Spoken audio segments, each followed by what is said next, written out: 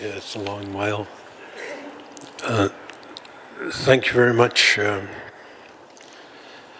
like to, first of all, thank Elder Swain for the pipe ceremony that he conducted this morning. I'd like to thank Elder Florence and Mary for the water ceremony and for the T-Bird drum group. And again, Elder Florence for the opening prayer. And I'd like to thank the chair, Catherine, Grand Chiefs, proxies, ladies and gentlemen. We have quite an ambitious agenda next 3 days, and children are very close to each and every one of us.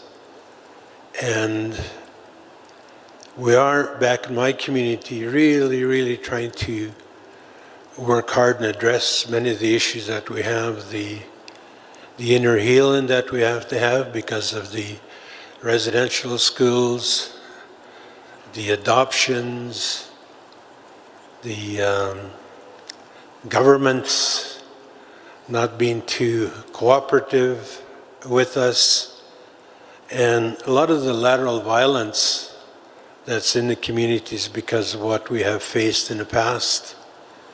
And I am challenging my people, and I also challenge you. If you truly want to get back, if you want to get back to all what has happened to us, we have to forgive. We have to forgive what we've gone through in those individuals that are posing challenges to us today. We have to forgive them. That doesn't mean we forget what has happened to us, because we can't forget that, because we don't want it to ever happen again to us. But once we forgive them, they no longer have control over us. Then we can concentrate on our own healing, and we can concentrate on issues, items that will be discussed in the next few days. We can then concentrate on getting them to honor the treaty obligations that our forefathers signed. And I really thank them for signing a treaty at the time. And I'm really optimistic. We've got good leadership. We've got well-educated individuals who are our own, and we can depend upon them. I'm very optimistic of our future. We just have to get down and do what must be done. And even the chair, I sympathize with being a chairperson. Chairperson of any groups, especially us chiefs. It's a very hard job. And I'd like to say that, we respect Kathy if she has to advance the agenda, because she has 3 days to make sure that we address all the issues. So if we can have some cooperation from all of us. So having said that, I'd like to, on behalf of my Treaty 1 chiefs, welcome you all to the Treaty 1 territory, and wish you a very successful 3-day conference. Miigwech. Thank you very much, Chief Bear. On behalf of the Treaty 1 chiefs of this territory, I'd like to call upon AFN Regional Chief Kevin Hart.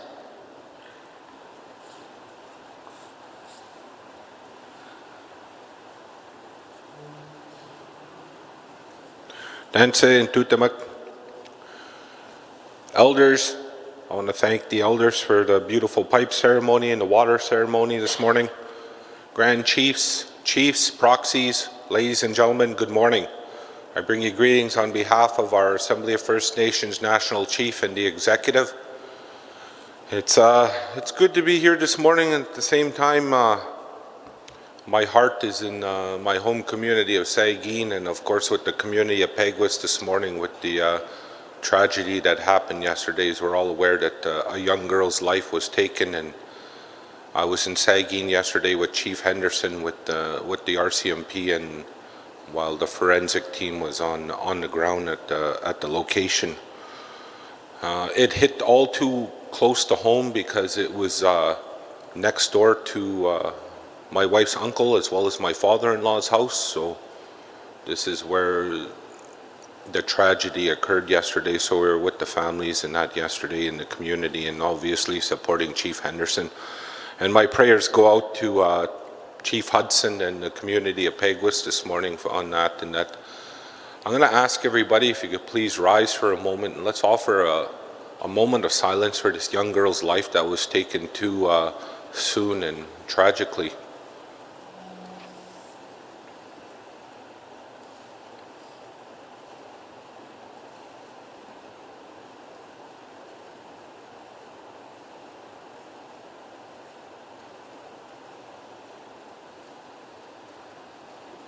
Thank you, everybody. I know that we have a busy 3 days ahead of us. I don't want to take up too much time because I know that we have a lot of work to do, chiefs. And as such, you know, I need to receive my direction from you as well too, moving forward. So with that, I want to say that I'll be providing an update as well as with Ms. Catherine Whitecloud here beside me to talk about the National Advisory Committee when it comes to child welfare at the Assembly of First Nations and the work that's being done there. As we all know that Catherine is the lead for Manitoba on that National Advisory Committee, as well as we have a technician there, Mr. Marcel Balfour from the Assembly of Manitoba Chiefs. I want to acknowledge them and the hard work that they're doing at the National Committee, and that we're going to be providing an update to the Chiefs this afternoon, I believe around 2:30. And with that, you know, I don't want to take too much time. I just want to welcome everybody and greet you this morning, and I ask that everybody, you know, keep the communities of Saugeen and Peguis in your hearts, and keep the prayers with those families that have been affected by this tragedy that happened over the weekend. So thank you with that. Negosani, Matakias, and Miigwech. Hi, hi. Thank you very much, Regional Chief. Grand Chief Sheila North Wilson from MKO, we have agreed that we are not going to test the Manitoba health system anymore.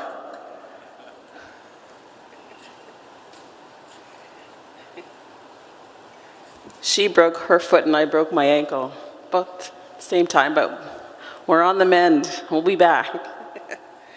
Good morning, Danse. Nimenen Denis de Bertianota, Kistigegon Mutigatek. And of course, thank you for Treaty 1 chiefs and the people of this area for allowing us to be here and welcoming us into the territory. Thank you for all the opening prayers and the songs and the medicines offered to lead us in a good way. There's an elder from Ontario that always starts when she speaks, and it's having an impact on what I think of every day. And she says, she simply asks, are you living your life in a good way? And it's such a powerful statement that stays with me, and I try to ask myself that every day. And I try not to take things for granted. I know that this is an opportunity that we all have to lead our people, and as well as a burden, but it's also a blessing. And I'm glad to be here with my fellow Northern Manitoba chiefs, and of course our Southern chiefs and councils and proxies. And also my fellow Grand Chiefs, Derek Nepanak and Jerry Daniels, and our lovely MC, and our regional chief, and our elders and our youth that are here. I was jokingly, but not jokingly, telling my colleague Jerry that he's lucky that his father's here beside him. I would love to have my father here with me. And he even gave him a little bit of advice when we were sitting here. And I'm like, you're so lucky, Jerry. And it's true. I need my parents every day, and in this important work. I acknowledge that I don't always say the right things and do the right things, but I do try my best with what I have and with the knowledge that I've been given, and I will continue to do that, and I continue to give you my commitment to stand with you in whatever you need in your community to take up the fight with you. And I also want to acknowledge all the communities and the families that are having a hard time, including the ones in Saging and Peguis, and in my home community, Oxford House, experiencing another family going through the state of suicide. And, you know, it's never an easy time, but it just never seems to go away. The Senator Ted Cusans from Saskatchewan always says that we go through so much grief and mourning that we forget how to mourn. We just keep going. And I find that to be true. Even when I was in Ottawa for talking about suicide, and my own cousin committed suicide, and I didn't have time to come home right away to be with my family. I had to keep doing the work because that's what my family told me to do in my community. And so, but it did take a toll on me, and I know it takes a toll on all of you when you deal with death in the community like that. And so I honor you and your commitment to your families, but to your community and to our people. And, you know, we have a lot of work to do. We have a lot of catching up that we seem to be doing. And what I'm realizing is that, you know, we're fighting an uphill battle in our province. And the statements that I made in Saskatchewan were around that exact sentiment, that we are living in a province that is not kind to our people. And that was my main statement and my main message. And we are doing our best to change that. I know that. I witness that every day. I witnessed that last night in the ECC meeting with AMC. You chiefs and councils and proxies work very hard, and so do elders that support you in your communities. And I'll tell that to anyone. And that was my main message when I was in Saskatchewan. And I said, all the provinces and all the regions deal with both federal and provincial governments. But it seems to be in Manitoba, and probably in Saskatchewan, it seems that we still have the most disparaging numbers in terms of, you know, poverty and housing and all of that. So I stand with you in this battle, and I know it's not an easy task to get up every day and consider all the things that you have to do. But again, I'm honored to bring greetings on behalf of our beautiful MKO, Treaty 5, Treaty 4, Treaty 10, right? Here at MKO, we're still working on getting the Northern Authority from under administration. So I have a meeting with the Minister Scott Fielding this afternoon, actually. So I'll be bringing that up again and talking about some of the challenges. Again, I know he knows the challenges, but I'm going to remind him again about the challenges and in our right to govern ourselves and our children. There are lots of things that I could tell you about that we've done at MKO, including the mental health initiative that we've undertaken for the whole province. It's not been an easy task, and it's a learning curve and a big learning process that we're happy to undertake and trying to be to do the best we can with you know, our southern and northern partners. So we'll keep doing that. And we also had some successes over the winter. We sent out a group called Live Different to go and motivate our young people, so they were able to go to 17 northern and isolated communities over the winter, which is a huge feat. I don't know if anyone can say that a chief or anyone went to 17 communities in northern Manitoba. I can't even say that. And this group of young people from all over Canada went and did that. And they motivated our young people, and we see successes in our young people despite the challenges. We saw two groups, one from Garden Hill, one from Oxford House, go to Vancouver and do some entertaining there and doing their music. And it's because we have resilient kids and resilient communities. So, you know, this is a very important topic that you're embarking on, so I don't want to take too much time either, but I want to wish you blessings an honor, and I thank you for your dedication, and I wish you all the best. And if there's anything that we can do at MKO to help in the process, I want to work with both, my fellow Grand Chiefs and the all of you chiefs as well. So I guess I get an ask now, Mantugasta Wenemigo, I guess. Thank you, Grand Chief. Now I'd like to call on Grand Chief Jerry Daniels from the Southern Chiefs Organization.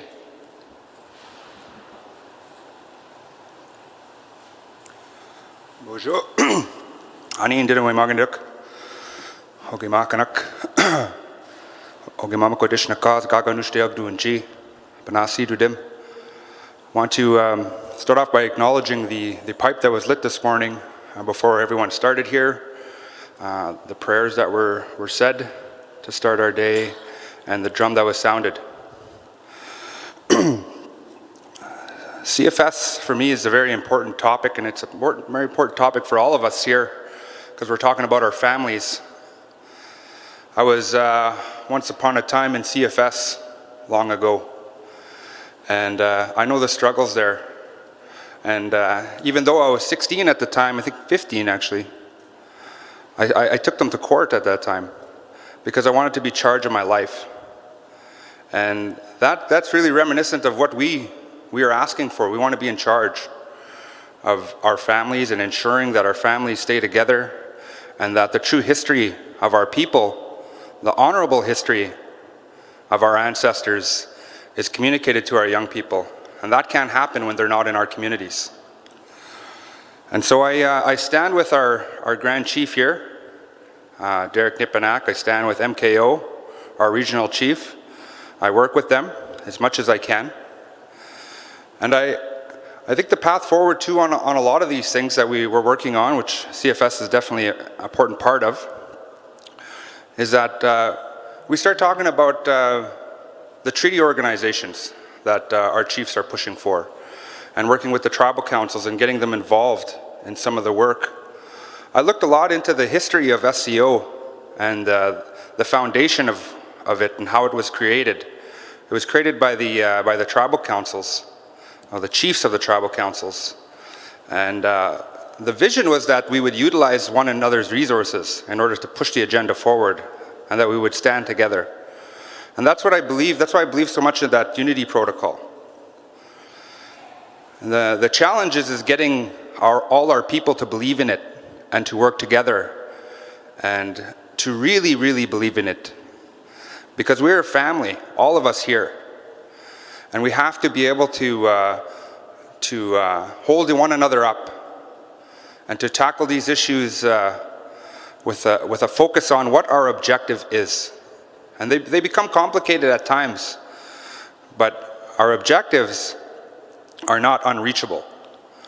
And we have great leaders around this table. All of you have taught me something. Many of you have shared stories that have made me who I am today. I spent years as a youth rep, and many of you who were here during that time.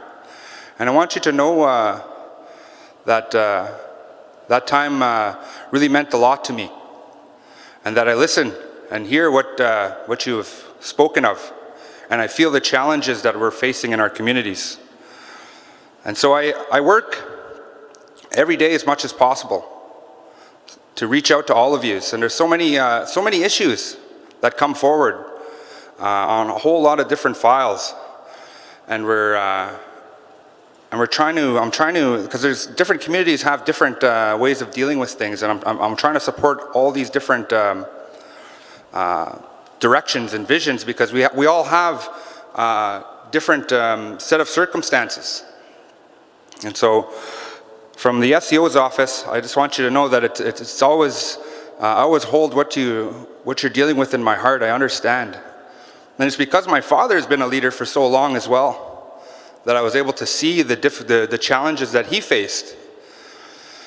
And I remember going to a meeting one time when Margaret was Grand Chief. I was young then, but my father would bring me into the meetings, and I really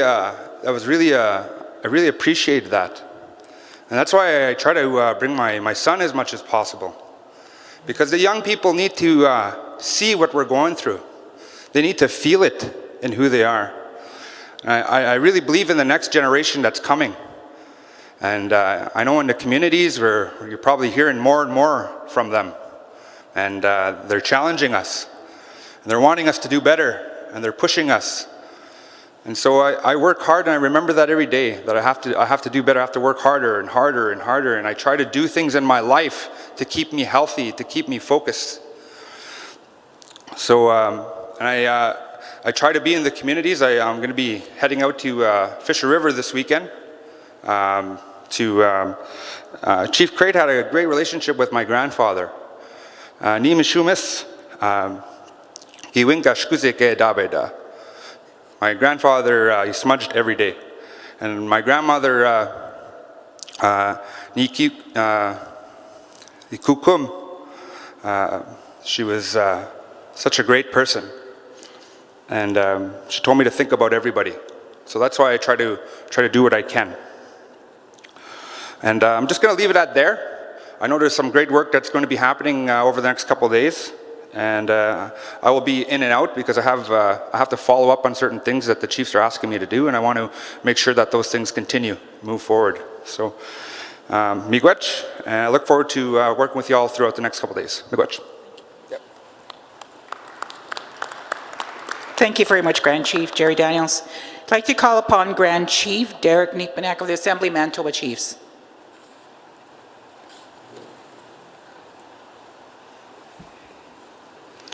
Miigwech.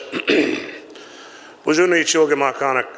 Jugo kichianish nabek nibin makwa. Indigenous makwan totem.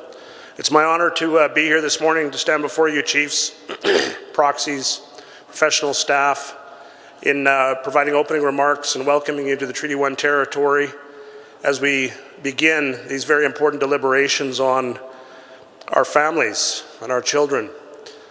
Before I make my opening remarks, I want to acknowledge the pipe ceremony that was conducted here today to get us started in a good way, as well as the water ceremony brought by our Anishinaabe Quag leaders in bringing that balance to the ceremony space that we need to observe in having very difficult discussions. Because this is beyond the politics of the day, this is spirit work that we're doing.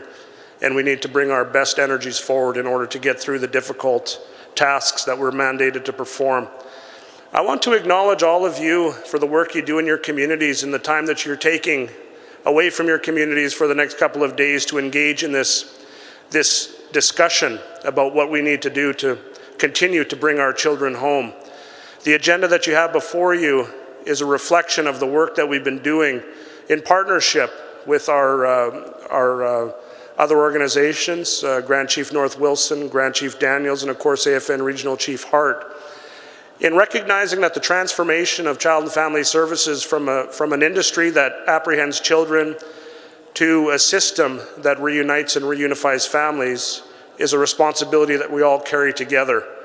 And that's the difficult task that we have to recognize here and engage in over the coming days, is that we have to put these issues on the table, as difficult as they are to discuss, as challenging as they are to think about. Because when we think about a child being apprehended at the hospital at birth almost every single day of the month and the year here in Manitoba, it's enough to break your heart if your heart's not broken already from the things that we've seen. So this transformational discussion that we've initiated is about leadership.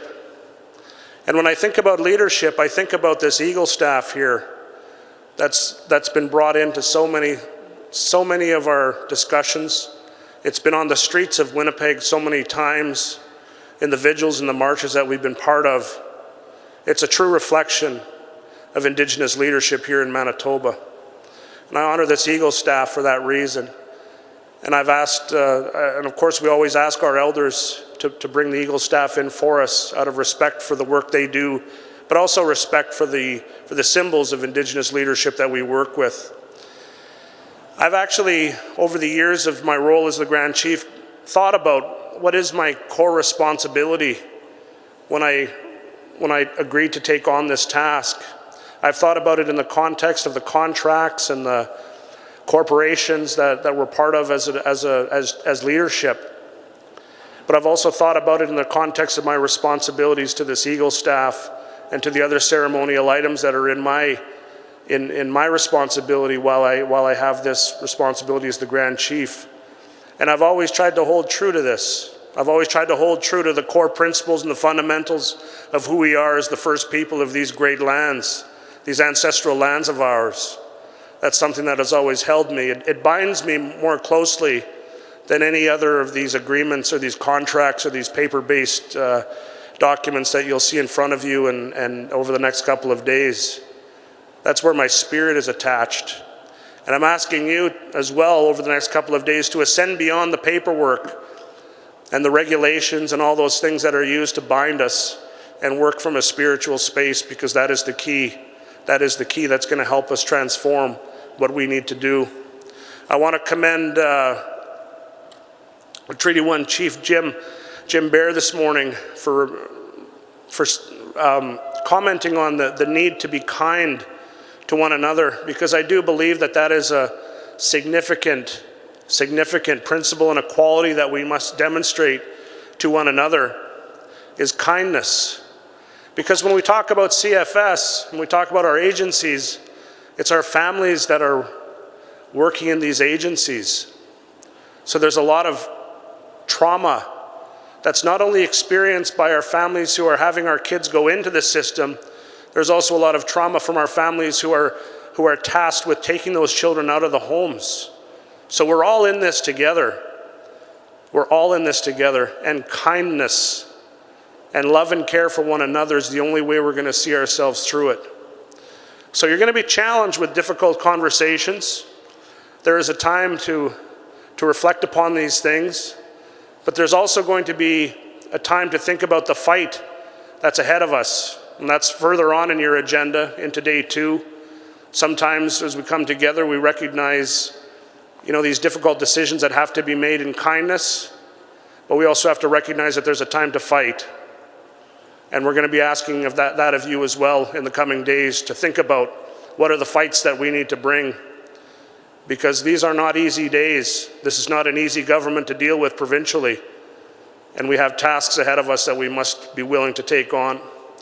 So with that said, Chiefs, once again, thank you for being here today. Thank you for taking the time away from your community. I know that there's always pressing issues, crises happening in our communities. I thank you. Thank you, Kachimigwech. Thank you for being here, and let's have a great couple of days of discussion. Miigwech.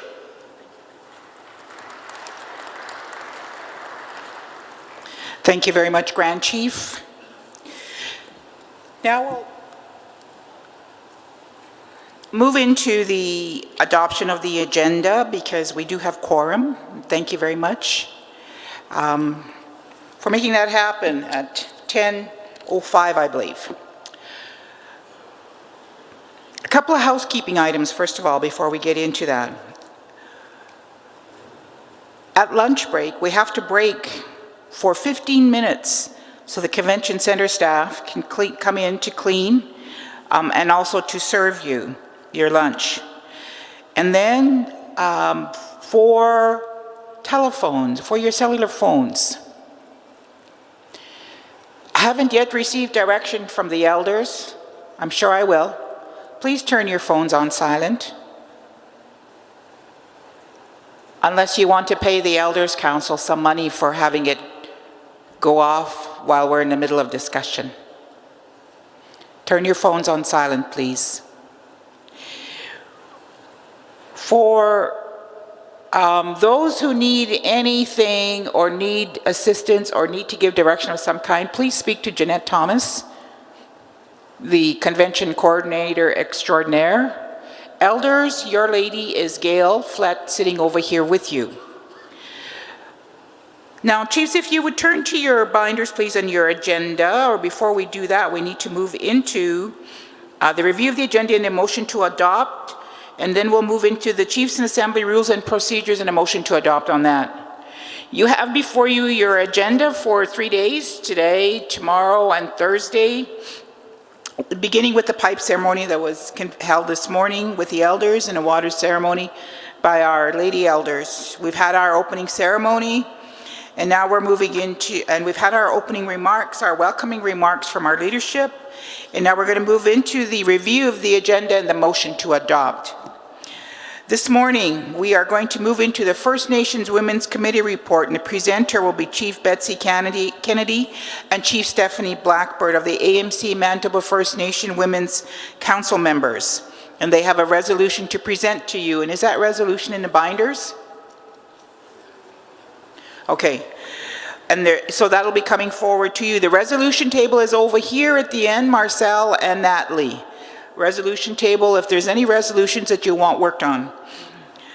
The overview on child and family services will be presented by Grand Chief Nipinak, followed by Bringing Our Children Home and First Nation Family Advocate Office update to be presented by Cora Morgan, our First Nations Family Advocate.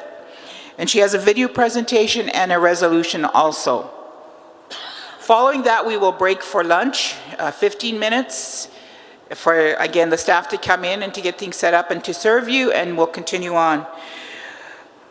We have a discussion this afternoon on children's special allowance. Presenters will be Councillors Gilbert Fredette from Norrie House and Felix Walker, CEO of the Nelson, as I'm attempting to say it, but I don't want to mess it up, the Nelson House Family and Community Wellness Center, and Byron Williams, lawyer from the Public Interest Law Center, and Tara Petty from the CEO Southern Authority. And there's a resolution also that comes with that. Following that, we'll have an update on the National Advisory Committee by Regional Chief Kevin Hart and myself. And then we will continue on with discussion on funding for now non-mandated First Nation Child and Family Services. That presenter will be Cora Morgan from our Child Advocate's Office. And then the First Nation Income Assistance presenter will be Chief Arlen Dumas from Matthias Colomb First Nation, and then we'll adjourn for the day. Tomorrow morning, we will begin at 8:45. Yes, Chief Merrick, 8:45.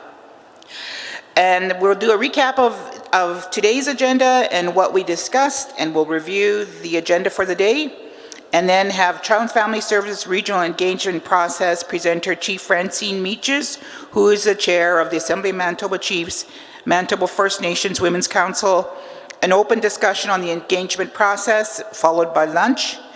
And then you will be moving into an in-camera session for Manitoba Chiefs only. It's a very elite group. Only they can be in the room because they have to make some decisions on matters regarding First Nations gaming, and that is Wednesday afternoon.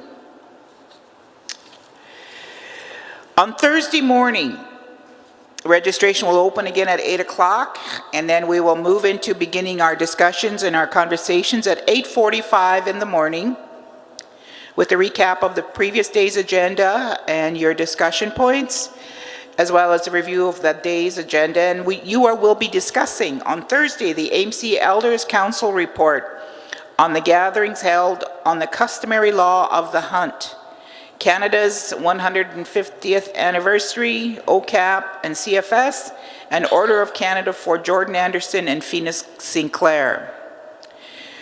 Then will be an overview of Jordan's Principle to be presented by Councillor Gilbert Fredette from Norrie House, with an update on the regional engagement process regarding Jordan's Principle presented by Hilda Anderson Peers, and potential models for implementation of Jordan's Principle by Marcel Belfour, Senior Policy Analyst for the Assembly of Manitoba Chiefs. At 10:30 tomorrow morning, we will move into the Penamutang First Nation update on on Jordan's Principle Forum that was convened, I believe that was in February. Presenter will be Chief Barry Anderson from Penamutang First Nation. And then we'll have an overview on Jordan's Principle continued with service coordination report presentation by Marcel Belfour, and also from the MFNERC, the Eagle Urban Transition Center, and a resolution to follow that. Then you'll have lunch, And in the afternoon on Thursday, there will be an overview of engagement process and implementation of Jordan's Principle, which has been ongoing for a couple months now. And the presenter again will be Hilda Anderson-Pierce.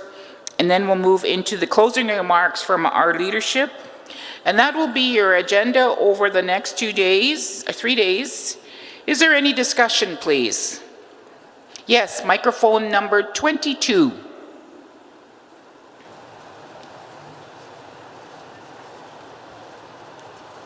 Chief Kathy Merrick.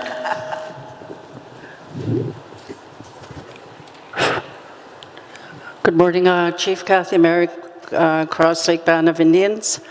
I have a concern in regards to the second day on the in-camera session at 1 o'clock in the afternoon.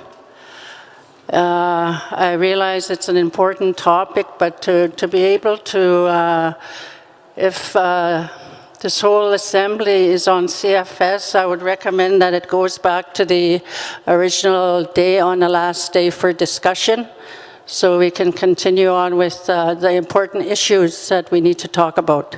Thank you. Thank you, Chief Merrick. Further discussion on that matter? I believe, where is Grand Chief? Okay. What did you say? This is green camera on the second day, half a day. My understanding is that that was a request that was put forward by the First Nations Women's Council. Remember we said that? And the response received was Yeah. that Remember we said due to the, or maybe Marcel, I could ask you to respond to that question, please. Oh, there's Grand Chief. Grand Chief will respond to it.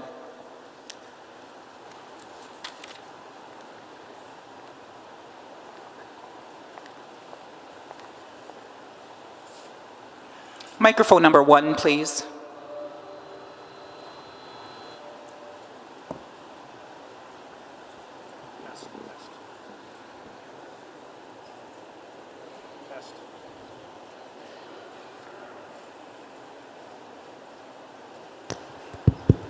Okay, it's on.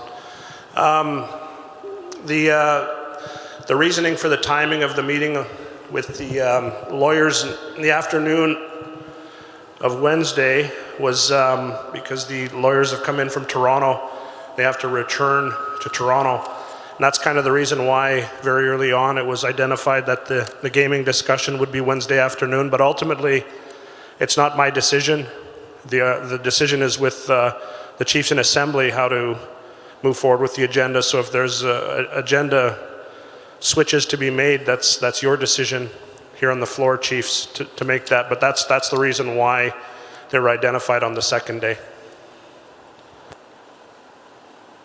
Thank you for the explanation, Grand Chief. Further discussion, please, with regards to moving gaming to Thursday afternoon. Is that what you're recommending, Chief Merrick? The recommendation is to move gaming to Thursday afternoon. Yes, microphone number 13. You're really far away, and because there are people sitting behind you, I need to be able to see you wave your hand. Yes, thank you, Chief. Number 13, please. Good morning. Good morning. Ogimak Chanish Nabig. Chief Clear Sky here from Wayway Sakapu. On this gaming issue, I know I missed the executive. Apparently there was a pretty big executive yesterday, from what I'm hearing. And the issue was gaming, one of the issues. Anyway, I would like to see that dealt with today, if possible, because I'm not sure if I'm going to be here for the remaining 2 days either. You know, and I think there's a few chiefs with the same idea. If at all possible, we should deal with it so we know what's going on in gaming. You know, we all have provincial agreements, and I'm hearing out in the public already, possibly a lawsuit. I don't know what's going on here about this gaming issue. You know, we have a few casinos that we have in Manitoba owned by, supposed to be by the First Nations, and to be shared by all First Nations in Manitoba. But we hardly ever see any dividends from any of them. So maybe we should just go on our own. You know, but anyway, I'd like to see that put on the agenda right away here this morning while we have a quorum. So let's get it out of the way. Thank you, Chief Clear Sky. Additional comment? Microphone number 22, Chief Kennedy. Good morning, Chief Kennedy, War Lake First Nation. I realize that that gaming is an important issue, but we would like to stick with the agenda and that we do all of the child and family services matters, as this is what the Assembly is on about. And also, whenever we brought up our concerns as women, we're always put in the back. I would like to remind our colleagues that this agenda is very important to us and that we would like to maintain as it is, and that the gaming issue is just as important, but I think maybe that we would like to have it on the third day, because most of the times when we have important agenda items, there's hardly anybody here. And if the gaming issue is important, then all of us will stay. Many of us will stay. And I would just like to recommend that it stay on the third day, as recommended by Chief Merrick. Thank you. Thank you, Chief Kennedy. Recommendation is on the floor from Chief Kennedy, and I would have asked that you move it and second it so that we can have a vote on it and discuss it. You've asked to move it to the third day. Right now it's on the agenda for the second day in the afternoon.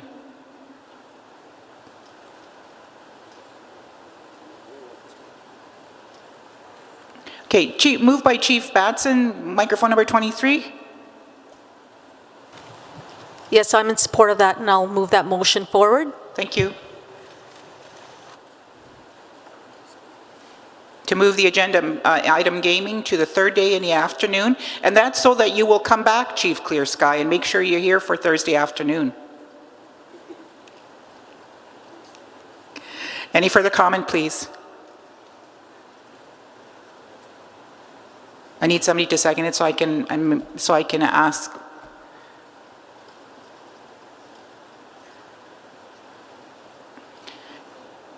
Microphone number 18, I believe.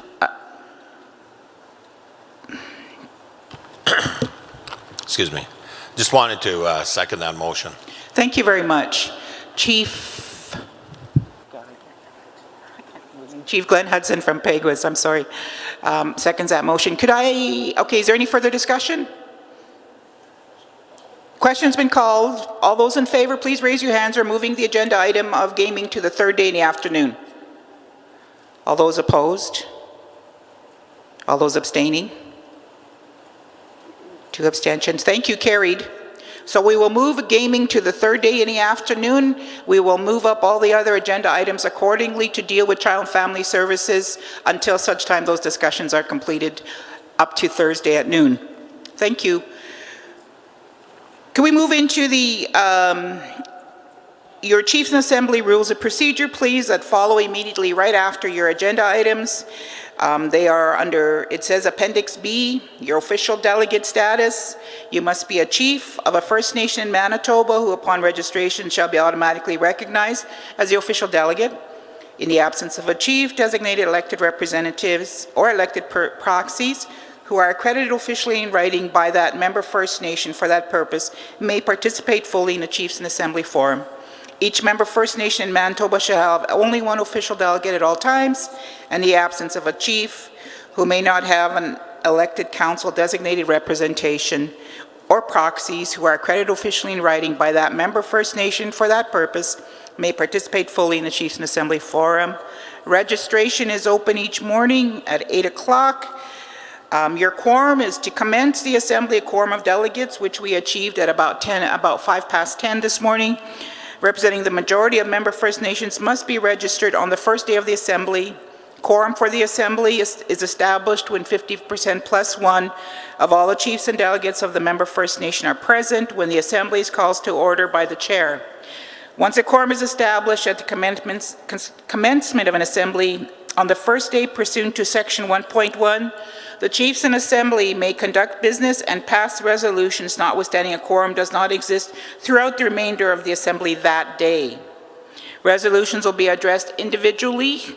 There will be no blanket resolutions, and resolutions which cannot be addressed in the time available may be deferred until the next assembly or referred to the Executive Council for consideration and discretionary action. An agenda shall be adopted by resolution. Each chief or delegate shall have one vote. Decisions should be reached, if possible, by consensus. If consensus appears to be unattainable, then a positive vote of a simple majority of registered delegates will be sufficient to carry the resolution or decision. And only official delegates are entitled to speak to the Assembly, and only official delegates may move, second, or discuss resolutions. And upon request, an advisor, technician, or other person may speak to a resolution or agenda topic. 3.8b, recognized elders are entitled to speak to the Assembly. When addressing the Assembly, delegates must identify themselves and the First Nation they represent. And when speaking to an issue and subject to the discretion of the chair, the initial speaker will be allowed 5 minutes for presentation to the issue. Subsequent delegates will be allowed 3 minutes on the issue, and the initial speaker will be allowed supplementary time to further address the issue. Regarding resolutions, the Assembly Secretariat shall be responsible for the formation of a resolution committee, and it is Marcel and Natalie sitting over to my right, and all resolutions must have a mover and seconder who are identified. All resolutions must be presented to the resolution committee for scrutiny and refinement, and the resolutions shall be moved and seconded by official delegates. Mover and seconder of each resolution must be in attendance when a resolution is presented. All resolutions adopted at the Assembly shall be referred to the Executive Council of Chiefs for implementation. All resolutions adopted at the Assembly shall be deemed to have collective authority of the First Nations of Manitoba, and draft resolutions must be forwarded to the Assembly Secretariat for review by the Resolution Committee and advanced distribution to all chiefs and councils no less than 4 weeks prior to the date of the next Chiefs Assembly. Until such time as the advanced submission of resolutions is fully operational, the current process of resolutions being introduced from the floor of the Chiefs and Assembly shall be maintained. That, Chiefs, is your rules and procedures. May we have a motion to adopt the agenda first, please, and then we'll move to adopt your rules and procedures. Could I have a mover to adopt the agenda as presented, please? Okay, moved by Chief Dennis Meaches, thank you. Seconded by Chief Christian Sinclair. Any further discussion? That is with the amendments of moving the gaming to the third day in the afternoon. Any further discussion? I see none. May I hear question, please? Question's been called. All those opposed to the motion, please raise your hands. All those in abstention? Carried. Thank you very much. Will we have a mover to adopt the Chiefs and Assembly rules and procedures, please? Moved by Chief Christian Sinclair. Second? Second by Chief Dennis Meaches. Any further discussion, please, on the rules and procedures?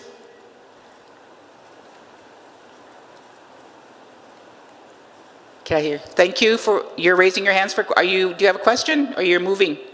You're calling question. Okay, microphone number 10, I believe. Good morning. Chief Wayne Desjarlais here from Evansville First Nation. I just had a question on your official delegates 1.4. Can you reread that, and can you just maybe clarify exactly what... My question is, we had an incident in our community the other day where I couldn't send anybody to, I think it was a SCO gathering here in Winnipeg. But my question is, if I can send one of my councils as proxy, can I send somebody else from the community? does it have to be from my community, or can I send somebody else from a different community? I'm going to ask legal counsel. Who is legal counsel? Is it Marcel or is it Louis to respond to that, please? Louis? Louis Harper?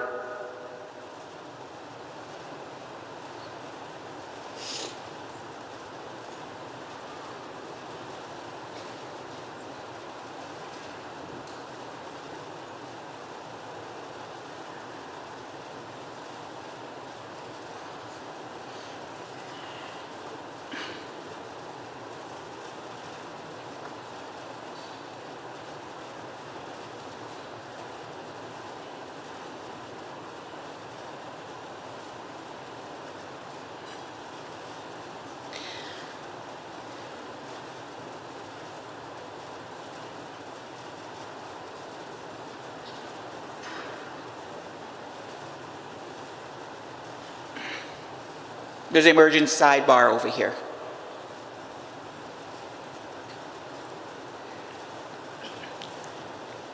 I'm aware of the answer, Chief Desjardins. I'm just looking to legal counsel to provide the response. Thank you.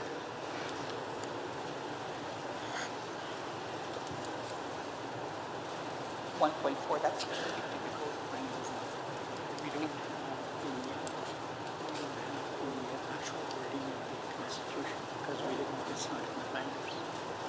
we have the Constitution right here. I have it.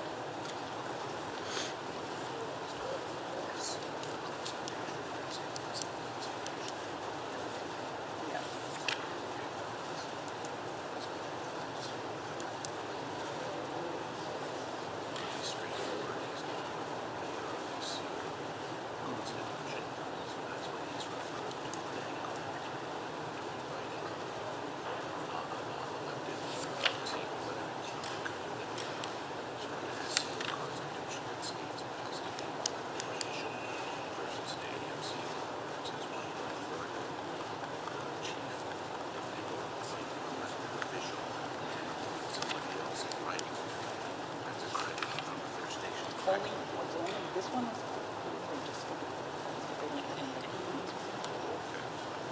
which community? Dakota. Wayne? Wayne is from Evansville. He's the chief of business. Okay.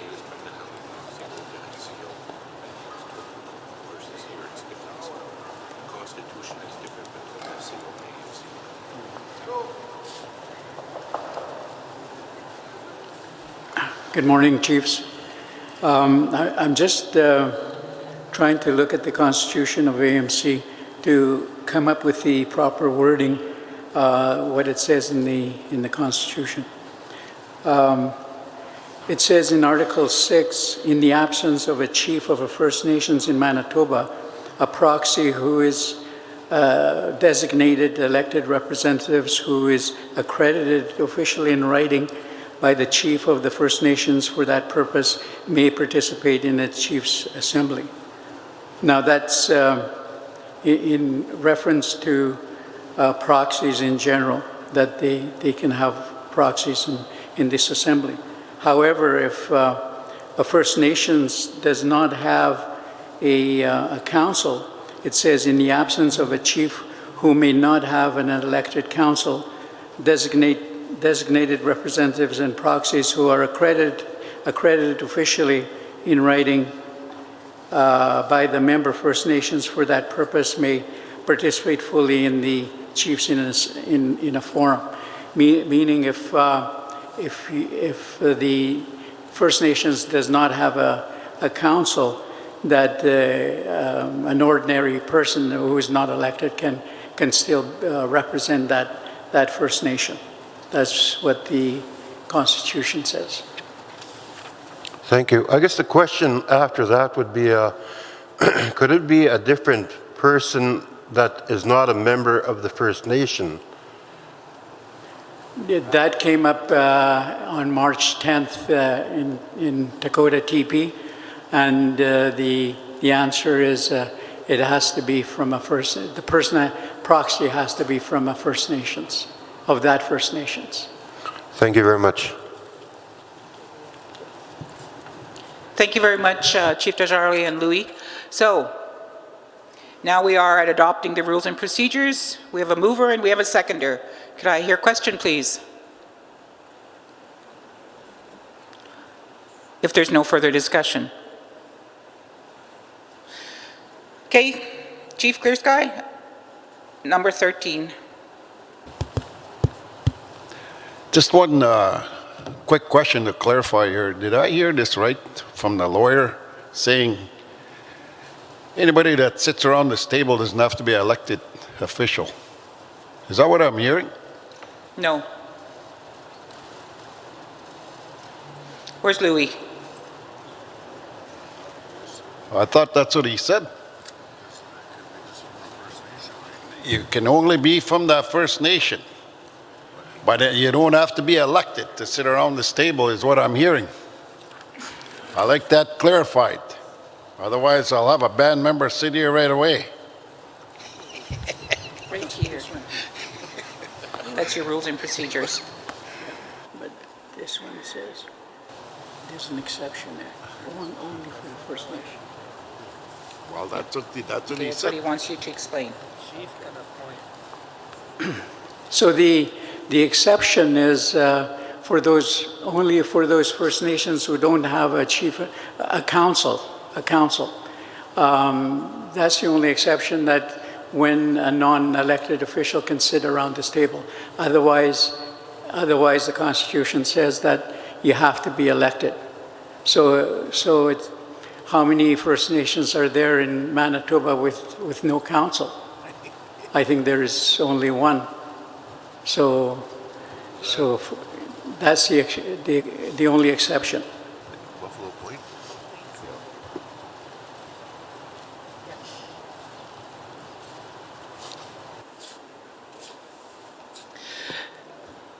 There's only one exception in Manitoba that we're aware of, and that is Dakota Plains.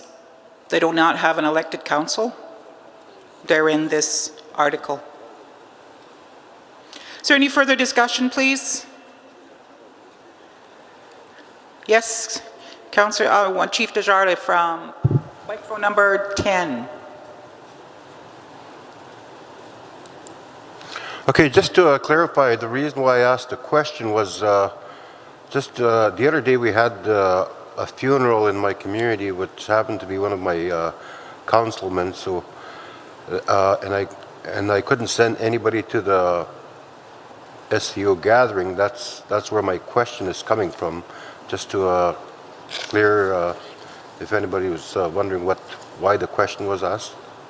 Thank you. Thank you, Chief Desjardins, for that clarification. And I believe the response has been provided by legal counsel. Yes, Chief Clear Sky, this is your second supplement, and then that'll be at microphone number 13. Okay, no problem. But you never clarified my question. Do you have to be elected official to sit around this table? From what I'm hearing, you don't have to be. My question wasn't answered. Once it's answered, I'll shut up, okay? Chair? Chief Clear Sky, under 1.2, in the absence of a chief designated elected representatives or elected proxies who are accredited officially in writing by that member First Nation for that purpose may participate fully in the Chiefs and Assembly Forum. Elected representatives or elected proxies. 1.4 is specific to in the absence of a chief who may not have an elected council, which in this case is only one First Nation in Manitoba, which fits that criteria. Designated representatives or proxies who are accredited officially in writing by that member First Nation for that purpose may participate fully in the Chiefs and Assembly Forum. Okay, thank you. May I hear question, please, so we can adopt the rules and procedures and move forward with your agenda? Yes, Chief Bear, microphone number 17, I believe. Yes, Chief Bear, thank you very much. I think in terms of what Chief Clear Sky is saying, for further clarification, then maybe insert that word hereditary. If it's hereditary, then you don't have an election, but there is confusion when you do say any representative, because if there isn't a council, who's going to appoint that representative? Thank you very much, Chief Bear, for that recommendation. Legal counsel, if you take that into advisement, and if there's to be any changes, the notice will be provided, and it would be changed, therefore, at the Annual General Assembly in July. May I hear question, please? Question has been called. Thank you very much, Chief Merrick. All those in favor of the rules and procedures, or all those opposed to the rules and procedures for your chiefs in assembly, please raise your hand. All those abstaining? Thank you very much. This motion is carried. Could we please then move into the First Nations Women's Committee report? The presenter is Chief Betsy Kennedy and Chief Stephanie Blackbird of the AMC Manitoba First Nations Women's Council members, and they also have a resolution following. So please welcome Chief Kennedy and Chief Blackbird.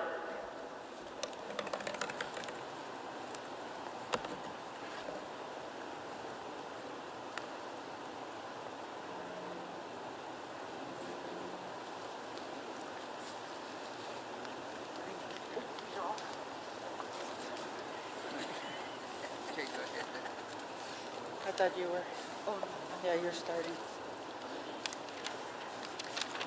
Okay, go ahead.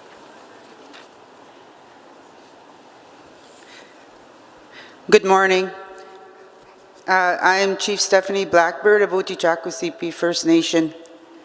But first, I'd like to start by thanking the T-Bird Drum Group to start the assembly this morning. I'd like to thank the Elder, Florence Painter, for your opening prayer. As members of the First Nation Women's Committee, we are pleased to provide an update of our recent activities. We want to welcome the newly elected chiefs, Chief Karen Batson, Pine Creek First Nation, Chief Vera Mitchell, Popular River First Nation, and Chief Doreen Spence, Tatasquia Cree Nation. We'd also like to welcome Councillor Sean Henderson for Fox Lake Cree Nation. Shauna, sorry.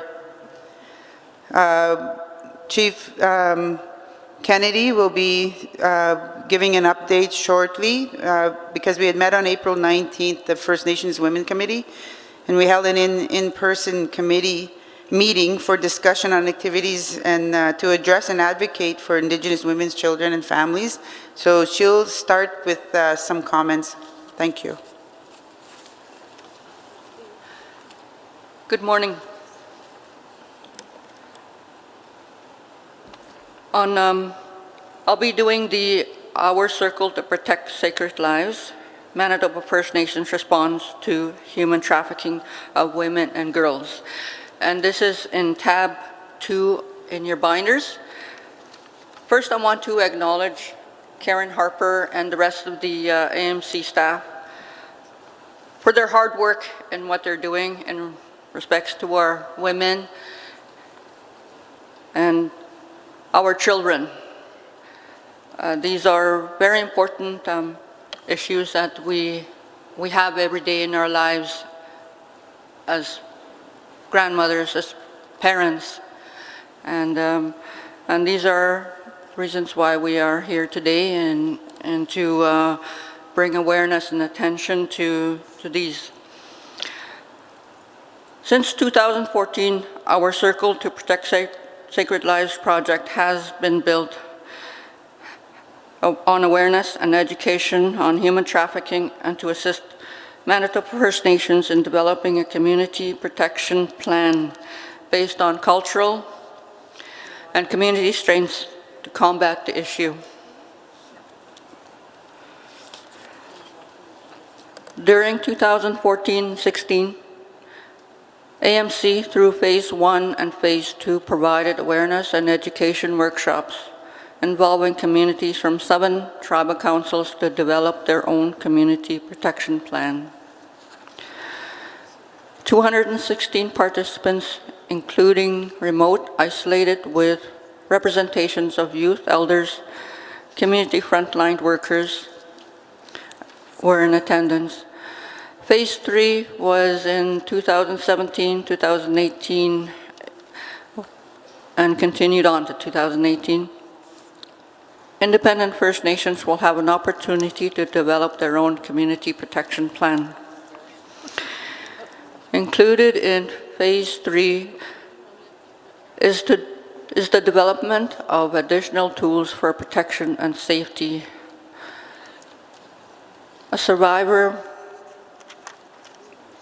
mentorship model, and an education curriculum. It is, we have our children leaving our reserves to attend schools and to all over the province. And sometimes we are worried that they will get into other problems in their lives after they, when they are leaving our communities.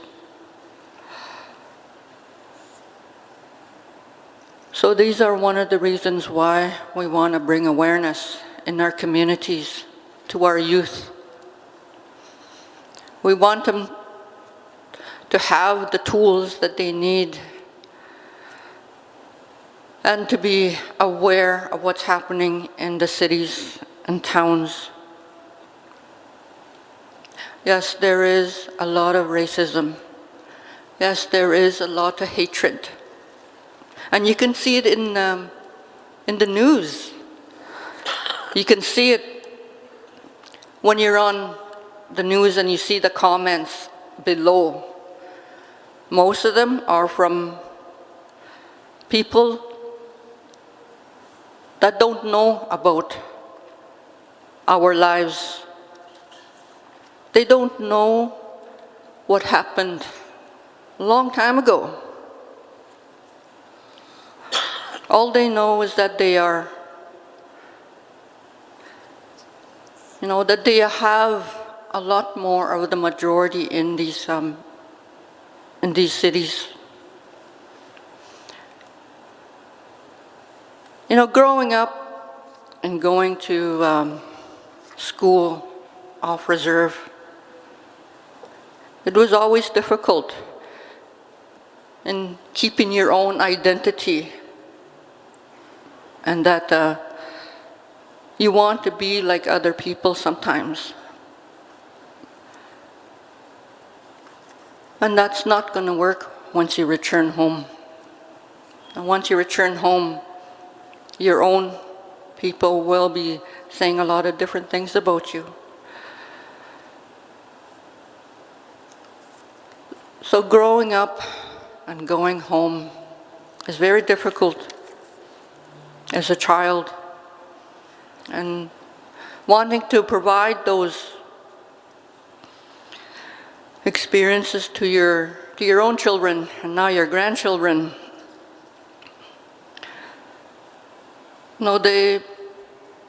it's hard because there's too much electronics that they look at all the time. We're losing our respect to our elders, and I think that needs to return. Those are some of the things that we wanted to bring up. And our elder had mentioned our children being taken from our communities. In my community, I have no children that are under care. It's because the whole community is involved in making sure that these children, our children, are not being apprehended. We work very closely with the Child and Family Services in our community. And we are very much involved as a family, that if there is a family that's going through problems, we are there to step in and look after the child. And it also helps that the child family in the community, ours is the local Oasis, they work with us as the Chief of Council, and we make recommendations. Our elders make recommendations. And we have to start somewhere to have keeping our children home. I thank the Assembly of Manitoba Chiefs to bringing this forward, bringing our children home. And this is what this Assembly is about. And and as for my thing, that's first part of my talking paper. I'll pass it on to Chief Blackbird.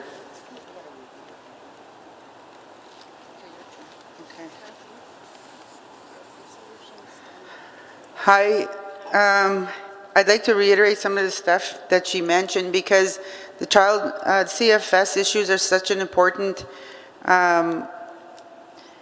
mandates that we need to work on, and we want to focus our attention there. And I want to recognize the group of ladies behind me. These are some of the women from the First Nations Women's Council, which are the women leaders, whether they're the chief or a councillor. And I just want to recognize that that's why they're standing up here with me, because we all had our discussions and we all have the same beliefs and values, and we want to really push the issues of the CFS into the forefront. I'm bringing up, we had on our meeting on April 19th, we met with the Women's Council as well as the Grandmothers Council. And during our discussions, like we want to, the Women's Council wants to support the grandmothers in seeking to clarify their role within the AMC. There will be a briefing note within tab 2 of your binders, and in there a resolution that we seek your support for. They'll bring it up, I'm assuming, later when they go over the resolutions, and they can go over that with you, but I encourage you to take a good read of that. The grandmothers are very important, and working with the Women's Council, we believe is critical to get our voices heard. On the child and family matters, on the 20th, the Women's Council, the First Nations Women's Council, attended a meeting of the Chiefs Task Force on Child and Family Matters for the purposes of providing chiefs oversight of the regional engagement of First Nation Child and Family Services, as well as Jordan's principle. The members at that meeting put forward a recommendation for discussion on potentially making changes to the Chiefs Task Force Chiefs Task Force on Child and Family Matters. That too is also in tab 2 of your binder, and it also has a call for resolution for your review prior to opening it up to the floor.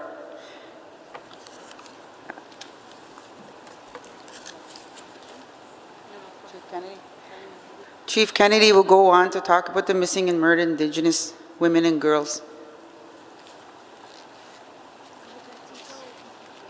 Thank you. Thank you, Chief Blackbird.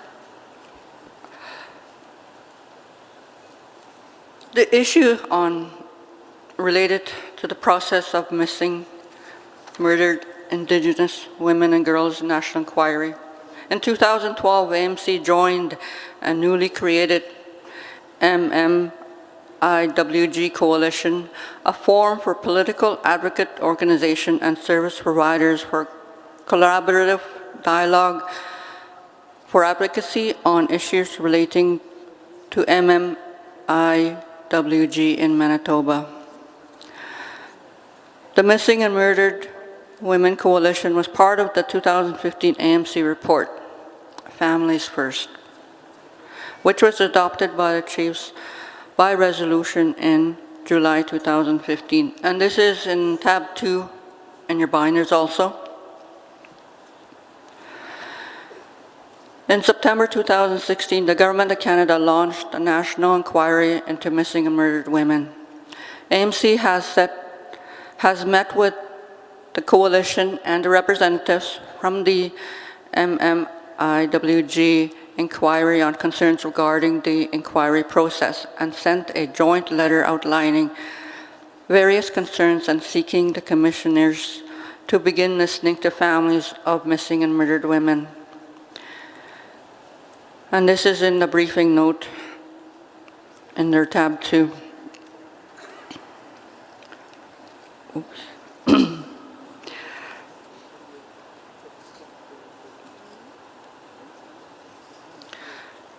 Standing by the AMC at National Inquiry into Missing and Murdered Indigenous Women and Girls, the inquiry is now accepting applications for standing from interested parties, families and survivors who wish to testify do not need to apply for standing.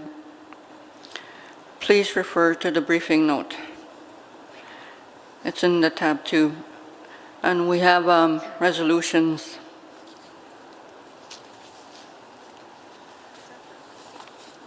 On behalf of the First Nations Women's Council, I'd just like to make a closing comment. We say together, let us focus on building awareness, prevention, and being holistic and bringing holistic approaches to these issues. Together we stand grounded in cultural and traditional values, who we are as Indigenous peoples. Thank you.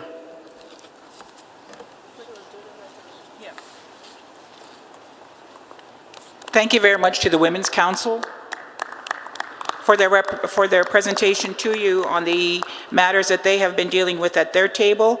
The current members of the First Nations Women Council are Chief Stephanie Blackbird of Ochi-Chak-Kosipi First Nation, Chief Viola Eastman from Chinupawakpa, Councillor Samantha Folster from Norway House, Chief Betsy Kennedy from War Lake, Chief Francine Meaches, Swan Lake, Chief Kathy Merrick from Pimichikamat, Councillor Shauna Henderson from Fox Lake Cree Nation, and the newly elected chiefs, Chief Karen Batson from Pine Creek, Chief Vera Mitchell from Poplar River, Chief Doreen Spence from Tatasquiat, as well as other council members that aren't currently on the council but are welcome.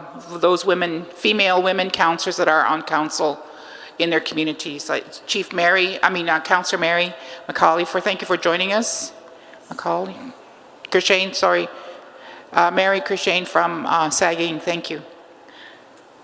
We do have a resolution. Could we have that resolution, and has it been circulated?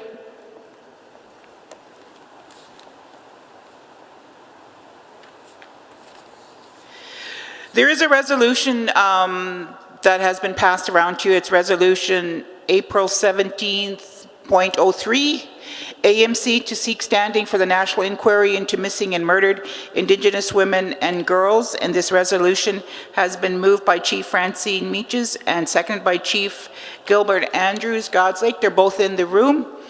Whereas Chiefs in Assembly endorsed the family's first report and for the implementation of the recommendations through Resolution July 1501, and whereas the family's first report calls for a regional component to the National Inquiry into Missing and Murdered Indigenous Women and Girls that is outside the Inquiries Act, and whereas Resolution July 1501, among other things, call on the federal and provincial governments to provide sufficient resources for the implementation of the recommendations.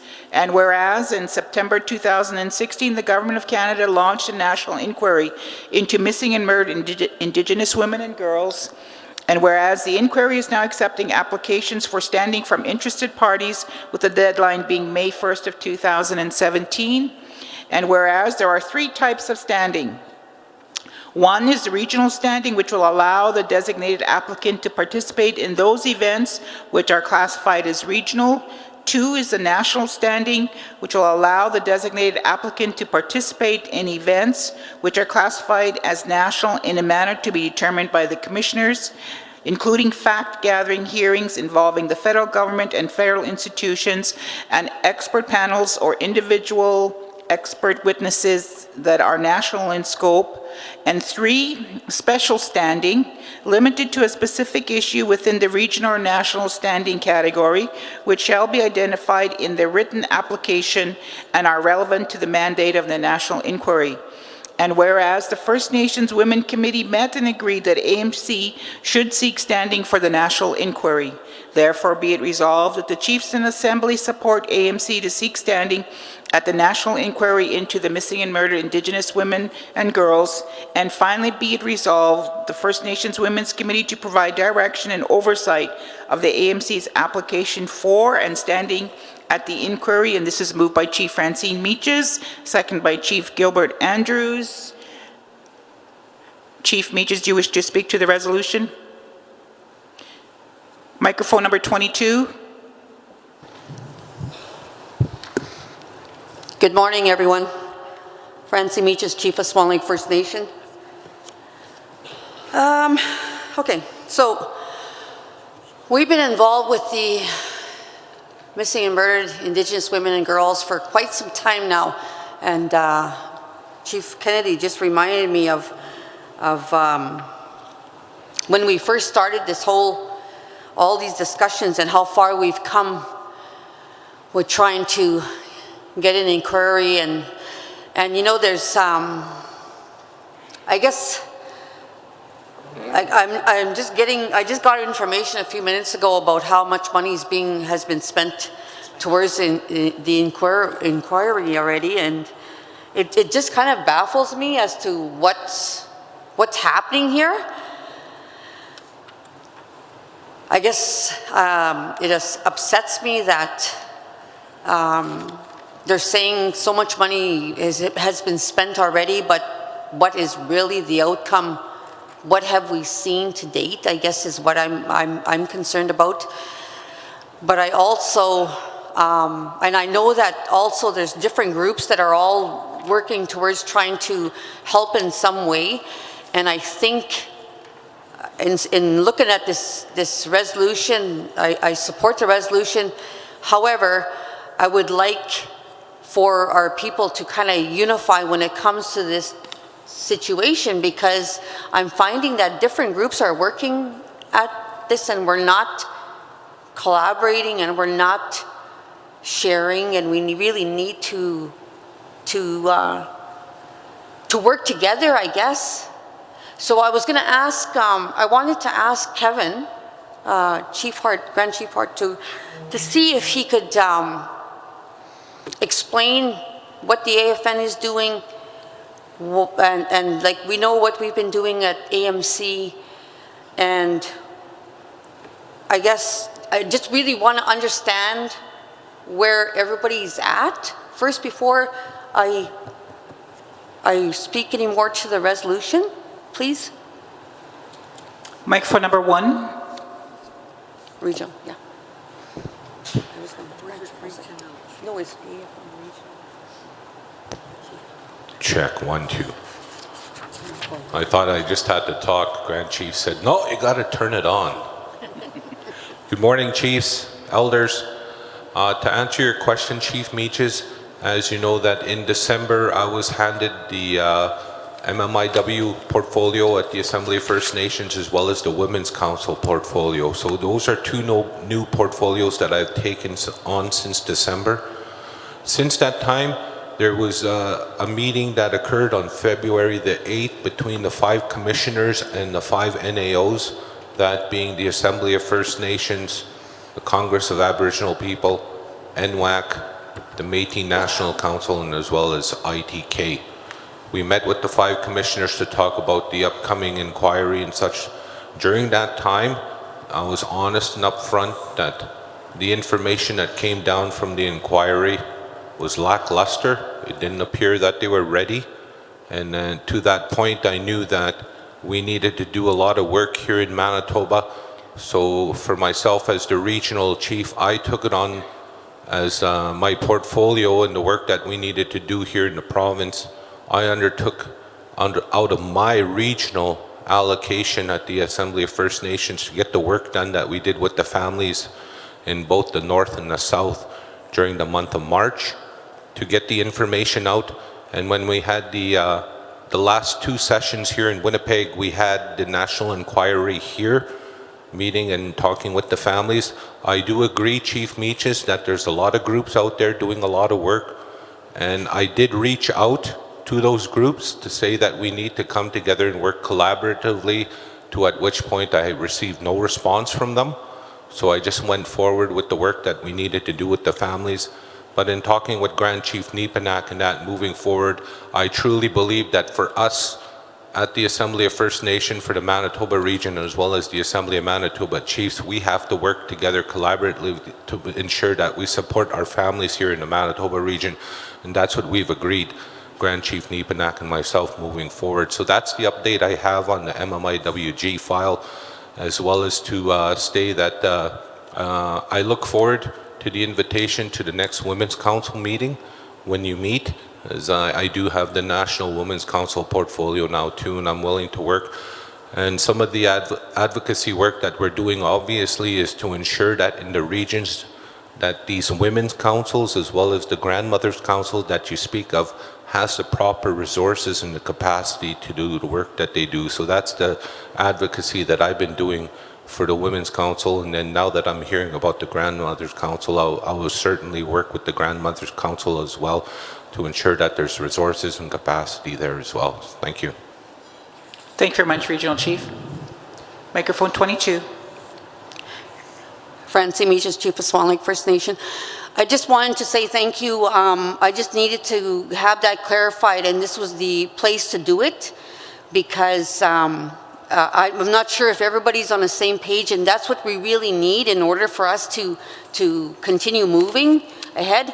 So with that, I just want to ask that we get support for this resolution so we can have that position from AMC. Thank you, Chief Meaches. Would the seconder like to speak to the resolution? Chief Andrews, microphone number 8.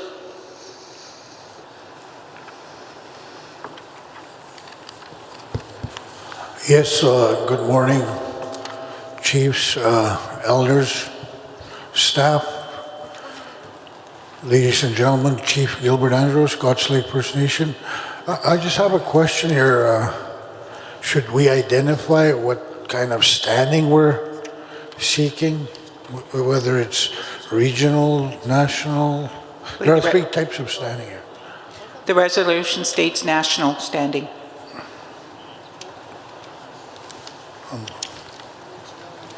So we're seeking national standing?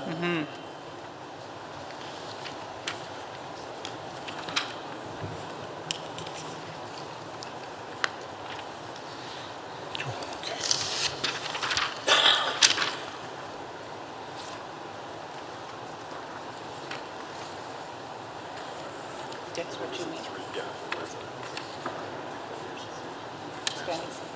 It says standing for the national. Yeah, but it's national. It's regional, national, it's national. Yeah. There's different types of standing and suggested that we should. Okay. But that's a whereas. She's seeking national standing. Yeah. They're just talking about the standing issue now for They are seeking national standing, Chief Andrews. Okay, I support this resolution. I have 2 cases back home where there are unsolved murders of 2 young women, and the community is not very happy in the way these cases are being handled by the law enforcement agencies. So I seconded this resolution on behalf of my community. And also, I was just wondering that maybe we should give notice to other groups within our province, Indigenous groups and people seeking a special standing, that we're not taking this away from them, that they do. The commissioners should know that we're not taking the whole region under the AMC umbrella, that there are other Indigenous groups that might be interested, whether it's urban or rural groups, I don't know. Thank you. Thank you very much, Chief Andrews. Further discussion? Yes, microphone number 17. Question. Question. Thank you very much, Chief Baird. Question has been called. Is there any opposition to the resolution? Are there any abstentions? Thank you very much. The resolution is carried. Please turn to Resolution 01, expansion of the First Nations Women's Council mandate to include child and family matters. Excuse me, this resolution is moved by Chief Stephanie Blackbird and seconded by Chief Christian Sinclair. Both are in the room. Whereas, in June 1995, the Chiefs Assembly affirmed the need for First Nations women in the self-government process and resolved to establish the First Nations Women's Council. The First Nations Women Council acts as the voice for First Nations women within the political arena and addresses issues affecting women with the First Nations equally. The terms of reference for the FNWC identifies that it will do the following: represents, advocates, and advances Manitoba First Nation women's interests at the political level, hear and promote women's issues and concerns through legislative and policy change, develop strategies designed to improve the health, economic, educational, and social status of First Nation women, provide direction, support, and advocacy in the political arena for treaty and inherent rights, as well as human rights of First Nations women, children, and the elders, encourage and advocate the creation of a network of affiliated community-based First Nations women's organizations. And whereas, at the September 2016 AMC AGA, the Chiefs and Assembly passed Resolution September 1608, Regional Engagement on First Nations Child and Family Services, that mandated the AMC Secretary to conduct regional engagement on child and family services with oversight to be provided by the Chiefs Task Force on Child and Family Matters. The Chiefs Task Force on Child and Family Matters has not yet agreed to terms of reference, but the draft terms of reference identifies the following. Number one, to help guide the overall implementation of the First Nations Action Plan for Bringing Our Children Home, that includes A, advising and making recommendations to the AMC Grand Chief, the AMC Executive Council of Chiefs, and the Chiefs and Assembly. B, to providing oversight and direction to the Technical Advisory Group, commonly known as the TAG, on child and family matters. And C, engaging and conferring with the Grandmothers Council. D, participating in community workshops. And C, reviewing and approving of any reports or documents for the Executive Council of Chiefs and the Chiefs and Assembly. And number two is to provide the overall direction, review, and approval of the coordination and development of AMC's ongoing positions on bringing our children home and achieving the reunification and strengthening of First Nation families. Provide oversight and direction on regional engagement on reform of the First Nations Child and Family Service Program, and provide oversight and direction on regional engagement for the full implementation of Jordan's Principle. And whereas during the November 28, 2016 meeting of the AMC Executive Council of Chiefs, the FNWC presented that they have been seeking funds to allow for them to meet.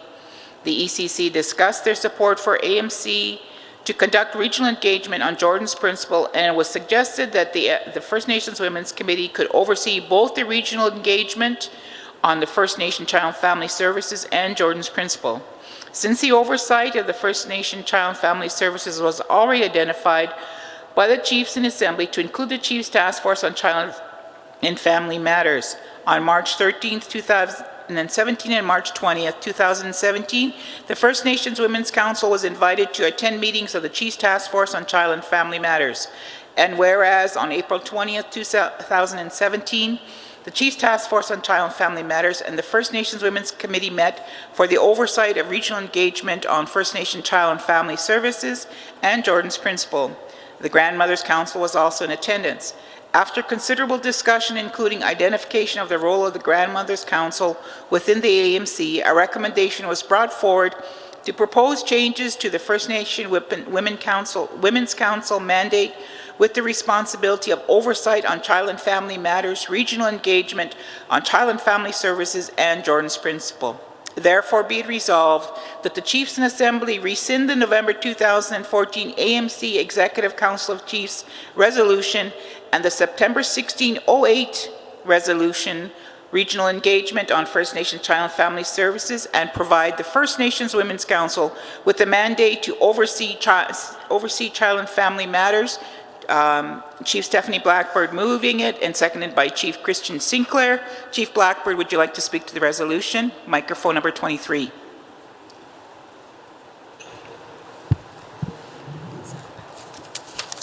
Hello? Ooh. Hi, Chief Stephanie Blackbird, Ochichaco-CP. I just wanted to express how important this is to us as the First Nations Women Council, and I support it. There's one recommendation that I'd like to make on 1A, to include the AFN Regional Chief.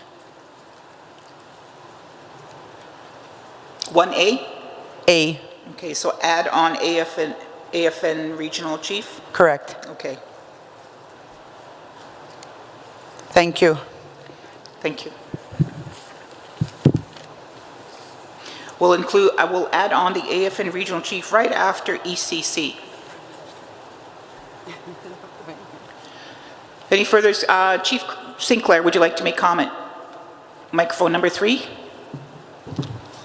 Tanse Buju, Anin, Washte Yaho, Oniganyu, Christian Sinclair, Opaskwayak. After being approached by the Women's Council this morning of AMC, I fully support their requests on this matter, recognizing that it is a natural social structure of our traditional government. So I fully support this resolution going forward. Agasana. Thank you very much, Chief Sinclair. Is there any further discussion? Microphone number 11. Number 11. Good morning.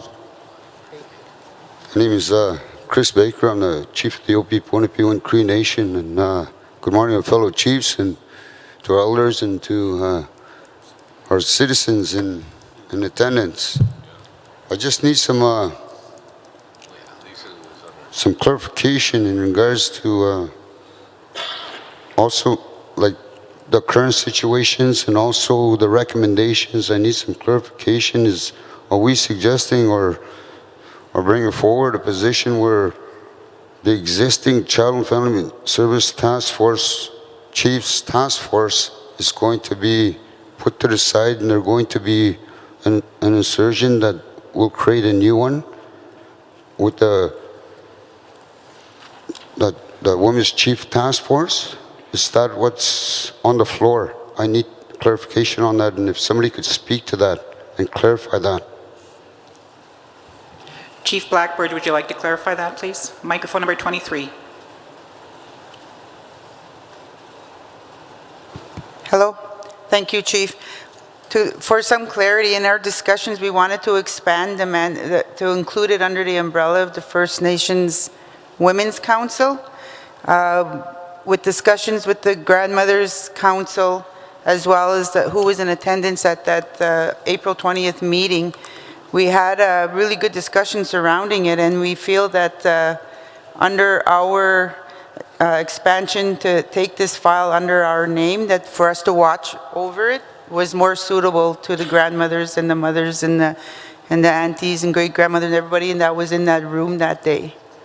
So it would come under the direction of the First Nations Women's Council.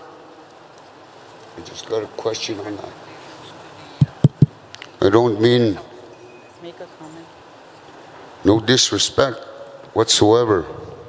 I was brought up by my mother and my grandmother. But I also want to point out,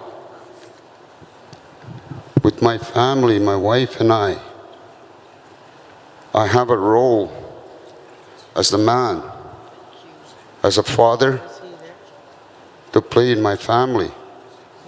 I think this needs to be recognized, and I believe that we need to seriously look at it. And I'm not trying to disrespect the Women's Chiefs Committee in respect and trying or suggesting to watch over it. But you got to find a balance. You have to have our input as men and our roles and responsibilities to our children and to our families and to our communities that we serve. There's got to be some understanding that needs to be sought and understood, so that the role of a man in our communities, in our families, and everything else has to be recognized. And that role is important because we also teach our children, our sons and our daughters on certain aspects of everyday life, and we must guide them with the life skills that they're going to need in regards to where they're going and what they want to do and their identity. And it can't be one-sided. And again, I'm not trying to cause any conflict, but I need to express my position as a father, as a man, that needs to be recognized. And we have an important role and a responsibility. I was taught by my grandmother to protect the women. I was taught by my father and uncles and brothers to provide a good lifestyle and to be the forefront and sort of blaze the trail so that they can come. And then we walk side by side together to bring up our children together as one. If I were to be brought up only by my grandmother and taught the values and the rules and the principles that she taught me, without the influence of my uncles or my brothers or the other men roles that I've experienced and embraced, I would be unbalanced. You need to have both perspectives, both positions, in order to fulfill that role and responsibilities to each other. That needs to be recognized. And when we talk about our councils, we do have an elders' councils that I believe that there are both men and women that sit at that council. And we listen to both our women and men of our elders because they have two different perspectives and they have two different guides and principles and values that we listen to and respect and honor. So I'm hurt a little bit inside my heart to say, yeah, like I'm not supporting it. I want to enhance it, to recognize the role and the responsibilities of men also. It's important for us to recognize that. And I know you may think it's coming from a perspective of a man. But my wife also honors what I say and do in my family. I also honor and respect what she says too, in order to get along and to bring our children up in a proper manner from both perspectives. So I'm not in disagreement with this, but I do highly want to hear others' perspectives on this. I thank you, Madam Chair. Thank you, Chief. Microphone number 26, please, Chief Meaches, and then I'll come back to Chief Francine Meaches. Number 26.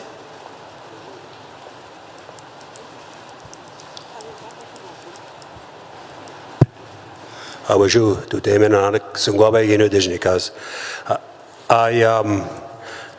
very much endorse the resolution. I believe it's a good resolution that allows our First Nations Women Council to proceed with this mandate. It gives, I think, and have a lot of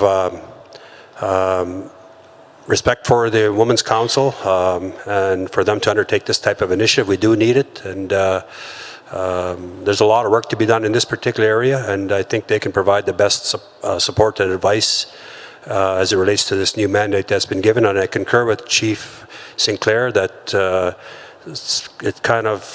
it is in line with our matriarchal system of governance. So I really encourage the chiefs to support the resolution. Miigwech. Thank you, Chief Meaches. Microphone number 22, Chief Francine Meaches. Francie Meach is Chief of Swan Lake First Nation. Okay, so there was, let's see, there's 5 of us that sit on that committee, the task force committee. Out of those 5, I was the only one that came to the meeting on Thursday. And there was a lot of discussion with our Women's Council, our Grandmothers' Council, and with the urgency that we need to have when it comes to our children being apprehended every day. We sat there listening to a woman that's doing a walk, an annual walk, to acknowledge what is happening out there. And it breaks your heart to see our people struggling. It really does. We sat there for how long that day talking about the situation that our people are in right now. It was no disrespect to taking someone away from this committee. It didn't have anything to do with that. This was about the children that are suffering right now, the children that are in homes, the children that some of them will probably never be able to live in their own homes, but they know they have a home out there somewhere. I know I'm sorry that you know, if you feel disrespected or whatever you may feel, this was not about taking something away from anyone. This is about our children being taken away. This is about what our children are facing today. Some of them have grown to become adults because they've been so wrapped up in the system for so long, and that someone really needs to fight for them. This was about our women fighting for what we felt was right. And we felt that it was best that we took that over. We did something about it because we'll act on it right away. This wasn't about taking anything away from anyone. This was about expanding something that needed expansion, something that needed to grow because our children need that support, our parents need that support. The numbers are growing every day. Every day that we sit and talk, the numbers are growing. So how do we act? How do we do something now? Instead of waiting 2 or 3 years down the road again until another 1,000 children have been taken from their homes. You know, as a chief, you think about your community. You think about those children that never made it home. You think about the children that were taken from their homes and put in someone else's home and abused emotionally, verbally, sexually. Who are we fighting for? Are we going to sit here and make a debate about who should do what when all we're trying to do is act now? Because that's what it is. Acting now, not waiting. We have to sit here for 3 days debating with one another. 3 days that could be a lifetime to children that haven't never made it to their own communities.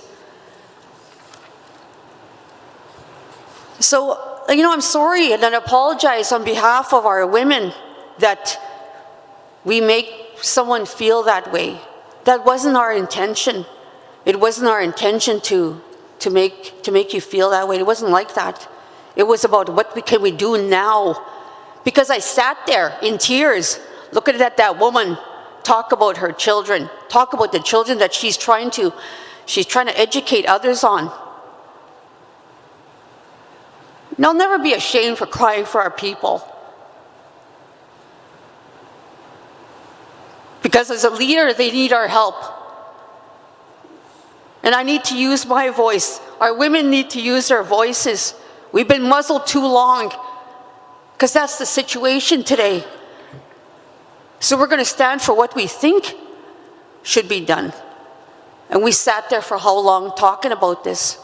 And our grandmothers sat there listening to us and shared with us too. Our grandmothers were also in tears. So we're only doing what we can.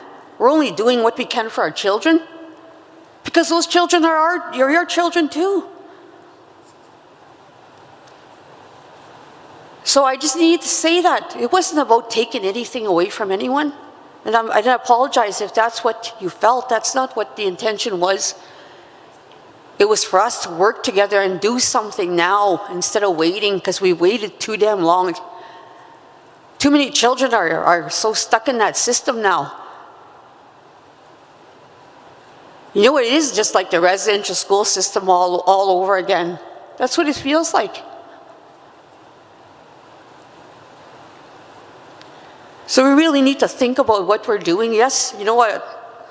I hope you support it, because you know what? We will act. We'll do what we can. But like I said, there was a meeting called, and I was the only one that showed up out of the 5. So we need to put our kids at the forefront and do something about it. It's just going on too long. So, miigwech. Thank you, Chief Meaches. And just before I go to microphone number 21 to Councillor Marilyn Kershane, regarding your statement about apprehended children, and these are statistics from the Children's Advocate Office at AMC. 30 to 40 newborn babies are apprehended right at the hospital every month, 1 to 2 per day. That is how fast we are losing our children, and that is the reason for the urgency. I was part of that meeting, that's why I just wanted to share that. Councillor Marilyn Kershane, microphone number 21, please, and then I'll go to microphone number 9 after that. Bonjour, good morning. Marilyn Kershane, Indigenous Cause, Saging Dunji. I'm looking at this resolution, but where's the vision and goal on that resolution? I commend who wrote it. I commend the grandmothers and the women that put a lot of energy towards it. But my goal with the population that we serve of 8,000 in Saging is, my goal is eventually I want to see something written in paper that Child and Family Services of the province of Manitoba will no longer be allowed in any of our communities, that we have the first say but where those children go. So quit being scared, quit being afraid of them. It's now to stand up for our kids. Quit allowing them to take them from your house, your homes, and your communities.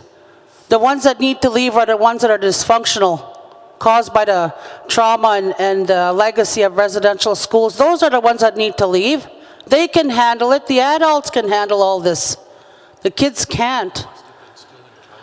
So in my community, 4 people now, 4 adults, are wondering where they're going to go because all their kids are at home now. I'm happy to see the kids at home. I said, well, you take it. You hit those bullets at those kids. I said, now you take the bullet now. Find a place to go and live. Now you know how it feels like with our kids being lost in a white home or Filipino home. It's about time that we do something here. And if these women are going to stand up for that, let them stand up for it. I rightly don't care if there's any men there. You guys had enough chances here. You had the old boys club for how many years? Maybe it's right that the women take this challenge and this initiative. I come here maybe in a bit of anger because things are happening in my community in the last few days, but it still brings it down to CFS again. They're throwing our kids around. But sure, they'll want that dollar. They'll want that money. And I don't know where to place my anger today. Maybe I'll place it with Creator, God, however you want to call it. Gives you money too. Maybe I'll put it there today. But I'm glad I seen an eagle coming here today from my area. But on this resolution, what's our goal towards? Because it seems that there was resolutions made since how many years ago? And still we're at this damn table questioning each other as to what we're supposed to do. Those kids can't speak. We're supposed to speak for these children. But today marks the day that we make that change, and I think that change is no more children to be apprehended. That should be in this resolution. No more children to be taken from our First Nation communities, Anishinaabe communities, the Sioux communities, Dene, Inuit, Métis, all of our nations. Sometimes our egos get in the way of what the hell we want to do for our kids, and that's not right. I see too many egos happening in these assemblies. Put those things down. Start using your tobacco. That's what guides us, they say. Use that tobacco to guide you. I know I'm going to go home tonight and I'm going to start a sacred fire for my community because there's a lot of hurt and pain there. But women are asking, what do we do? What did we do, I said.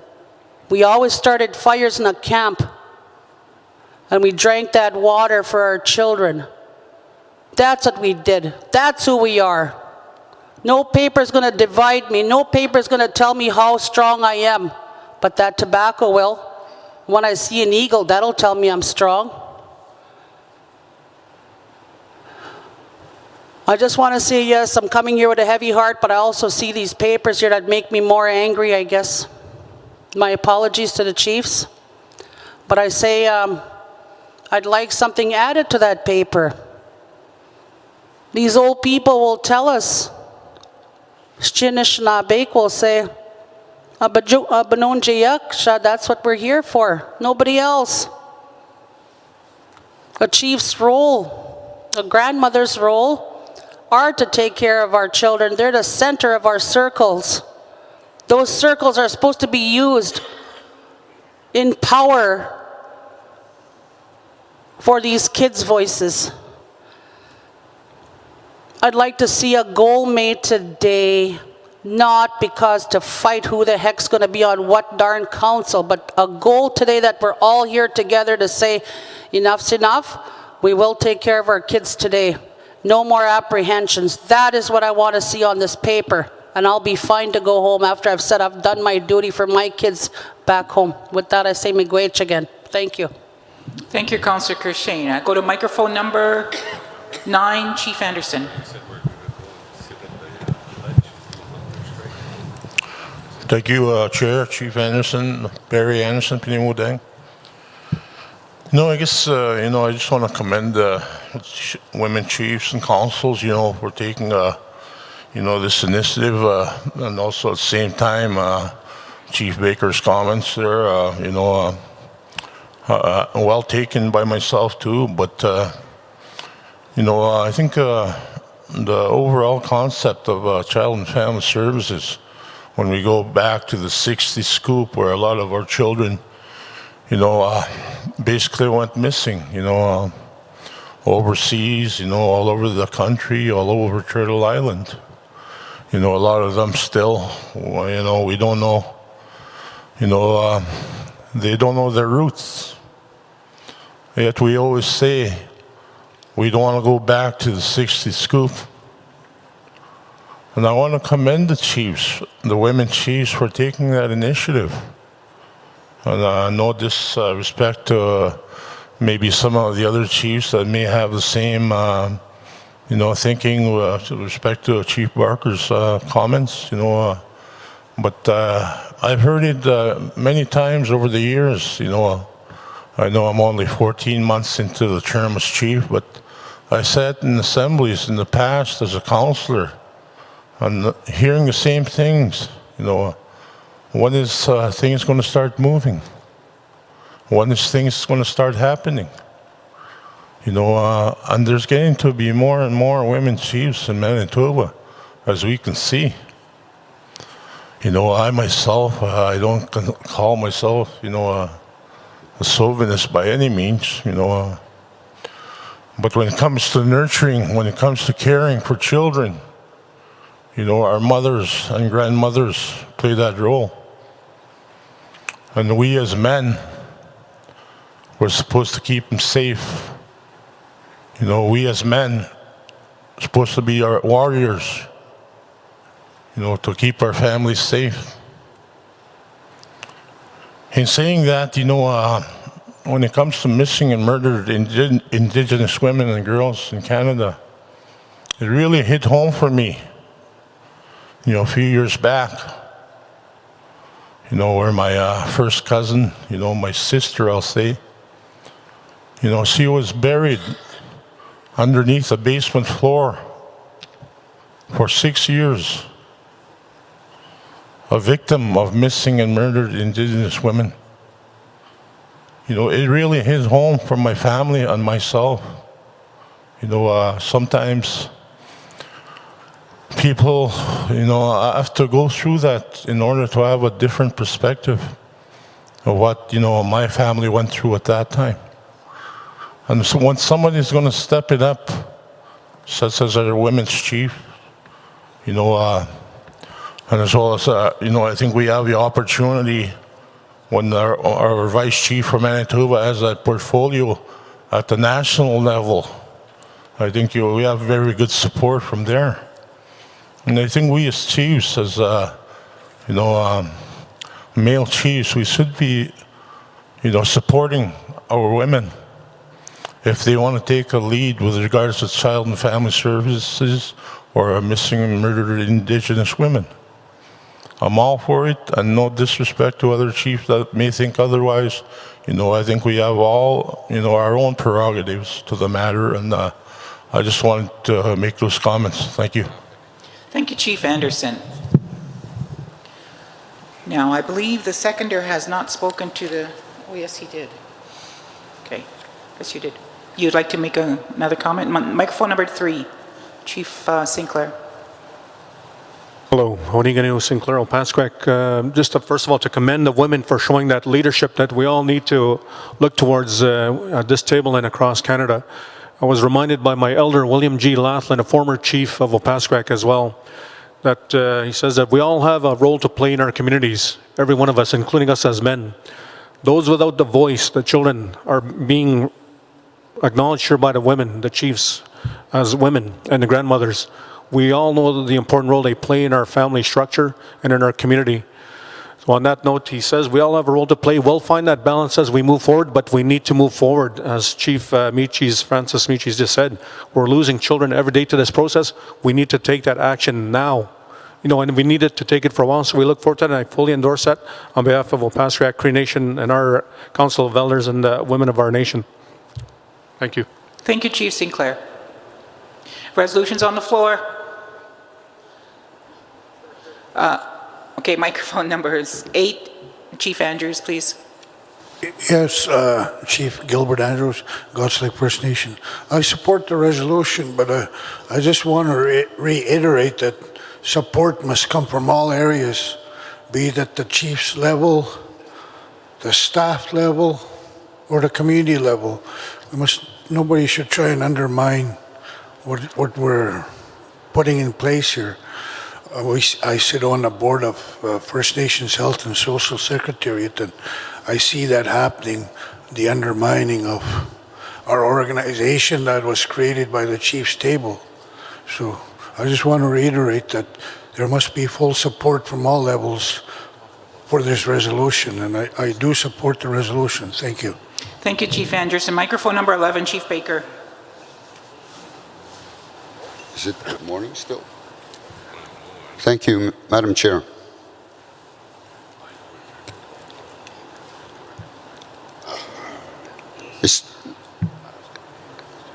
I just need to express this also, and I'm not against the resolution. It may have sounded or come out that way, but I'm not.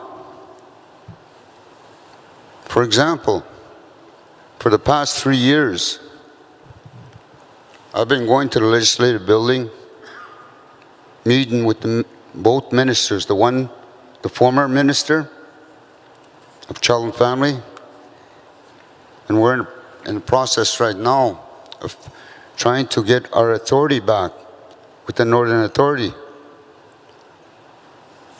I know the Southern Authority just recently got their authority back just, I think, last summer.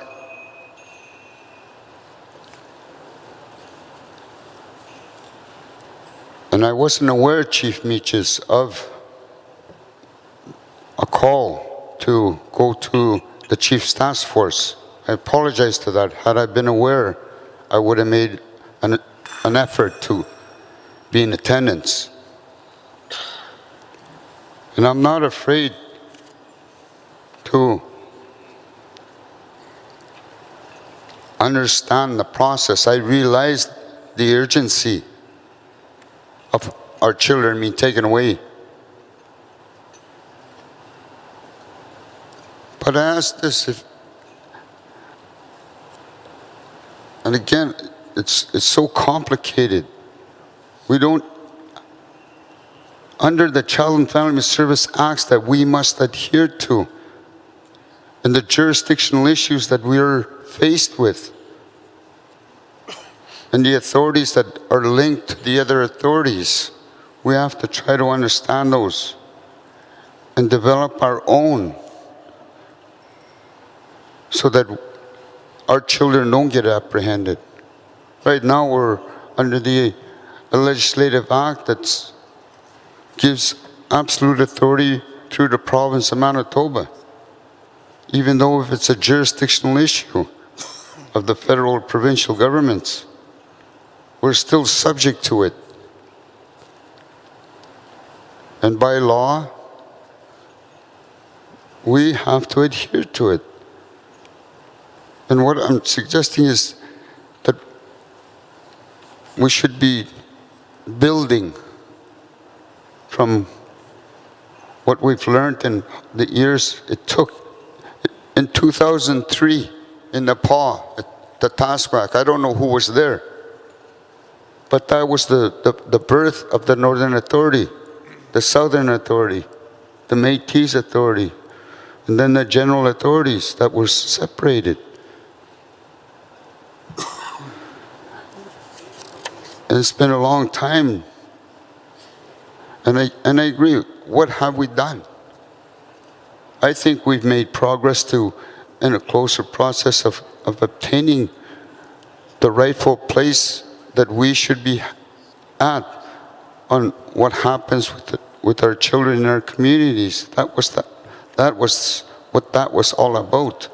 The autonomy and the CGI and all the other kind of things that we were into at that time. And we have to recognize that I agree, we need each other.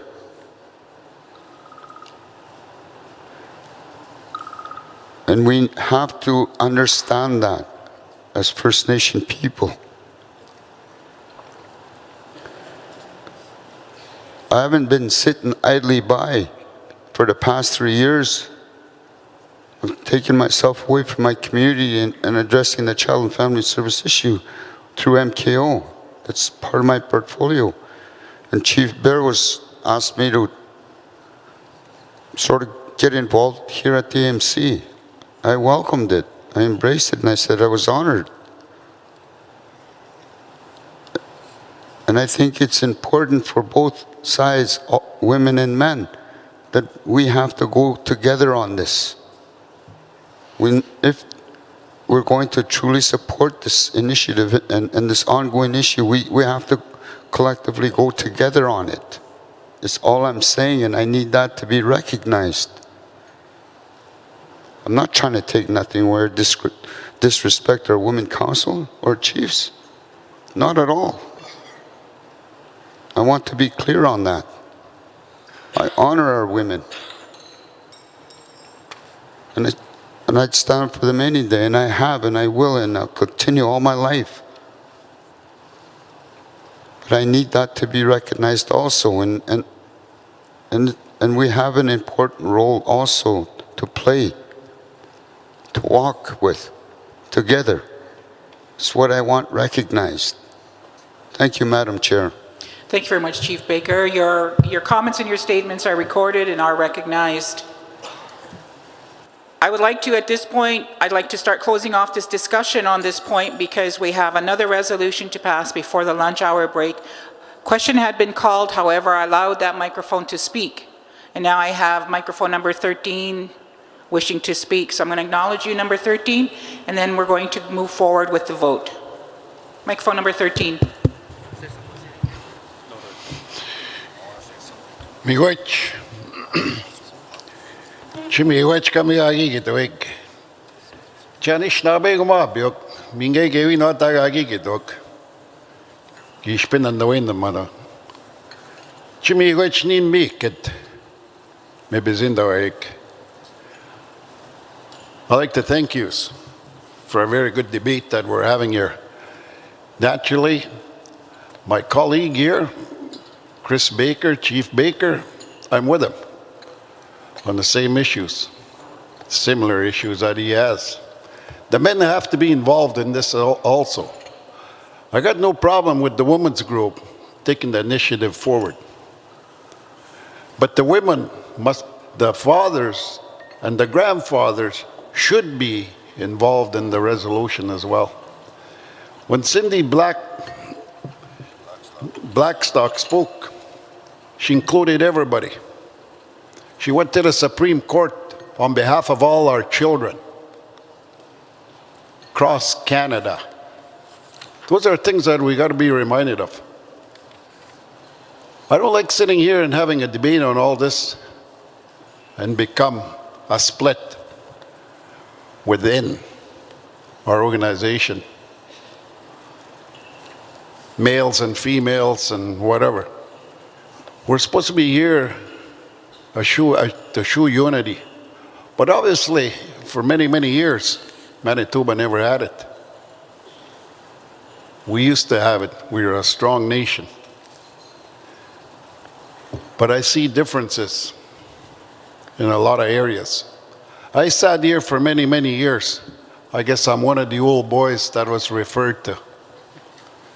But I'll tell you, back in the day, we did the best to our ability as leaders of our communities to stand up for the rights of our people and did not let it slide. And what's happening today? By the younger generation, but putting the blame on the past. That's easy to do, but to do something for our communities today and now, and our children, our grandchildren, our great-great-grandchildren, is a hell of a lot harder. And simple to say, the old boys, the past.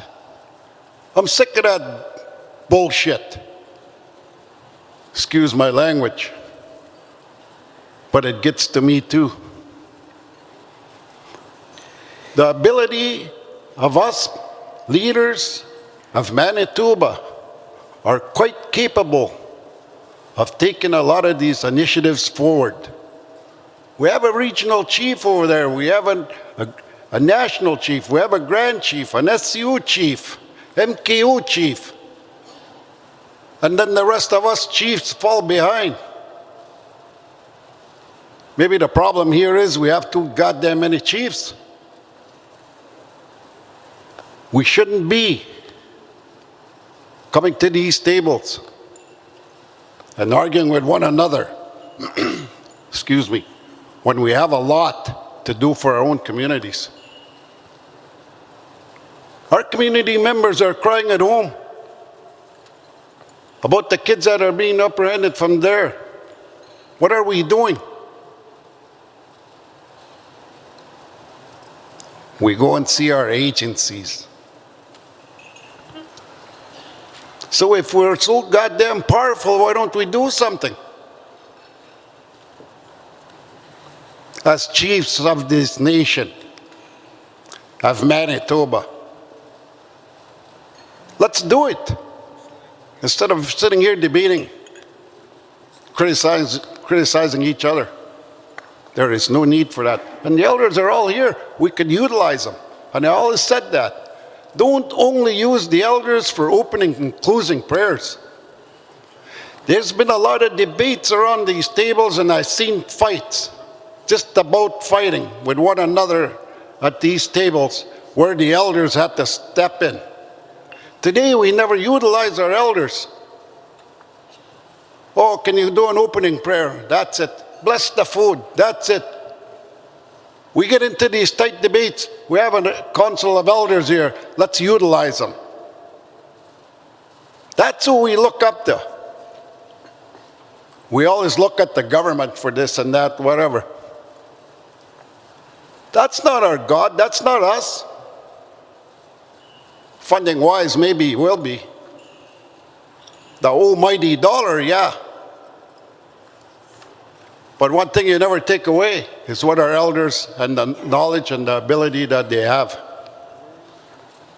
I like to go back to that system. We've been falling apart for too long as leaders of Manitoba.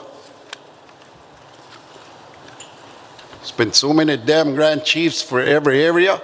I don't think that's right. I never thought it was from day one. That's where the split really happened. Before that, we were united and protested down these streets in Winnipeg and got what we wanted.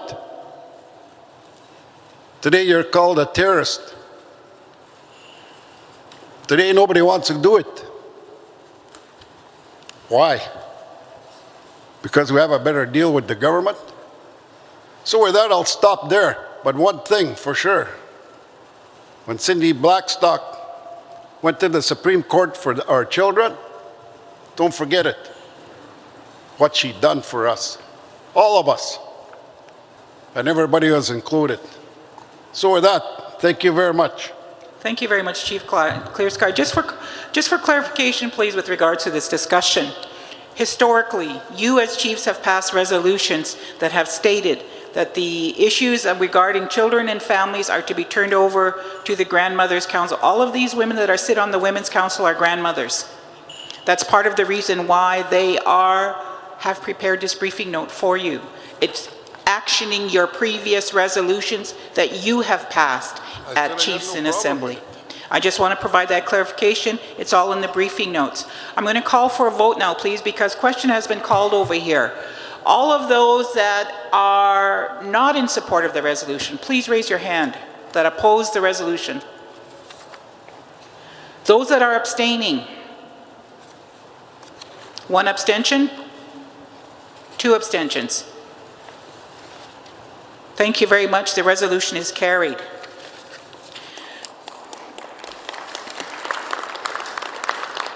I'd like to go to resolution number 02, please, before we take a lunch break. 02 is with regards to amendment, and this is required to be presented here so that it can be discussed at the Chiefs in Assembly Annual General Assembly at the end of July. Amendment to the AMC Constitution, re-inclusion of the role of the Grandmothers Council. This was moved by Chief Betsy Kennedy and seconded by Chief Christian Sinclair. And again, this is actioning a resolution from 10 years ago. Whereas, in June 2014, by way of resolution, the AMC Chiefs Assembly supported action on the recommendations within the Bringing Our Children Home report that recommended the establishment and development of a formal AMC Grandmothers Council. This included returning the grandmothers to their rightful place within the community to revitalize traditional parenting ways. Resolution of June 1401 of the AMC Chiefs in Assembly, supporting action on the recommendations presented within Bringing Our Children Home, summary report on the outcomes of the Open Citizens Forum and recommendations for leadership consideration, recommended the development of an AMC Grandmothers Council. AMC Resolution June 1402, support for the Ogichita Kwewek, okay, I'm going to mess it up. Kakinayan. Recognize grandmothers, mothers, aunts, and daughters in attendance were recognized as Ogichita-Kweg and endorse the statement entitled Ogichita-Kwewek Kake, can someone help me? Kaki-Kwewin. And the supporting role of the Ogichita-Kweg, and establish a formal AMC Grandmothers Council by encouraging and supporting grandmothers from every community to become involved on a regional level and fulfill their role as Ogichita-Kweg, including the returning of the grandmothers to their rightful place within the community to revitalize traditional parenting ways. And whereas in November of 2014, by way of motion of the AMC Executive Council of Chiefs, a Chiefs Task Force on Child and Family Matters was mandated to help guide the overall coordination and development of AMC's ongoing position on Bringing Our Children Home.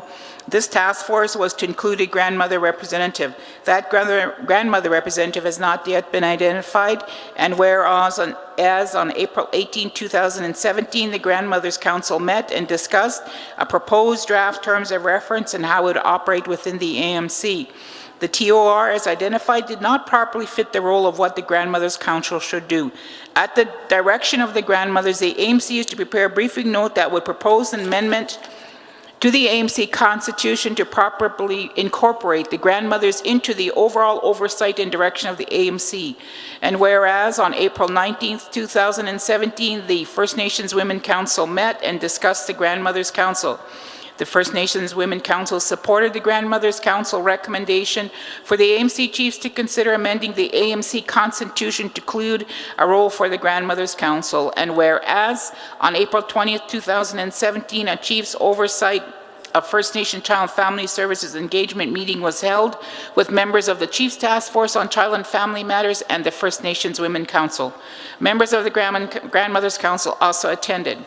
The chiefs agreed to support a proposed change to the AMC Constitution to reflect a role for the Grandmothers Council.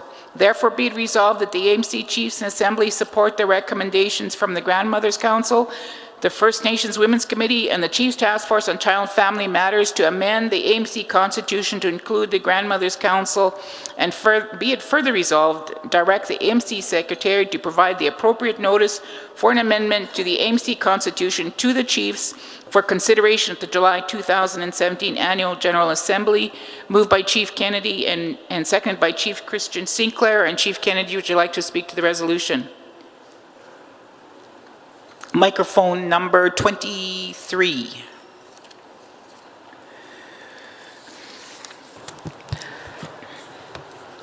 Thank you, Chair. For this resolution, to include our grandmothers to sit in as, to be included in the terms of reference in our Constitution, I think it's important that that represents our children and our grandmothers speaking on their behalf. As I said earlier, this is just our recommendation as Women's Council, and we would like them to be recognized to be included in the Constitution. Thank you. Thank you very much, Chief Kennedy. Chief Sinclair, microphone number 3. Hello. Thank you. Good morning, Oniganu, Christian Sinclair, Opaskwayak.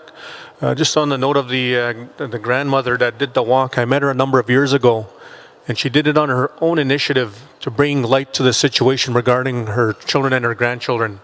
And for her to take that leadership role and start that on her own journey with her own resources to bring light to the situation, this happened a number of years ago. So recognizing that the leadership of the Women's Council is bringing that forward to formalize this role, again, is fully endorsed by us. And again, recognizing the structure of the role the grandmothers play in our traditional forms of government and our family structures. Thank you. Discussion? Question has been called. Those in favor, in opposition to the resolution, please raise your hands. Those in abstention? Carried. Thank you very much. All of the background and all of the supporting resolutions for that particular resolution are in your under tab 2 under the briefing notes. Therefore, that constitutional amendment that is noticed to go forward for an amendment at the July Chiefs and Assembly. Thank you. We are now going to take a 15-minute break. Your lunch is going to be brought to your table and provided to you. We'll take a quick 15-minute break, and then we'll call the session back in as soon as we have the numbers back to the table. Thank you.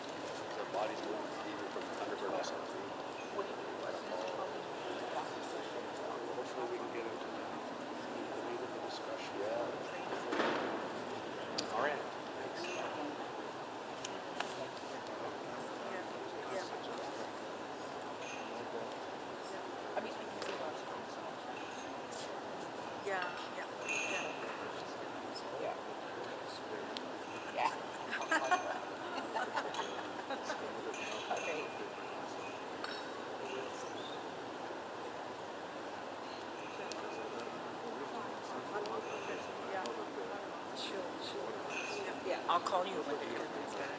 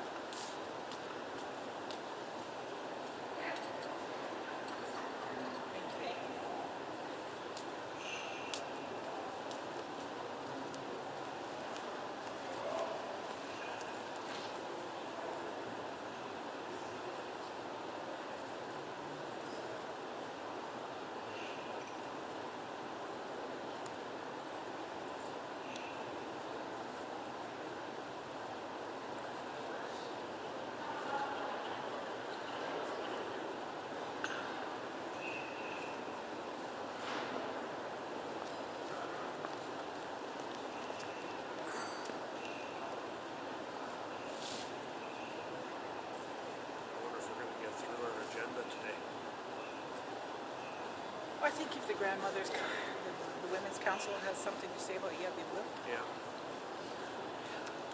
I think what's happening, it's almost like, it's not almost like it is. A perception of taking away the power. What is Florence spoken of that? And they're gonna come. This is what you learn in school and in Congress. When actually a man would make a question, they would take it there. And it's not to do it in an admonishing way, but just to say, this is what we need to do. And we will not, they will not be excluded. They'll always be included. I thought to avoid that discussion by making sure that if the mandate was shifting to an oversight responsibility for the women's council, existing task force be absorbed into that process or extended that offer. But that didn't make it into the resolution, so it kind of positioned it as almost like a Versus taking it away from them, right? And that's what it was seen as. yeah. But I don't have time to review all the resolutions all the time, so. But maybe it was good that this discussion happened because it helps shape, the personality and character of the group. Yep. So, And what you have is some, and comments are made before we even started about them having to police themselves and police each other about these types of comments, or the approach to the discussion. Yeah. Yeah. I don't care for when people say that we just bring the elders in for prayer. Yeah. We don't do that. We include them in everything. We include them in everything. They give us guidance all along the way. But that's coming from a person who only comes in for an hour at a time and leaves. Yeah. And doesn't see.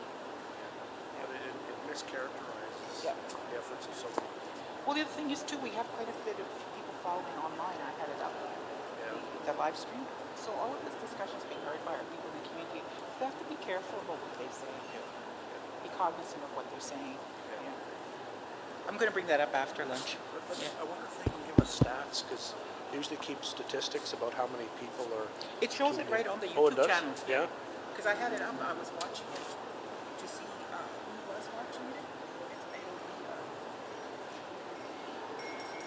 And there's 16 watching right now over the lunch break. And it's got a delay on it too.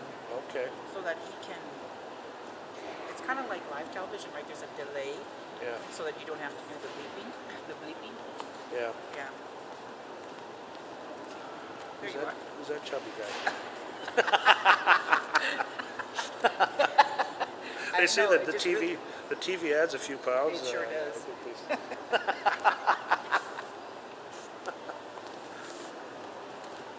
Hey, Mel. Hey.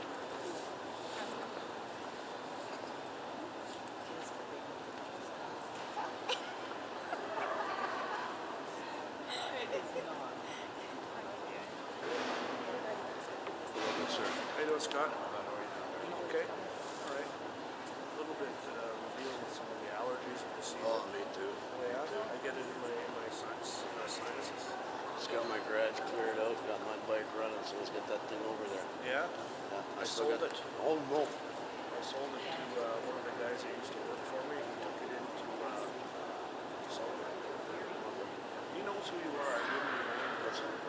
But Tim's good friends with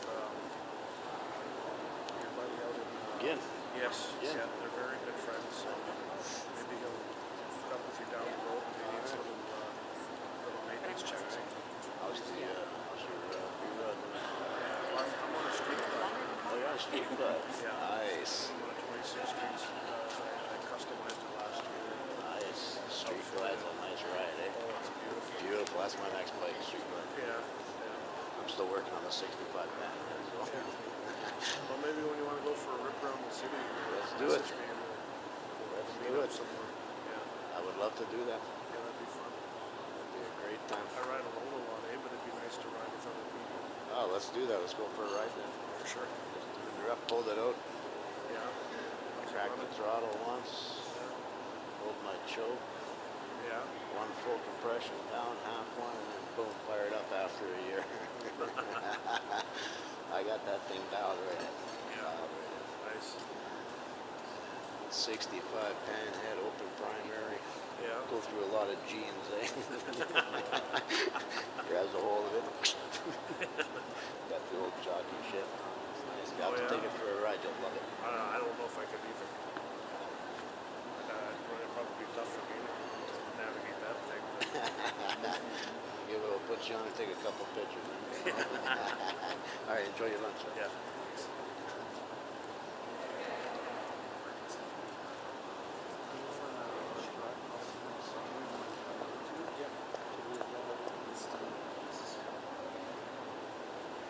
I think it was mentioned. Catherine, you mentioned it was live streamed, eh? Yeah, it is. You mentioned that to the assembly though, right? Yeah, I did. Good. At the beginning. Let's do that again. Yeah, Let's I mention, will. 'cause, yeah, we have. We had up to 32 people watching for a while. Because I have it up on my computer screen. It's interesting. Yeah.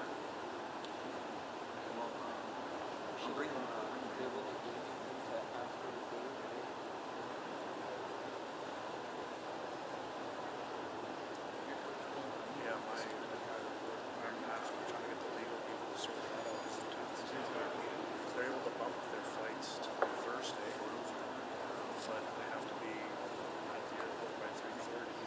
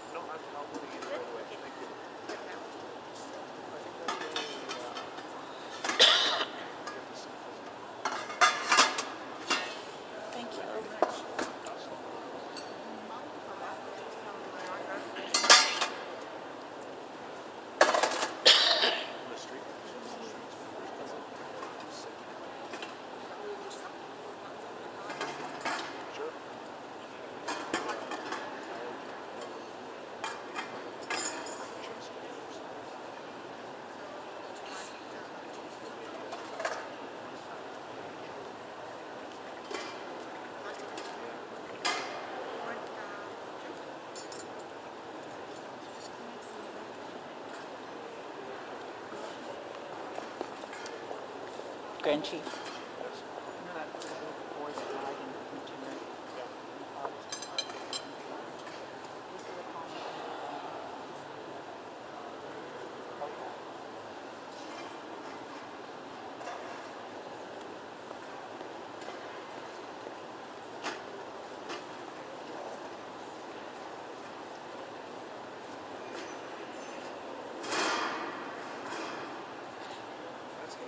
That is hate crime.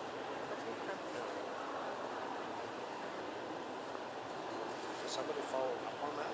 Well, it was posted by a mother from one of the communities in Rebecca Gladue, or Nina Wilson posted it. It was Rebecca Gladue's post, which would be a Gladue from Alberta, southern Alberta.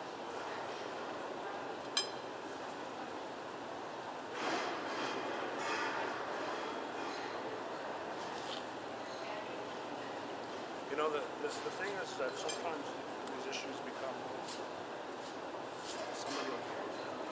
Somebody, yeah. You know what I mean? Somebody will do something. And I'll bring it to the Women's Council and see what they have to say about it, how they're going to deal with it. I think that's because of that resolution we just passed, right? They'll have to deal with this right away.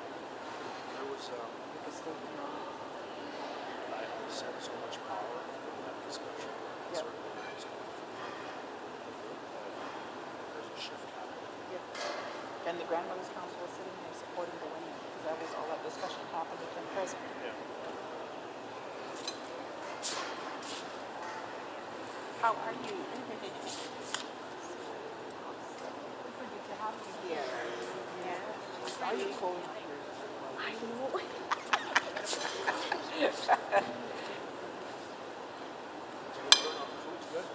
Good. I was hoping you're going to eat. I Yeah. said, oh, the elders are eating, so I guess it's good.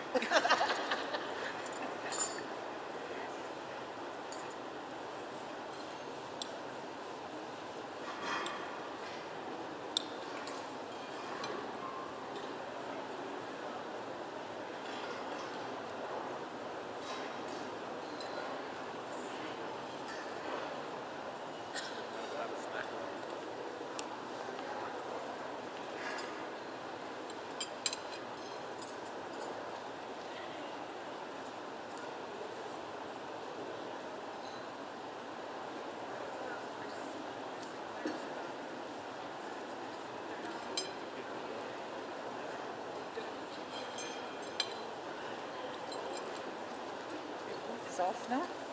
Your boot is off now? Good. I'm on a cane now. Oh, nice. Physiotherapy. Thank you. Oh my God. Horses. Yeah, off my car. But I took your advice. I had my shawl. That's why I always carry a shawl.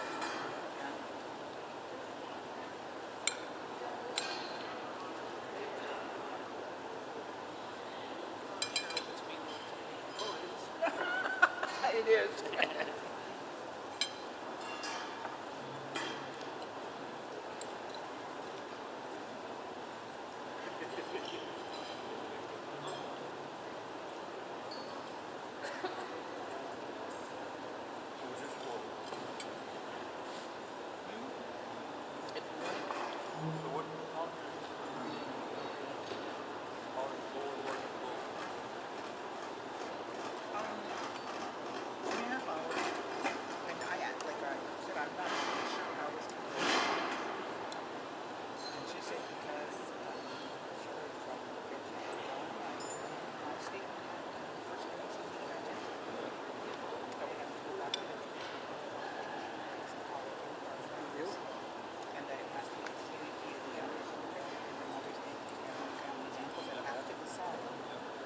And explained all of that why, how it's not built into our structure, even our work and our roles and responsibilities. We discussed all of that in what we were doing. You can't remove trauma from those things.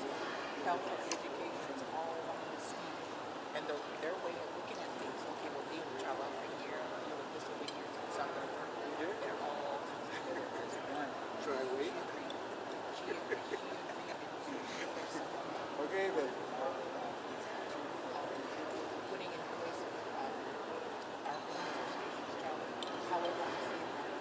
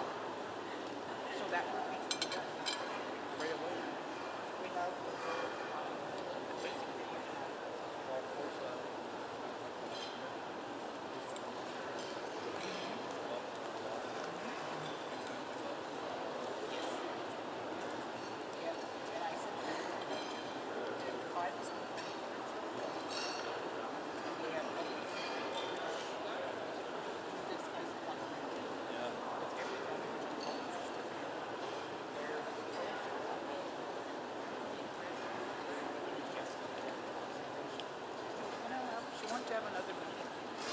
I see production deputy yesterday. What's his name? The office lieutenant.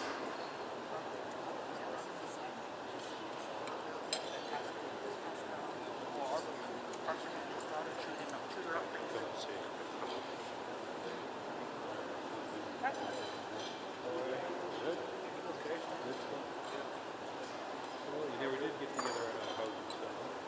Oh, yeah, we actually went up to Canada. It's just curiosity. Because of that violence. What's that? That's the government.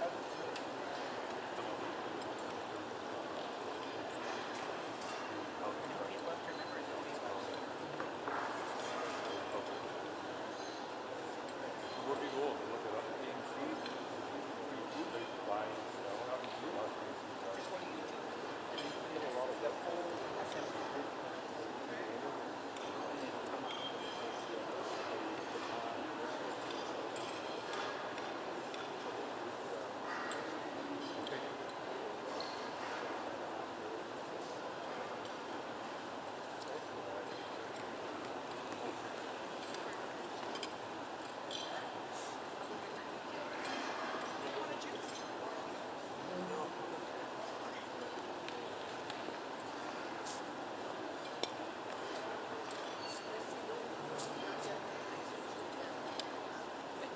How you doing?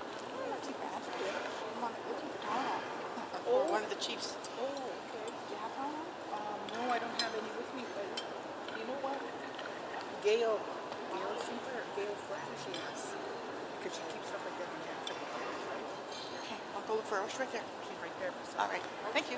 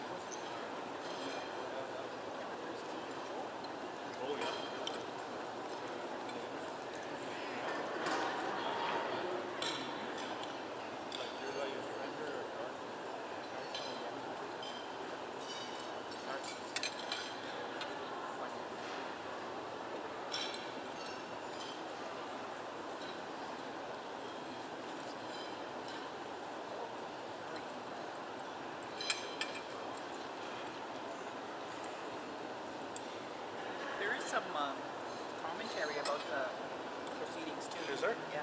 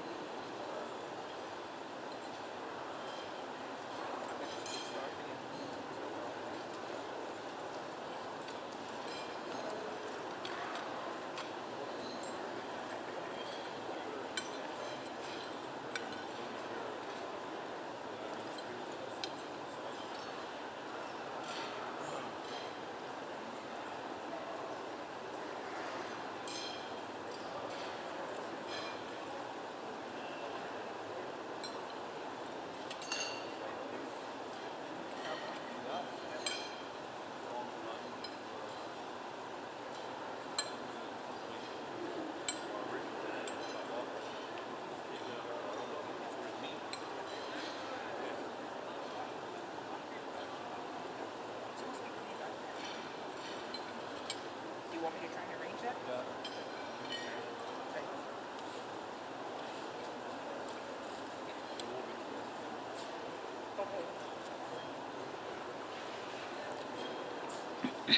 Okay, chiefs and proxies and delegates, thank you for returning. I know you're still eating. Keep on eating. I'm just going to do a little bit of talking here and provide you with an update. Again, as a reminder, our discussions and our conversations are being live streamed. And for those who want to log in to see where it's at, or if you want to share the information, you go to YouTube and put in Assembly of Manitoba Chiefs, and the live stream will come up. There is, it shows how many people are watching and the commentary beside the screen.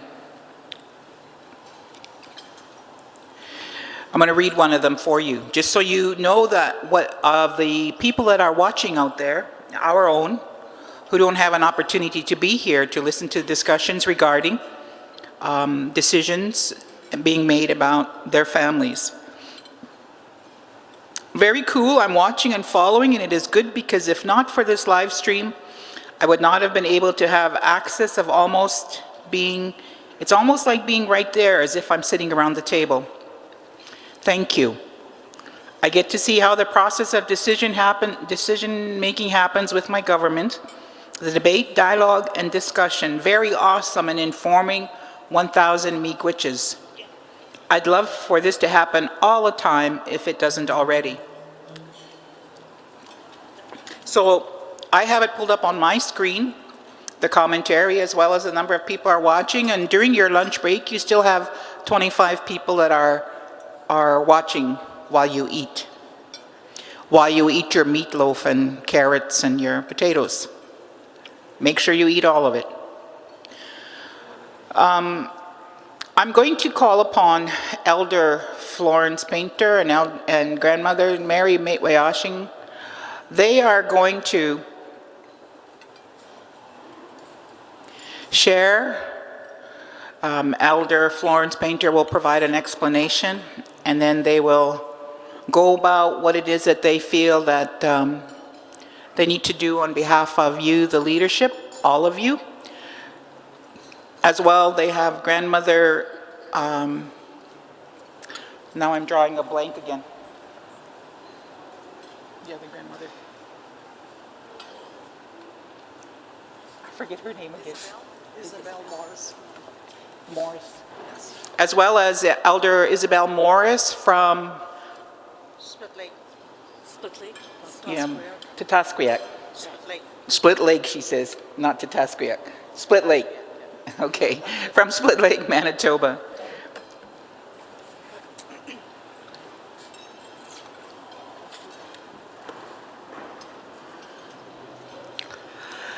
Bonjour. Oscar Beneshi Qua, Disney Cas, Macundina Magan. Dear Chiefs, Elders, ladies and gentlemen, being part of the conference is a real honor, and to see the level of dialogue that's happening that concerns our children. And I've been approached by Cora to see if we'd be able to pass tobacco around to you as the, and in doing and offering that tobacco, you know, so many of us were brought up in residential schools. Many of us learned from the institutions.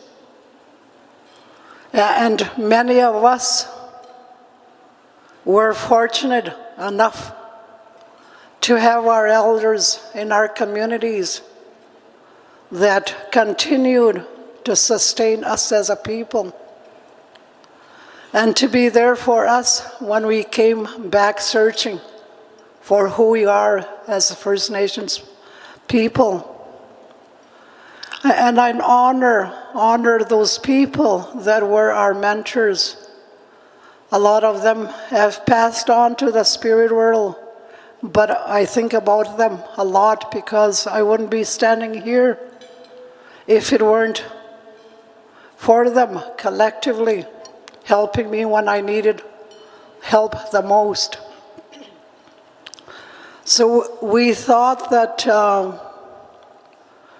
we would pass the tobacco ties to each and every one of you that's sitting in the inner circle, to encourage you and to support you in the hard work that you all do on behalf of our people on reserves, and the work that goes on outside of your communities to make that difference. It takes a lot of work. I've been an educator for over 40 years. I know how the systems worked. And in my own journey back to self, I had to go looking. And I found so many people along the path that were able to help me totally unconditionally. So we take on that role and responsibility as grandmothers to go back to some of those things that were shown to us, given to us.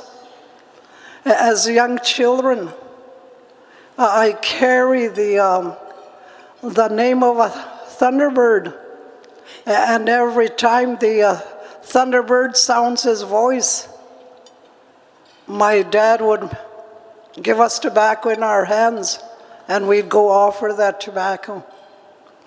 So today, in recognition of all the hard work that you all do, but to also support the dialogue and the resolutions that were presented this morning, we would like to pass that tobacco. And we've also asked Marilyn, what's her last name? Marilyn Cushane, because she's going to be starting a fire tonight for her community, that we will have a basket by the entrance, by the registration. If you can't make it to your own fire, that she will, on your behalf, carry and offer that tobacco. And whatever thoughts and prayers and direction you want to take with what it is that we're doing for the next 3 days, it's entirely up to you. And we offer that tobacco and support, because I think it's time that we go back and reclaim all those things that our people left for us to follow. It's there, we just need to seek it out. And I want to have that opportunity to help you out that way, like we have to depend on our tobacco, because that's all we do when we come to gatherings like that. And if we're asked to do the pipe and water ceremony, we're only asking for the good things to come of the dialogue. And I see lots of good coming out, lots of dialogue. It's been an exciting morning. And again, I honor each and every one of you, so we'll pass the tobacco. Miigwech. So I'll start here. You can start here, and then maybe you can start in that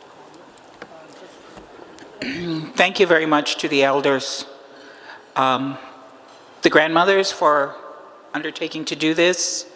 Recognition of your role, your responsibility, and to help you and support you.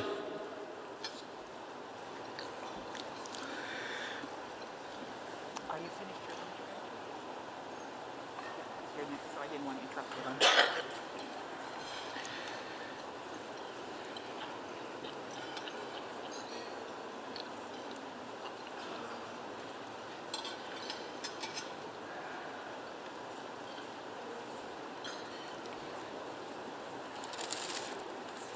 And while the grandmothers are passing the tobacco around to you, just like to acknowledge the elders that are present who are very active, who have been a part of these meetings and a part of the planning and the discussion leading up to the agenda items that are on your agenda and have had input into the agenda items.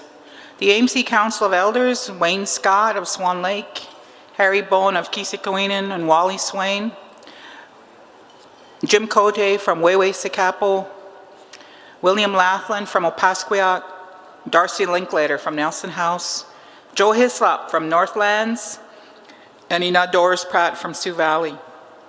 They also are the Elders Council for the Treaty Relations Commission. They have a dual role. The AMC Grandmothers Council that are present here are Florence Painter from Sandy Bay, Mary Mate-Wyashing from Lake Manitoba, and Isabel Morris from Split Lake. The First Nation elders that are present with their leadership, and all of the elders are sitting over here on the left side of the room.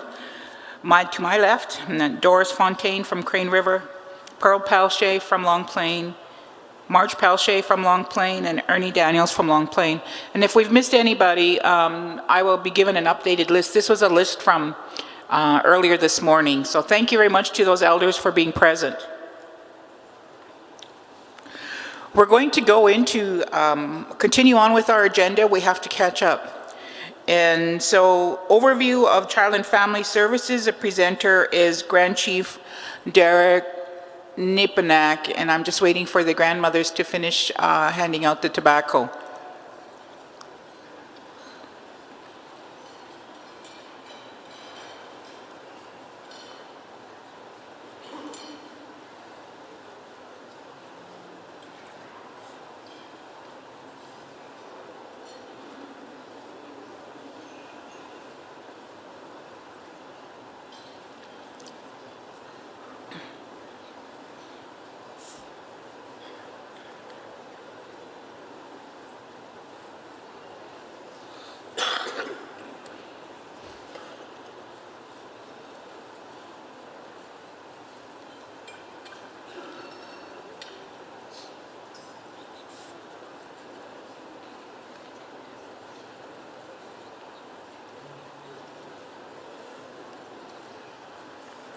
Thank you very much.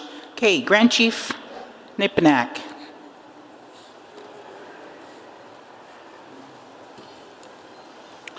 Miigwech.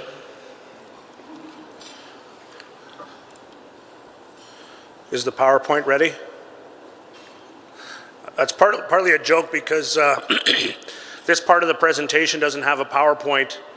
It has to come from the place of spirit, from the place of heart, and there's no prepared notes for this discussion that we're going to be having as we frame out, you know, the moves that we need to make as collective chiefs in assembly. I want to acknowledge the tobacco, the SMA that was passed around today. I'm going to hold this while I speak, as well as my Eagle fan.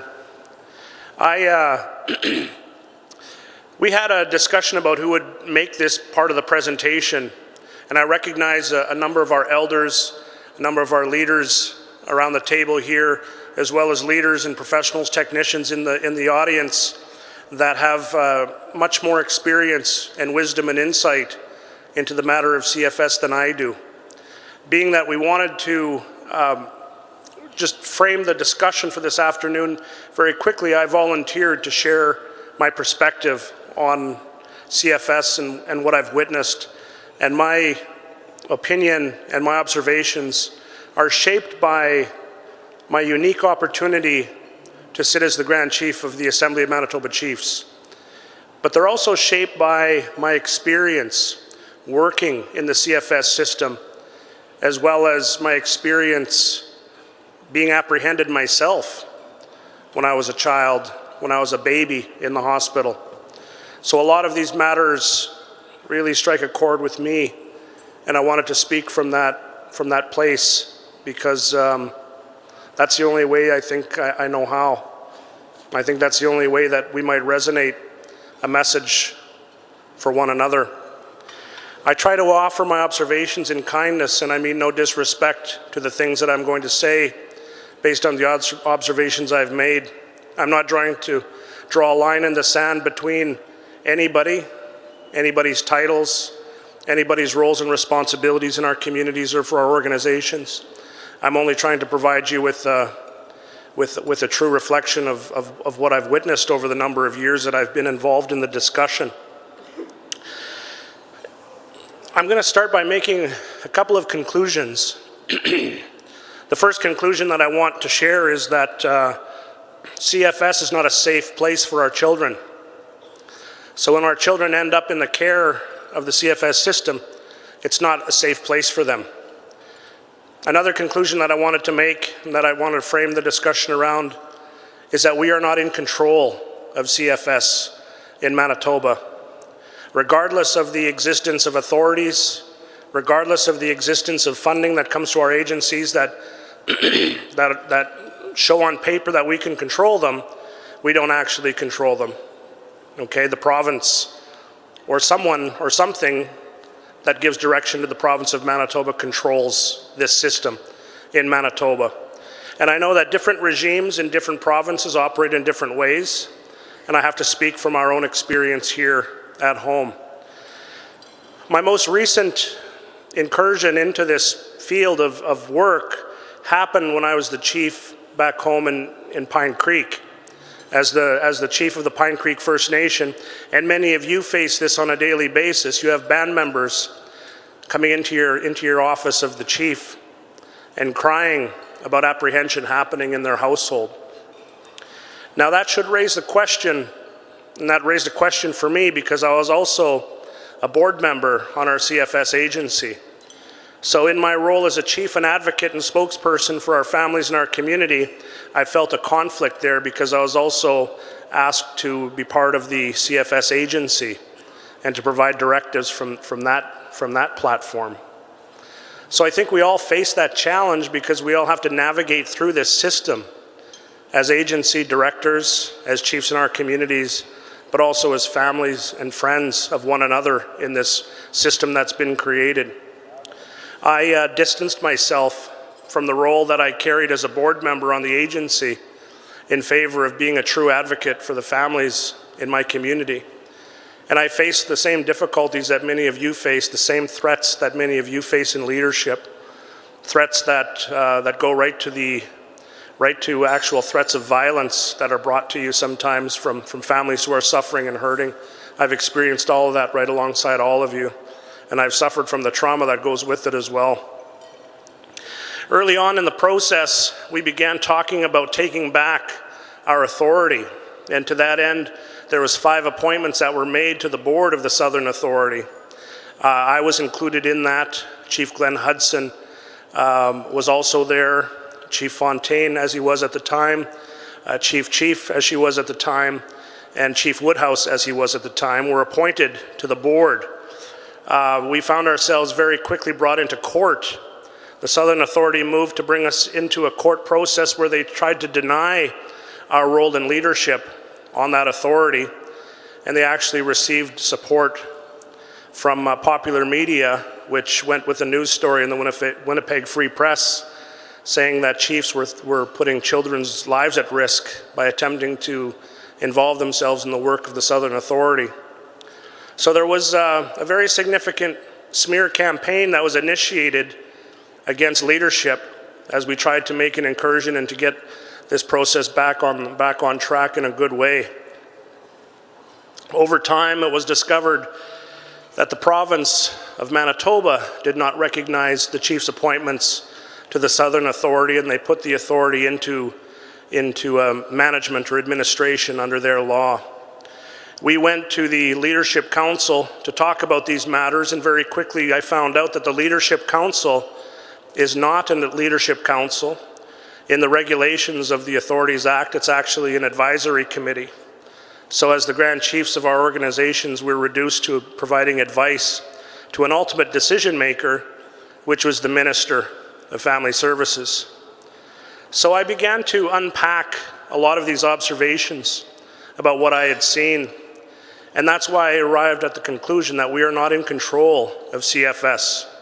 No matter how many people we put into our agencies from our communities, At the end of the day, the province of Manitoba controls through its directives through the minister's office the direction of this industry.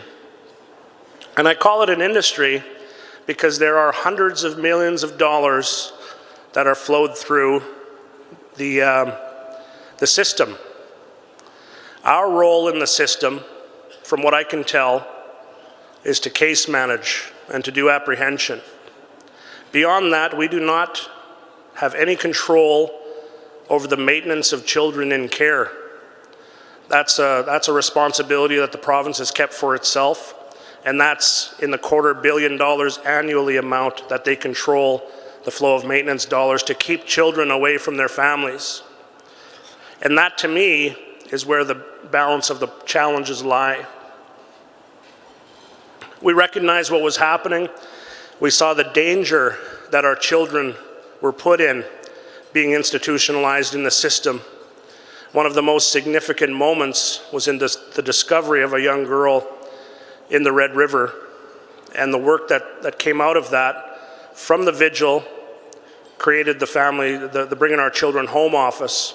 And since then, AMC has been a leader nationally in helping families navigate through challenging CFS structures and institutions. And I commend the work of the Family Advocate's Office, Bringing Our Children Home. Apr-25-2017 is the name of the office, and it's come through ceremony, and it's alive today because of ceremony and direction we've received from our elders in advancing this cause. Many agencies reach out to us. You know, there's some agencies that don't want to deal with us and other agencies that do. Some people say, well, we don't have a mandate. Apr-25-2017 does not have a mandate, so agency workers and social workers don't reach out to our office. But the truth is we do have a mandate. That mandate came through the ceremonies. That mandate came from the traditional structures that created this office. So it does very clearly have a mandate that's powered by spirit. It may not reflect in the provincial papers, in their regulations, or in their definitions, or in their statutes, but that's okay because that's not our system, that's their system. And they've been very effective at keeping us caught up in that system, creating the illusion that we have authority in that system. They've been very effective at that, when ultimately at the end of the day, it's them that are pulling the levers behind that curtain. I wanted to share that because I think it's very important in the discussions that we need to have. We at AMC have seen with the way the system has been operating, we have seen that our best mode of action would be to turn our backs on that and to help families reunify. Family restoration has been the work of the Bringing Our Children Home office since day one. We have been critical at times of how children have been treated in the system when it was appropriate for us to speak, because there are so many voices of our families that are denied each and every day in voicing their experience in navigating the system. The children don't have a voice in this system, despite a multi-million-dollar agency called the Children's Advocate Office that receives this annual funding. The children do not have a voice through the Children's Advocate the way it should be. The parents don't have a voice in this system the way it should be. So our Bringing Our Children Home office is about empowerment. It's about bringing a small flame of hope back to the center to recognize our roles and responsibilities in this. The Bringing Our Children Home office is unique in Canada because we're not relying on a contribution agreement from the federal government or the province to make that office move. We're doing this because we have to. Because we need to recognize, and I think we do recognize, that nationhood, if you're going to talk about nationhood, starts at home. It starts with healthy individuals, making healthy families, making healthy communities, making a strong and powerful nation. That's where this all starts. So each and every one of us has that responsibility. We carry it, we do the very best we can. Is the home fire strong? If it is, then we can venture beyond the front door of our home fire and we can make a contribution to our family, beyond our front door, into the community and into the region. That's what this governance system has to be premised on, is strong home fires, and I think we're moving in that direction. I observed the discussion this morning, and it really, really resonated with me because I thought about my own journey in this system that we've been working in. And regardless if it's a traditional governance system in your community or an Indian Act system, I believe that the leaders of the day are in this room right now. Regardless of how we convene, the leaders of the day are here. You know, you hear a lot of talk out in the community, well, it's an Indian Act system. Regardless of an Indian Act system, the leaders of the day are in this room. That's how I truly feel. So we have to set some of those differences aside, some of those barriers that we talk about. We got to set them aside, and we have to create space for truly inspired leadership to come forward. And I believe that's what is represented in the First Nations Women's Committee. I believe that they have taken the reins of this discussion, and we are realigning ourselves under traditional forms of governance that may have not been here for quite some time. It might be uncomfortable at times because we're getting our direction from the elders, the Grandmothers' Council, and the women. But I do believe it's the men's role in our home fire to make sure that everybody is safe and protected. And to that end, I feel I've done my part at times throughout my leadership as well to make people feel safe and protected. I've failed at times, tried to forgive myself at times, tried to be kind to myself. But at the end of the day, that's what I do believe our role is as chiefs, as men in our families, to do what we can. When the women say we're going to take responsibility for this, I support that, because then we'll receive our direction on what we're supposed to do. And you see a shift happening at our leadership table. Amendments to the Constitution are going to come forward. We're going to see a more pronounced and more apparent role of our Grandmothers' Council, our Elders' Council, and they are there in the committees.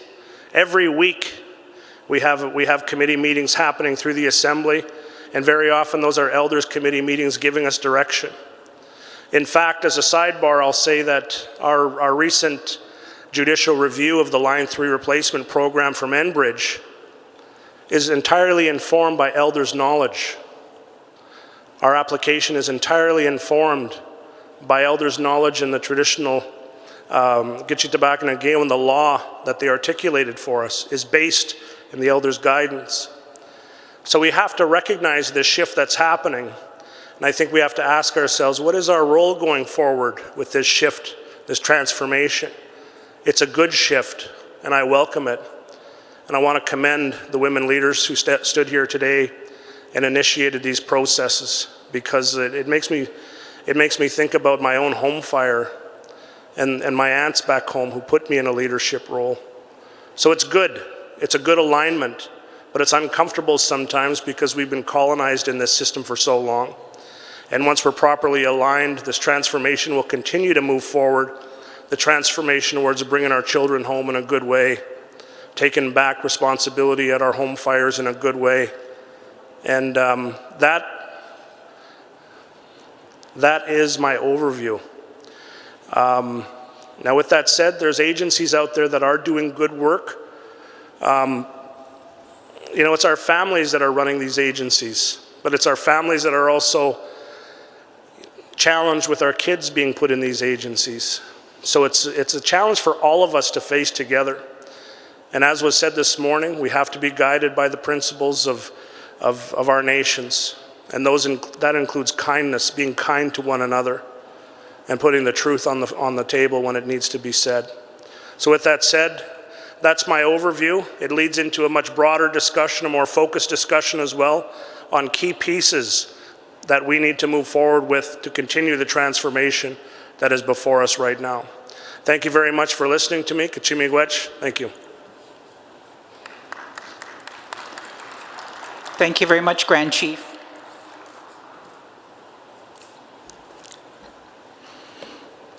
Given that we are on live feed, and there's a lot of conversation in and around, not only on the YouTube live feed channel, but also on everyone's favorite social media, Facebook, there was an item that has been brought to our attention, and has been brought to the attention of our leadership by people in the community who have seen it and read the comments that have been made regarding one of our own who recently lost his life as the 19-month-old baby in Edmonton that was found deceased outside of a church, who is a member of one of our First Nation communities. And there's a horrid comment that's been made on media, Facebook media, about this little boy and about us and our children generally. So I'd like to ask Chief Blackbird to speak to it, because I brought it to her attention because although we say, well, somebody has to do something about this, and the nature of the comments would fit under what's termed as hate crime. When we say somebody has to do something about it, we wonder if somebody's going to do something about it. We can't wait for that somebody, because this involves us and our children. And so I'm going to ask Chief Blackbird or one of the Women's Council members to address this. Number 23, please. Good afternoon, Chief Stephanie Blackbird, Uchichaku CP. I just received a text from one of my community members with a photo of a posting done by a non-Aboriginal woman making a statement against Natives and what we deserve in regards to a child that Catherine just mentioned. That is basically a hate crime. It's awful words to go out, and it wasn't only me who received a copy of this post. It's already all the way out there, and just by coincidence, we're sitting here. I just talked a little bit with the Women's Council surrounding me, and we're kind of in agreement that we should bring this to our table and address this hate crime that was done against not only us, but everybody across Canada, all Aboriginal people, that it should be addressed as a hate crime through the Assembly of Manitoba Chiefs.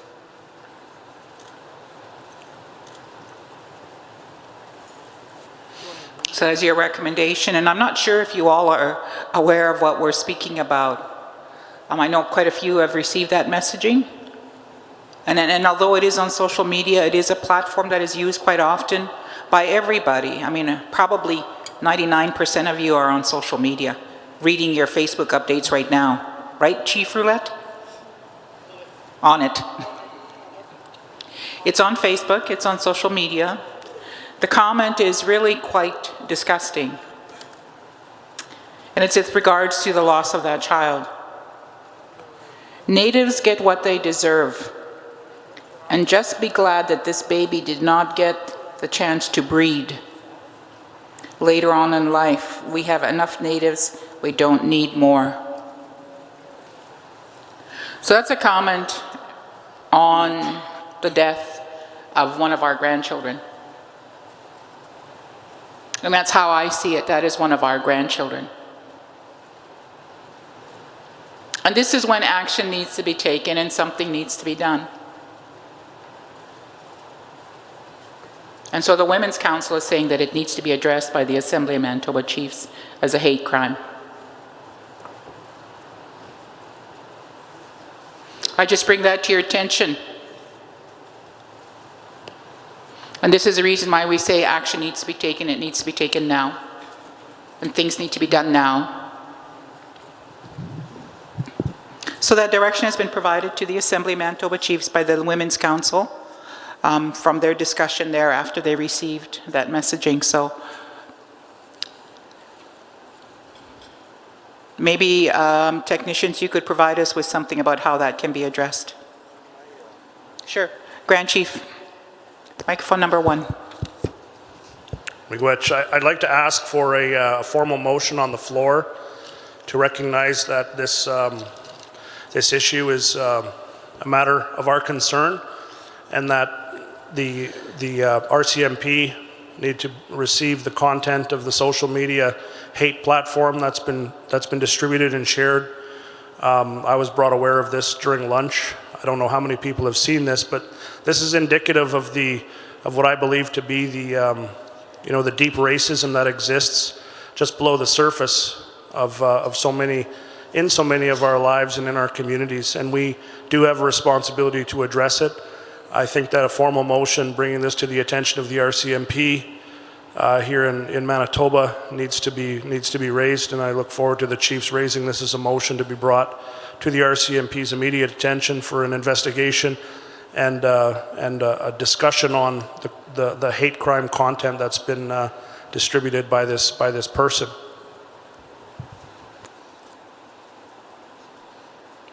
Chief Roulette from Sandy Bay will move that motion, and it'll be verbatim according to what he has said, according to what the Grand Chief has said. Yes, that this matter of the comment that was made on social media is regarded as a hate crime, and to forward it to the RCMP to investigate as a hate crime as directed by the Chiefs in Assembly. That is moved by Chief Lance Roulette, seconded by Chief, microphone number 9, please. Chief McLean, Lake Manitoba. Is there any further discussion?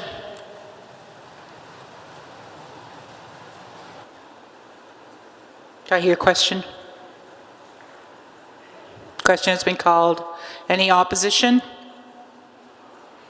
Any abstention? Carried. Thank you very much. Now we'd like to move forward into a presentation by our First Nations Child Advocate, Bringing Our Children Home, and First Nations Family Advocate Office Update, presenter Cora Morgan. She's going to do a video presentation, and there's a resolution to follow. And these are matters that she deals with on an everyday basis as our children's advocate.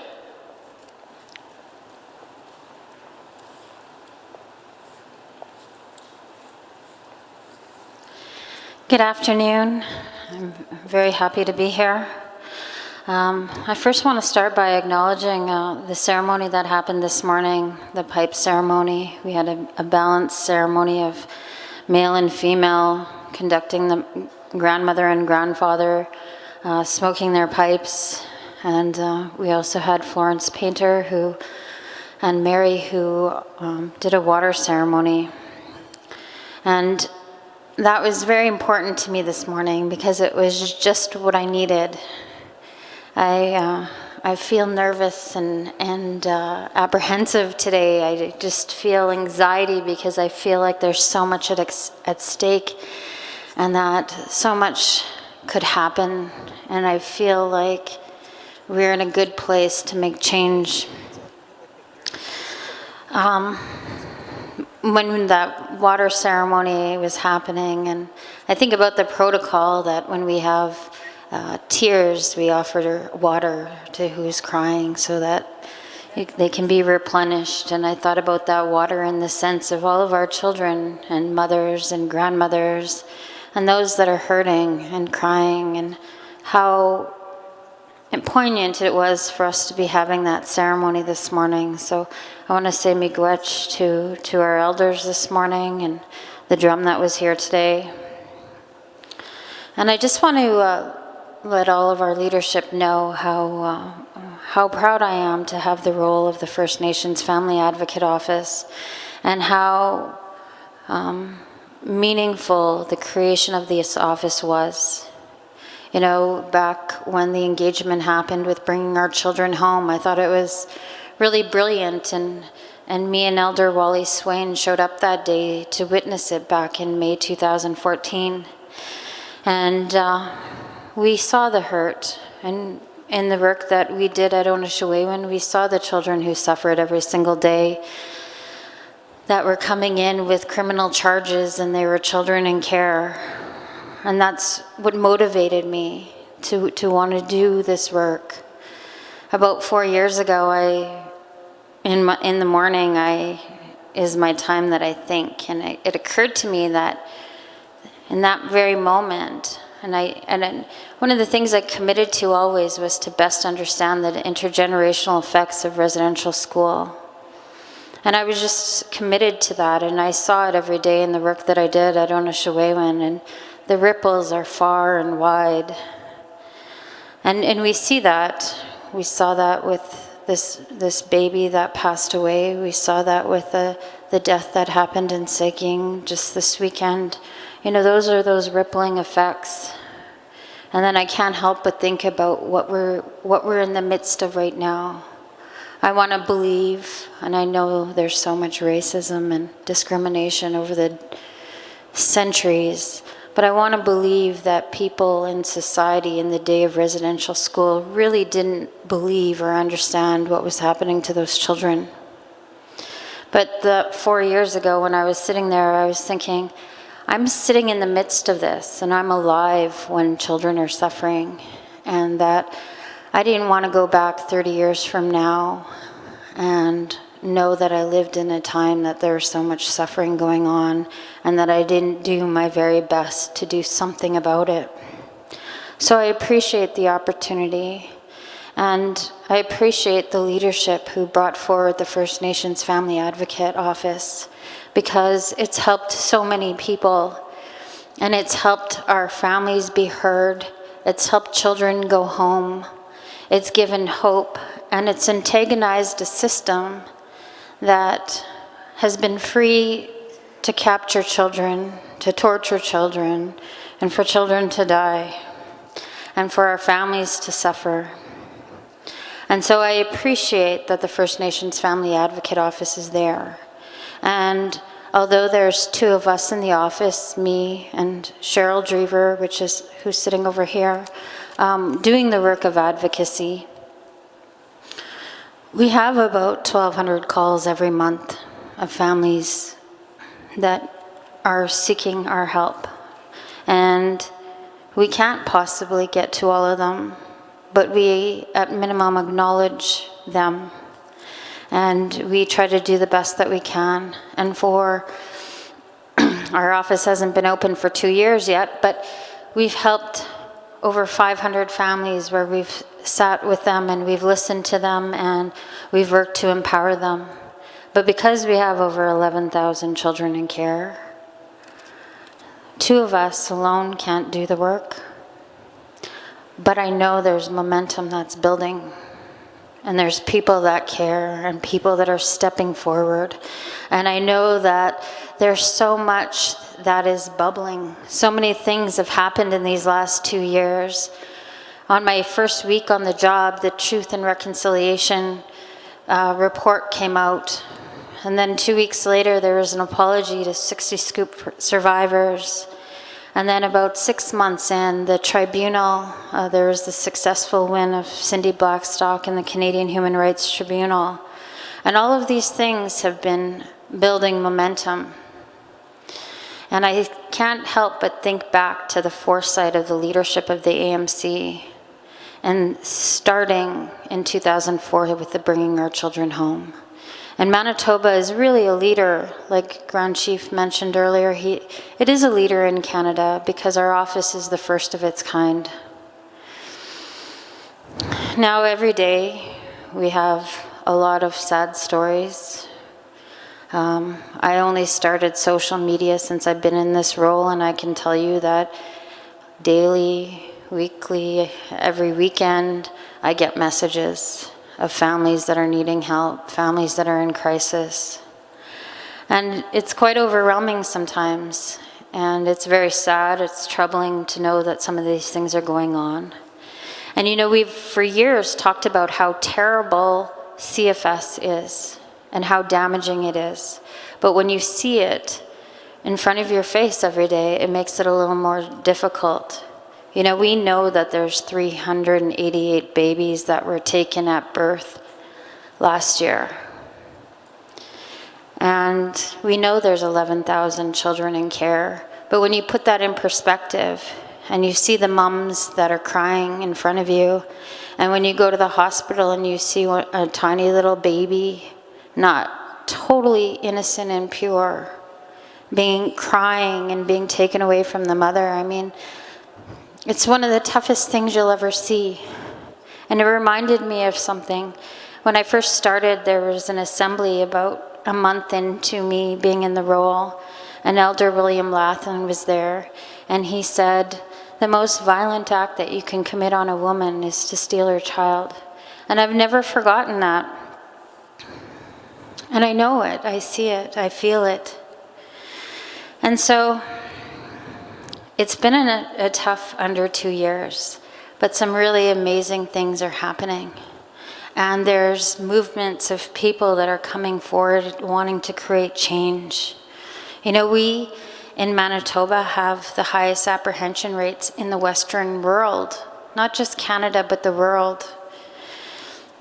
In 2016, there was 9,700 missing persons in Manitoba, and 89% of them were children in care. And so we know that our children are leaving their realities. And, you know, back in the day in residential school, we heard the stories of children that were going home. And I can't help but think our children are still trying to go home. But because of all the damages that have been done over the decades, a lot of our children don't even know where home is anymore. In the work that I've done, I've learned of 11 mothers who've taken their life when their children became permanent. We've had 2 of our mothers who have been murdered that have been working directly with our office. We know that in 2016, there was 82 children in care that passed away, that lost their life.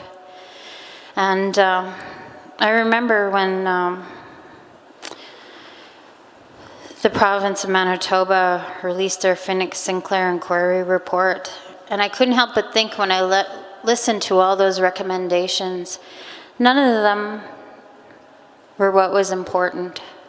I mean, we want to keep our children alive, and CFS takes children because they believe they're in need of protection. But I can't help but think of all those children who, although they're physically alive, spiritually and emotionally, they're completely drained. And that's how we learn about them on the streets or taking their lives. We've had a lot of troubling things that we've witnessed,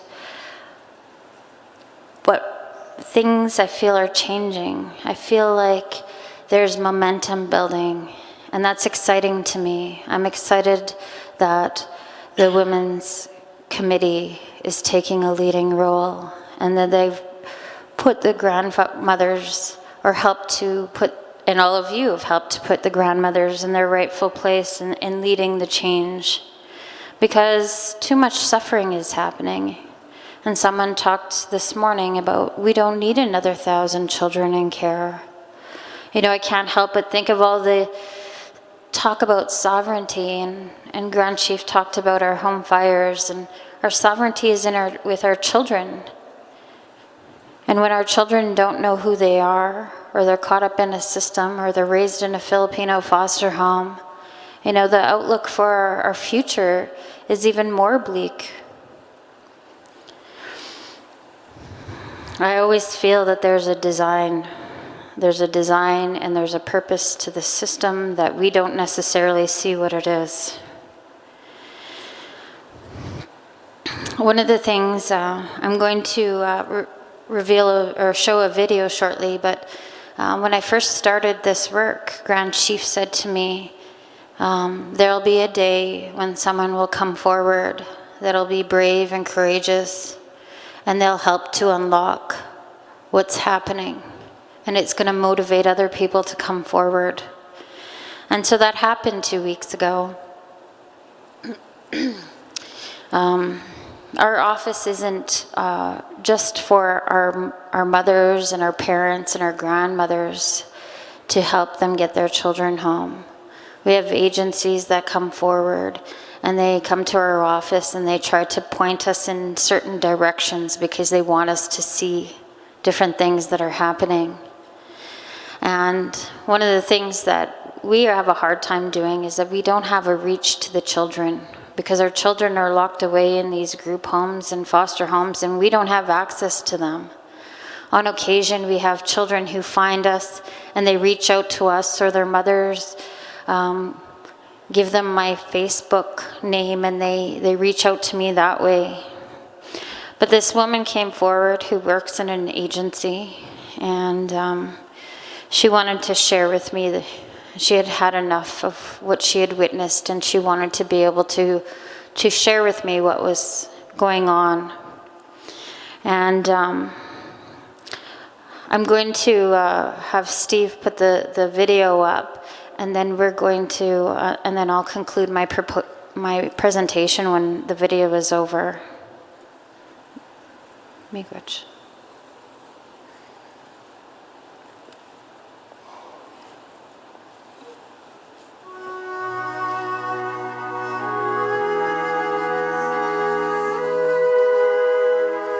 So, the First Nations Family Advocate Office has been around since June 2015, and so, from the get-go, we started working with parents and grandparents and family members who are wanting to get their children out of the CFS system.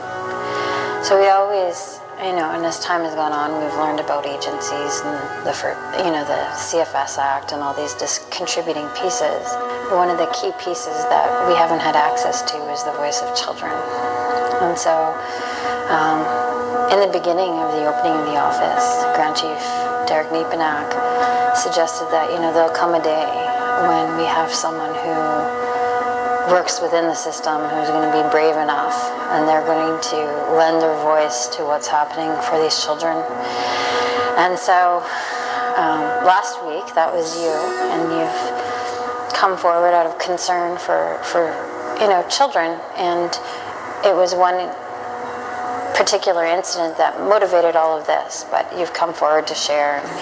We feel like this is just the beginning of those voices coming forward, because we know that there's a lot of people that work within the system, but because of fear and confidentiality and all of these mechanisms that are there to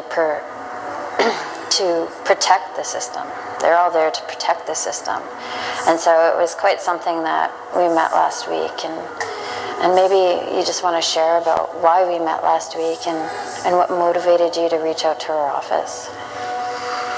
I came to your office because there's been a lot of concerning things that have come forward regarding one particular family that I had involvement with, and there was sexual abuse going on, and nobody was listening.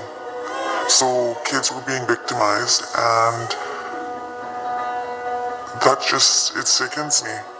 People that are aware of this kind of stuff, I'm not sure how they go home and sleep at night. Will they leave these poor kids in that home to be hurt? It came to my attention that this was happening in November.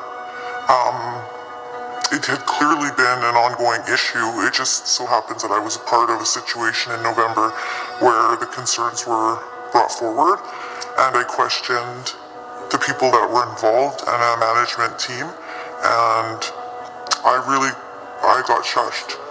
They told me that the appropriate authorities had been notified and that it was being taken care of, and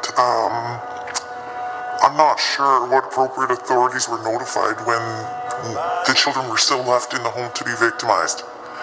In my mind, if the appropriate authorities were notified, then that would have been taken care of immediately. So I had to take my management team's direction and walk away. And then we come back in December, and it comes to my attention that these children are still in the same situation, and more allegations of things that have happened are surfacing, and again, nobody's done anything to protect these children.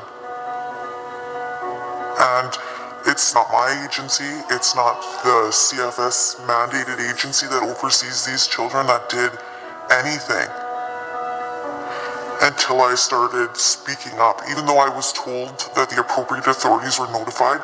As a human being, as a mother, I can't go home and sleep knowing that they've left these kids in that situation.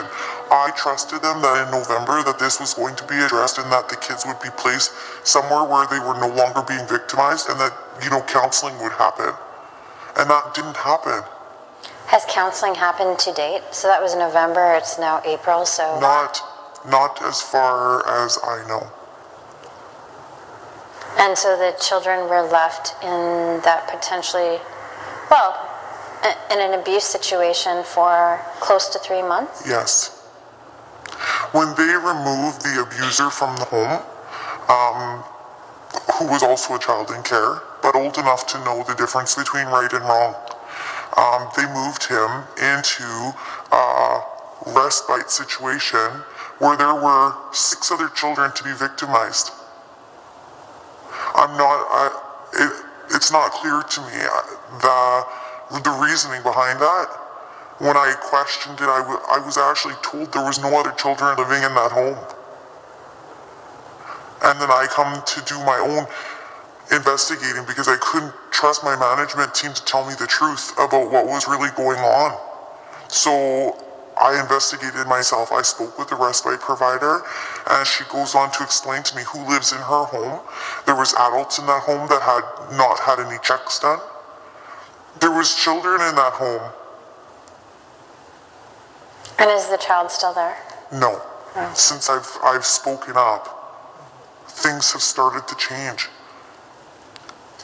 But still, I mean, but still, it shouldn't have to go that far. Yeah, but he's also been moved 3 times in a matter of less than 6 months as well. He already was struggling and inflicting, abuse on other children, but at the end of the day, he's been in the system a long time, and he should have been supported along the way to prevent that type of behavior. And, you can't still write someone off, and, he needs support. And obviously, it's not happening. And instead of ever addressing root causes, they just shuffle him from place to place. And again, the victims probably to date have never received any support. No? No. This isn't the only case where this kind of stuff happens. They say kids are resilient. You know what? They're not resilient. They carry this trauma. It's never been resolved. And then what do we expect as they turn into adults? Well, we know that, 88% of the inmates in Stony Mountain were former children in care. We know that the minute you take a child from the biological parents, they automatically lose everything in their life, and they enter into grief and loss, and they're struggling. And then to hear about that, when we met for the first time, we talked about this incident, but we also talked about just the overall treatment of our children in care. And one of the things that our office knows, and a lot of our First Nations people know, that our children are being placed in Filipino foster homes. And, when we capture the stats at our office, we know that of the children that are placed in actual foster homes as opposed to shelters or group homes, in our tallies, we estimate about 90% of them are in Filipino homes. And so, people have tried to sell me on, their culture is close to ours, and it's not. And you shared with me some of those kind of, that it's also, it's become a network of people that care for children. In 2014, there was actually an ad placed in Manila about the foster care system in Manitoba, how to come to Canada and be a foster parent. It's unbelievable. I mean, we suspect that because we know that people are newcomers to this country with an expectation that they're going to foster children. Right, and I understand that as well. But I guess, my question, what I've seen in all my years is, these people come to Canada and they are wanting to take care of First Nation children in care, and they have no experience raising their own children. They've had nannies back home. And then they come and we're getting them to deal with our most vulnerable children who are traumatized. In all my years, what has come out is, they're not dealing with the trauma. They confine children until they just conform to what they want. Right? Locking them in playpens and keeping them confined in high chairs. putting them in the bedroom. Like, that's not okay. That's not caring for children. No, and well, one of the things that occurs to me too, like in the day of residential school, the whole aim of residential school was Christianize, civilize, and assimilate. And then I think about now, like, you know, people try to set aside residential school. People don't want to make the comparisons. But I think about that huge Catholic prevalence when they're going into these Filipino homes. You know, I can speak to that. Like, I also understand the historical concern about residential schools, and as somebody that's worked in the system and watched these children be parented, I can tell you that these children are going to come back looking for something from our government because it's just hidden better. You know, there's kids in these foster homes, like, I know I've dealt with one situation where these children had disclosed that the foster parent had showed them pictures of a fiery hell. There was a devil, there was Cain, there was lava, and the girls had told me they were so scared, and that's where they were going if they didn't listen. Hell. Like, these poor kids, they're not with anybody that they know. These people aren't, you know, nurturing, and now they're being shown pictures of this kind of stuff. I'd listen too. How common is it though? Like, how common do you think that Christianity and Catholicism? More common than you and I would know. When you talk about the prevalence of Filipino foster homes, what would you say the percentage is out of the agency you work at? High. 99% probably. 99%. So it's not far off from our stats. No. We estimate about 90%. So yes, we have.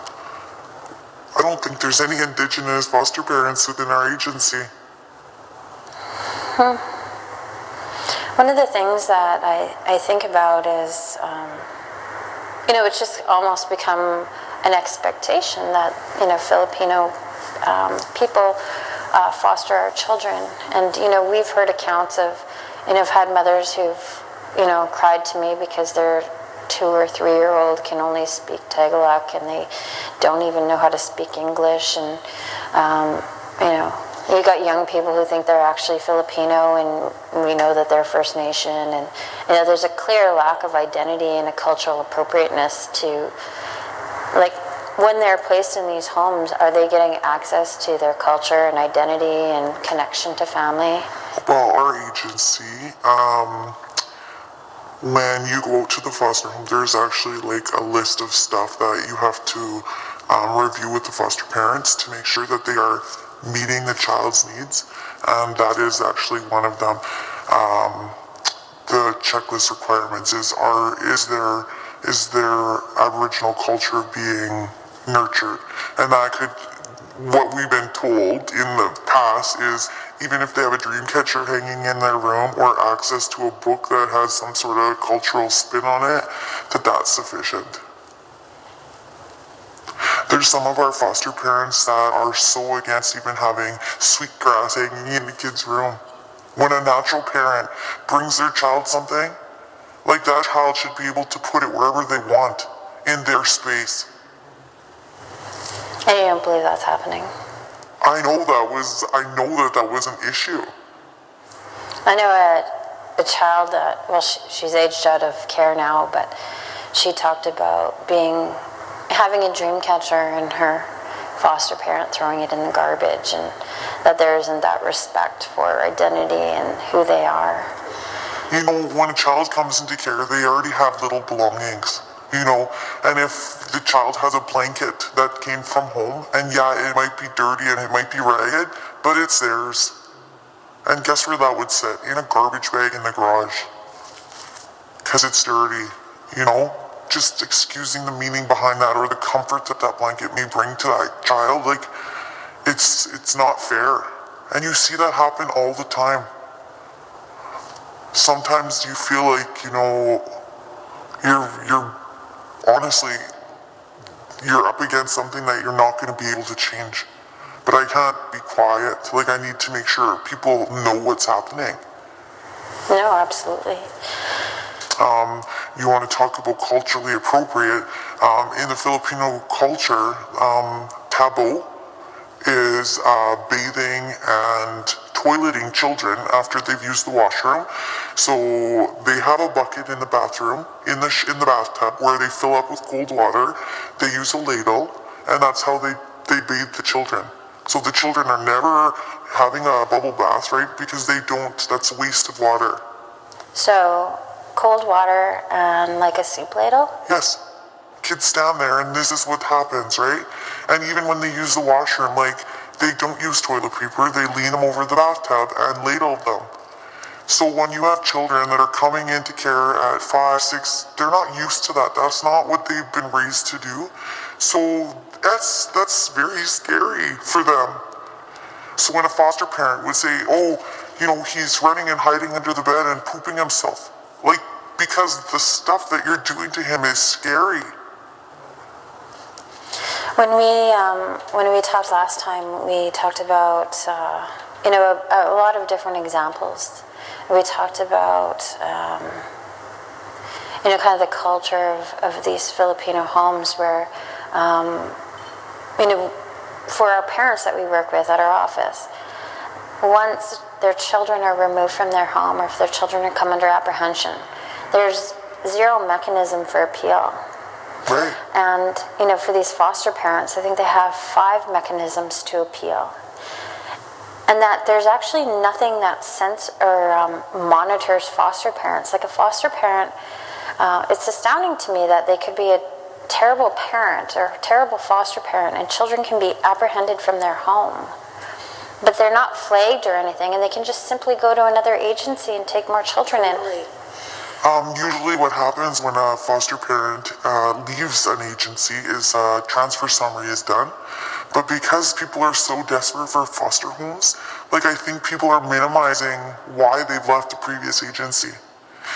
Like, we were speaking about a foster home and the foster parent has been requested to take parenting class in anger management because she yells at the kids, she throws and breaks dishes.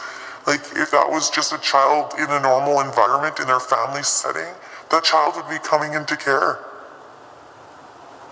This is not even their biological family and they get a chance to fix it and keep them. They're paid to provide a service, and that service is to nurture that child. You know, our Grand Chief talks about this, you know, child welfare as an industry and the commodification of children. And we know that in this, you know, some of these non-mandated agencies, they get higher rates and that they're able to attract more foster parents. But there's also less control or monitoring. And so, you know, typically for a First Nations agency, they can't offer the same foster care rates. They have lesser amounts.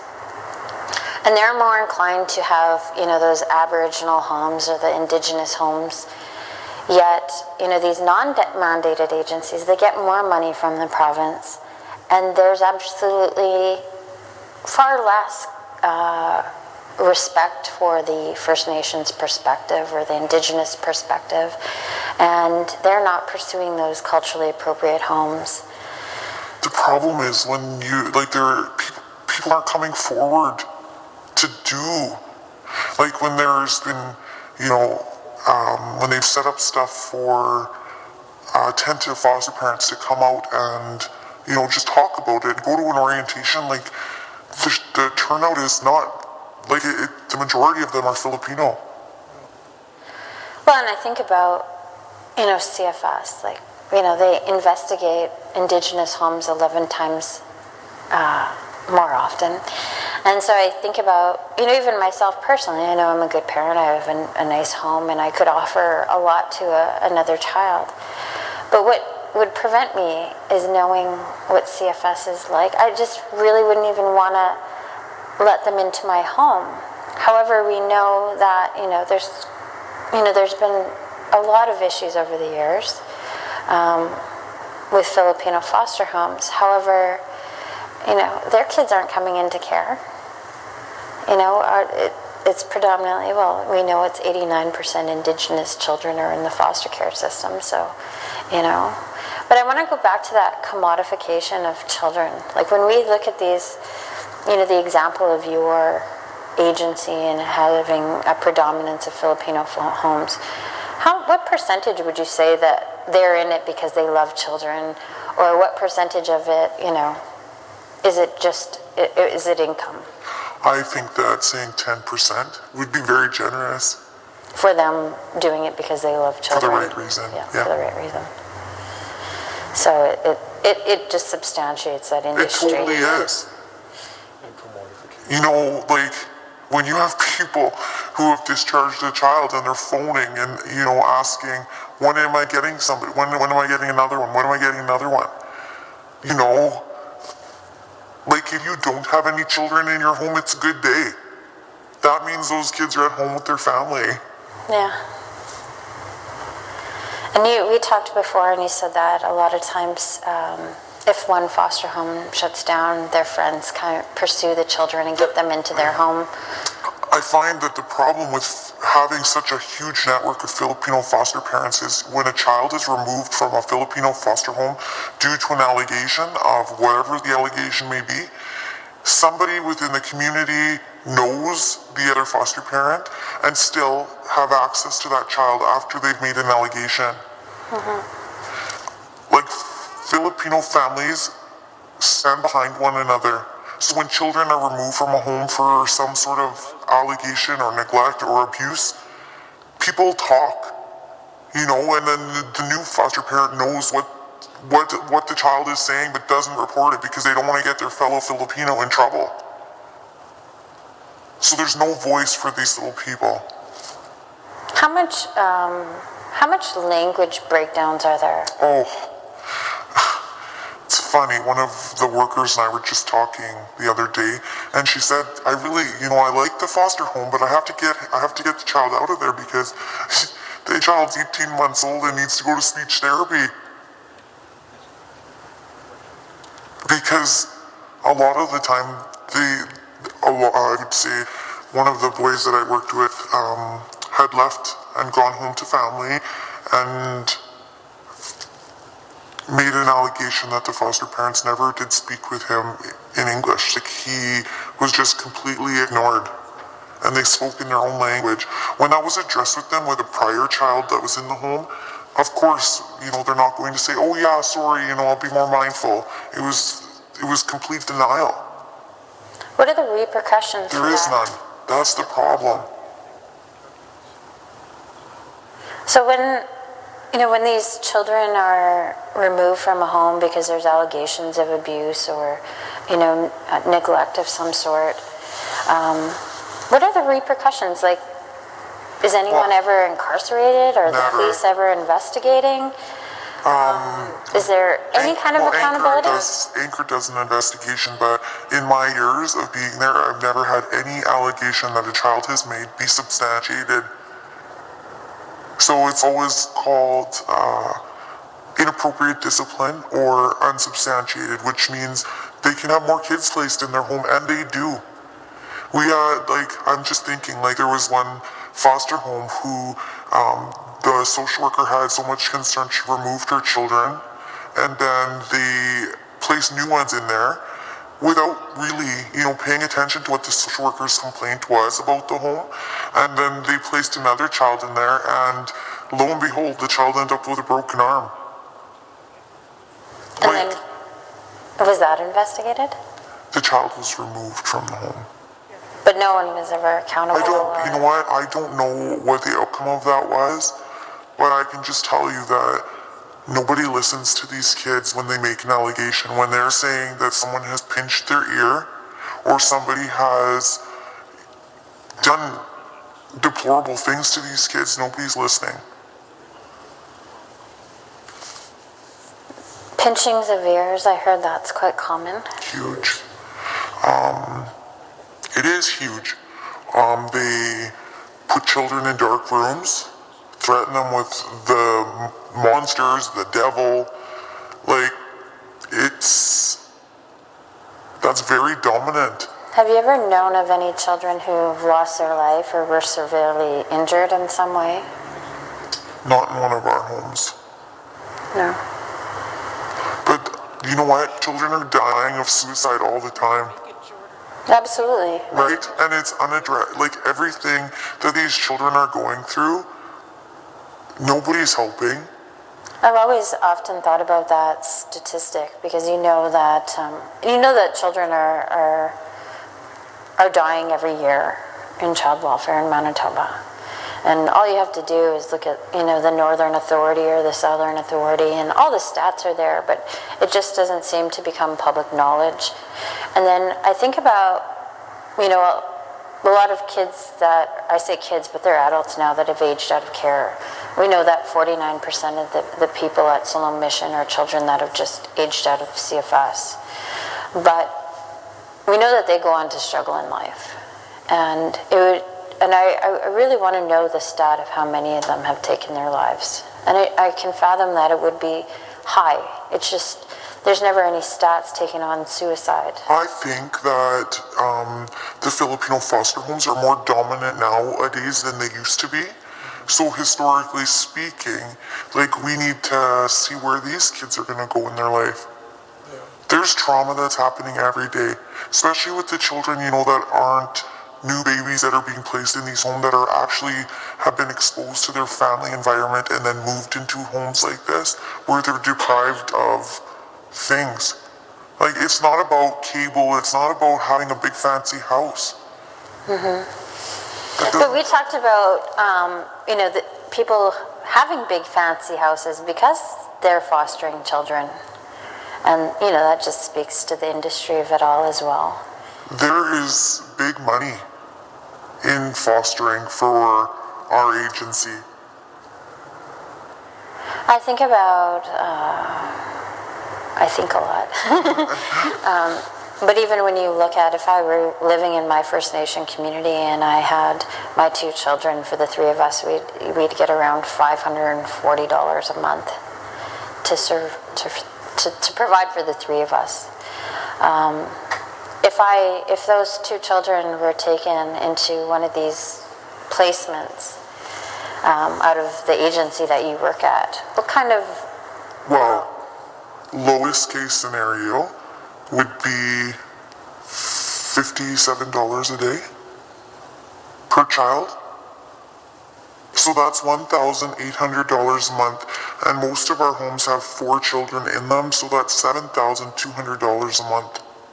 And these people complain about feeding children, that they only get $7 a day. It's kind of like a give and take when you look at the child's per diem breakdown. There's money there for respite, there's money there for transportation, there's money for damage and repairs. Like, not all these children damage things, right? So you can take that money from that day and provide it in food if it's such a big deal. I know that, when children are in care, because they never address that grief and loss, children reveal that in their behavior. And so what ends up happening is you might take a child that's fairly well-rounded and healthy, and the longer they're in the system and are exposed to these kinds of different things, then their behavior, they're labeled. So they might be a level 1, then they're a level 2, and then by the time they're 14, they're probably a level 4. And so then those children are worth more money, right? Mm-hmm. They're worth $400 to $700 a day. That's high, but yes. Yeah. I've heard of children that were worth $960 a day. And so when I think about how much money, and we know that in Manitoba every year, it's, 451 million. Majority of that, 275 million of that, goes to having children placed out of their homes. And it's atrocious to me because I think about the poverty levels. We have the highest child poverty levels in all of Canada, and that 76% of our children on reserve live below the poverty line. And I think, you just think how better that money could be invested. Oh, for sure. You know, it'd be far more cost efficient to support families and for children to stay in their homes and to kind of address some of the issues that are going on instead of creating more damage. You take 1 week of what a foster parent makes with our agency, and you could hire 10 support workers for a few hours to support families. And there is kids that should be home. I'll tell you that. I worked with one over time, agency workers come to me and they reveal different things because they want to point me in a certain direction. But I mean, we get 1,200 calls a month, so I can't look in every direction that people are trying to point me in. What she suggested to me was that within her agency, she felt that about 50% of those kids could be going home. And that, you know, with minimal supports to the family, that half of those children, and that was one of the larger agencies, and that, you know. Thank you very much for your attention, and thank you, Steve. Cora is going to summarize the rest of the film because there is other business that we need to tend to. So, Cora.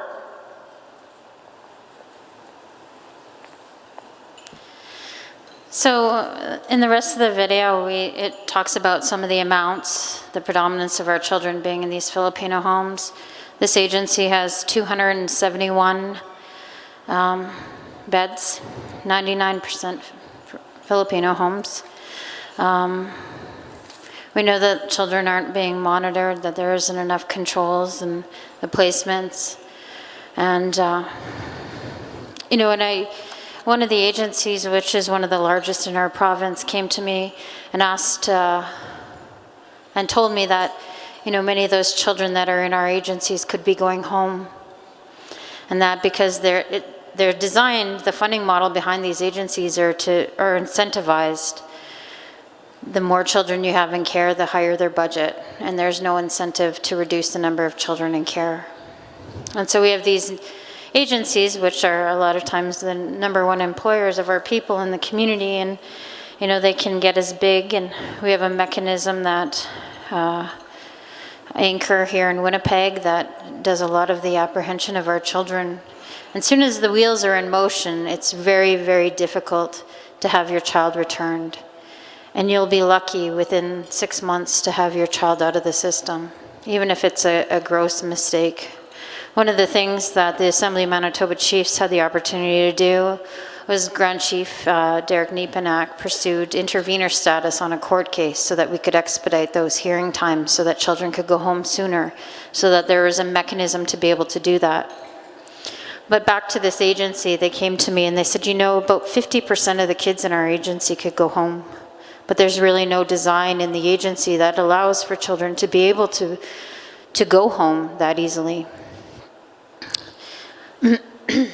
And so, you know, we have an example of Sandy-based CFS. In the last 2 years, they've went from 600 children in care to 300 children in care. So they reduced their numbers of children in care by 50%. And so when we looked at what's happening to our children and where they're being placed, we have lots of things that we're working on at the Assembly of Manitoba Chiefs and the First Nations Family Advocate Office. We're in the midst of this engagement process, and we have all these mechanisms that are kind of falling into place. The Women's Committee, the Grandmother Council. We have Catherine Whitecloud that's sitting at the National Advisory Committee. The AMC is sitting at the Regional Advisory Committee. There's different engagements that are going on across the country to work at addressing the issue of child welfare and to look at the issues that arose out of the Canadian Human Rights Tribunal. And so with all of these happening, we have an opportunity to completely overhaul the system and do something that is First Nations based. So that is what the Assembly of Manitoba Chiefs Kiwewin engagement process is designed to do. We'll be going in, or we've gone into over half of the 20 communities who expressed interest in doing that engagement process. And we're listening to our community members, and they're coming up with plans on how we're going to take care of our children and how we're going to bring them home. In the meantime, for consideration today, we know that many of these children that are caught in the system could be going home. And this one worker had suggested to me that if you just went into every agency, agency by agency, and you audited those agencies, she says probably half of those kids could be going home to their parents or home to their communities. And so and we know that Sandy Bay was able to do that. They were able to send half of their kids home.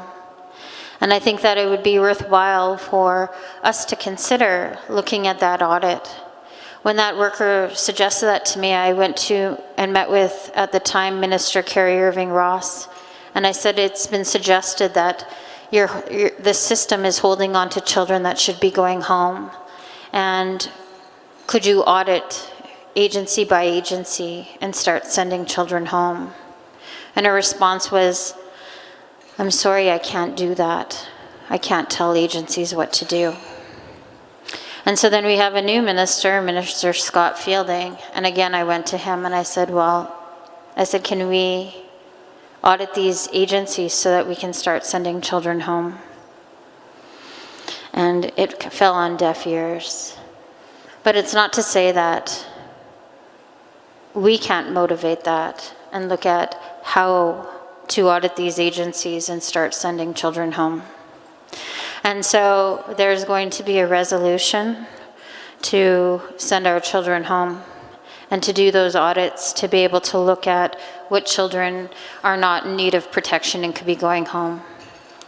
I know in the work that we do at our office, and I see the mothers who have 20+ certificates and a year, 2, 3 years of sobriety, and CFS is still holding on to their children. And I know that they've been jumping through hoops and they've been doing everything they possibly can. We have grandmothers who are coming and they're, needing support and advocacy so they can get their grandchildren out of the system and have guardianship. So I know that there are homes that these children should be in today. And I still believe that there needs to be repercussions for these agencies who are holding on to these children that could be at home. It's one thing for, 82 children to have died in 2016 in care. But when you think about all these children who are just suffering emotionally, the work that I do, it hurts me a lot because I have my own children. And I think about, what if it were my kids or my grandkids? My 6-year-old comes to my room between 1 and 2 in the morning, and my 4-year-old calls me till I come at 4 in the morning. And I, of course, respond to them and I take care of them. And I think about almost daily what it would be like for my 2 sons to be in a shelter or to be in a Filipino foster home, and how that would be. And it's hard because they don't belong there. And none of our children belong there. And I think about these kids every single day, every holiday, every moment. I dream about it pretty much every single night I go to sleep. And I need to know that these kids are going to go home. And I know all of you believe that too. And that concludes my presentation for now. But I just thought that it was very important to hear from that woman who had that first-hand knowledge of what was happening. By the way, to foster 4 First Nations children in this agency, it's $126,000 tax-free a year. And I know that one of our mothers on reserve doesn't even get $10,000.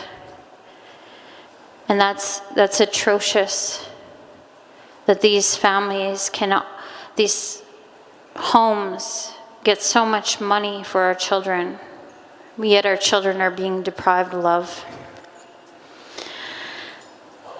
So, miigwech. I do. I have a resolution, yes. I'll check with Marcel. The resolution. The resolution will be passed out.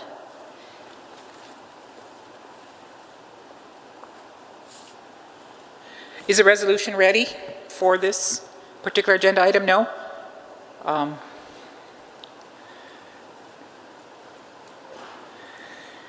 Okay. While you're finishing up with preparing that resolution, I'd like to move forward with, as it is still in the line of the same subject matter, Children's Special Allowance by our presenter, Councillor Fredette from Norway House, as well as Felix Walker and Byron Williams.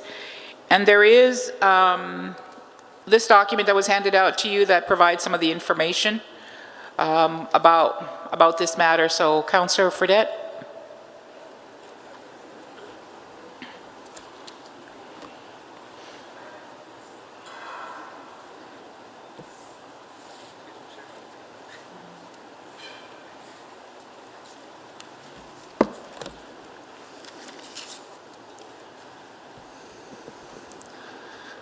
Tansei, good afternoon, Councillor Fredette, Kinsale CP First Nation, Norway House. Before I get started, I'd like to acknowledge the ceremonies this morning, which always lead us into a good and healthy discussion. The water ceremony, the pipe ceremony, which is at the foundation of our culture and makes us strong and continue on in a very good way. That has to be acknowledged every time. I'd like to thank the Grand Chiefs for their words of wisdom and their enthusiasm as we move forward in Manitoba with Child Family Services and trying to right the wrong. You know, and it's a shame that we heard a comment earlier about a tragedy in Alberta. You know, this country is going to be celebrating 150 years, and yet it seems to me that we never even took a one step forward in being part of this 150 years that this country is celebrating. I'd just like to mention that I'm very, very hurt from that comment that was made from this individual. You know, a child is a child is a child. When you close your eyes, you give that child a hug and all of your love. It doesn't matter where this child comes from, what color, what nationality. We all love children. And, you know, that message has to be, you know, taken a step further, because 150 years and we're still dealing with this racism, this hurt, you know, accusations and comments that shouldn't even be anywhere in society. So shame on that person, whoever posted that. I feel sorry for you. Okay, I just wanted to speak a little bit about the stabilization funds and operations. Just speaking on behalf of Kinsale CP, of the Norway House Cree Nation and our Child and Family Services. I'd like to acknowledge, you know, all of the agencies and all of the hard work that your directors are doing in trying to make sure that our children have the best care possible and make sure that, you know, we're working for a better solution tomorrow. You know, it's unfortunate that a lot of our children are in foster homes, but we have to take ownership as leaders and make sure that we drop these numbers over time.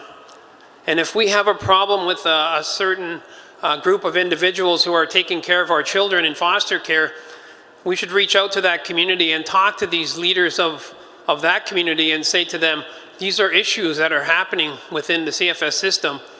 And I think we have to have that discussion across the table to make sure they're aware firsthand of our concerns of our children in their homes.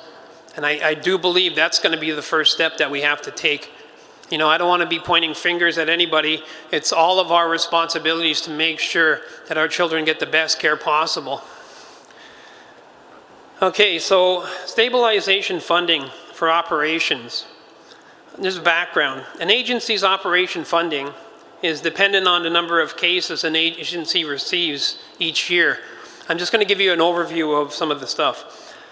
Case counts can vary year to year, therefore potentially making operational funding vary in different ways. Having different levels of operation funding year to year make it difficult to efficiently and effectively run our operations.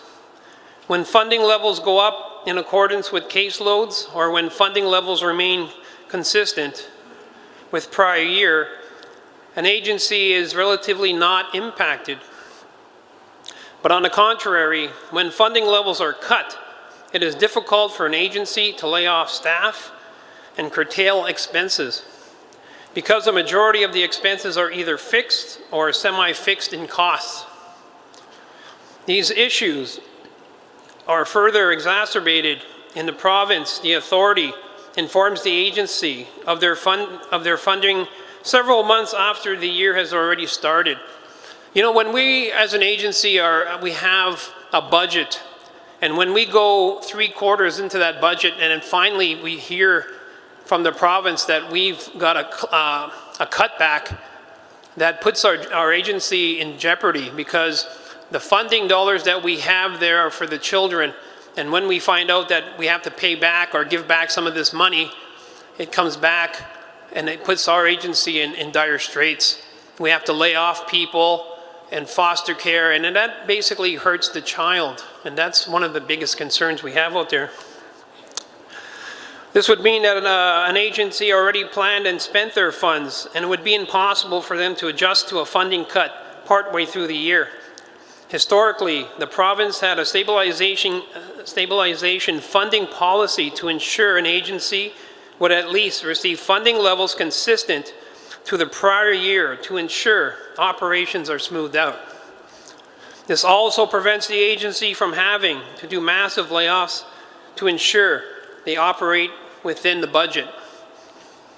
Here's a couple of issues we have with that. Agencies are notified of their provincial funding levels several months after the fiscal year has started. This does more harm than good. When agencies are given no advance notice of a funding cut, they cannot adjust operations accordingly, thus having to resort to layoffs. You know, it's hard for us at the CFS level to get really good people that want to work in our agencies, and continuously have to lay off people and caregivers is not really good, because we cannot retain them, and we always have to go and replenish our staff, and we cannot continue to do that. Stabilization funding used to be available to agencies to ensure funding levels remain consistent with prior years.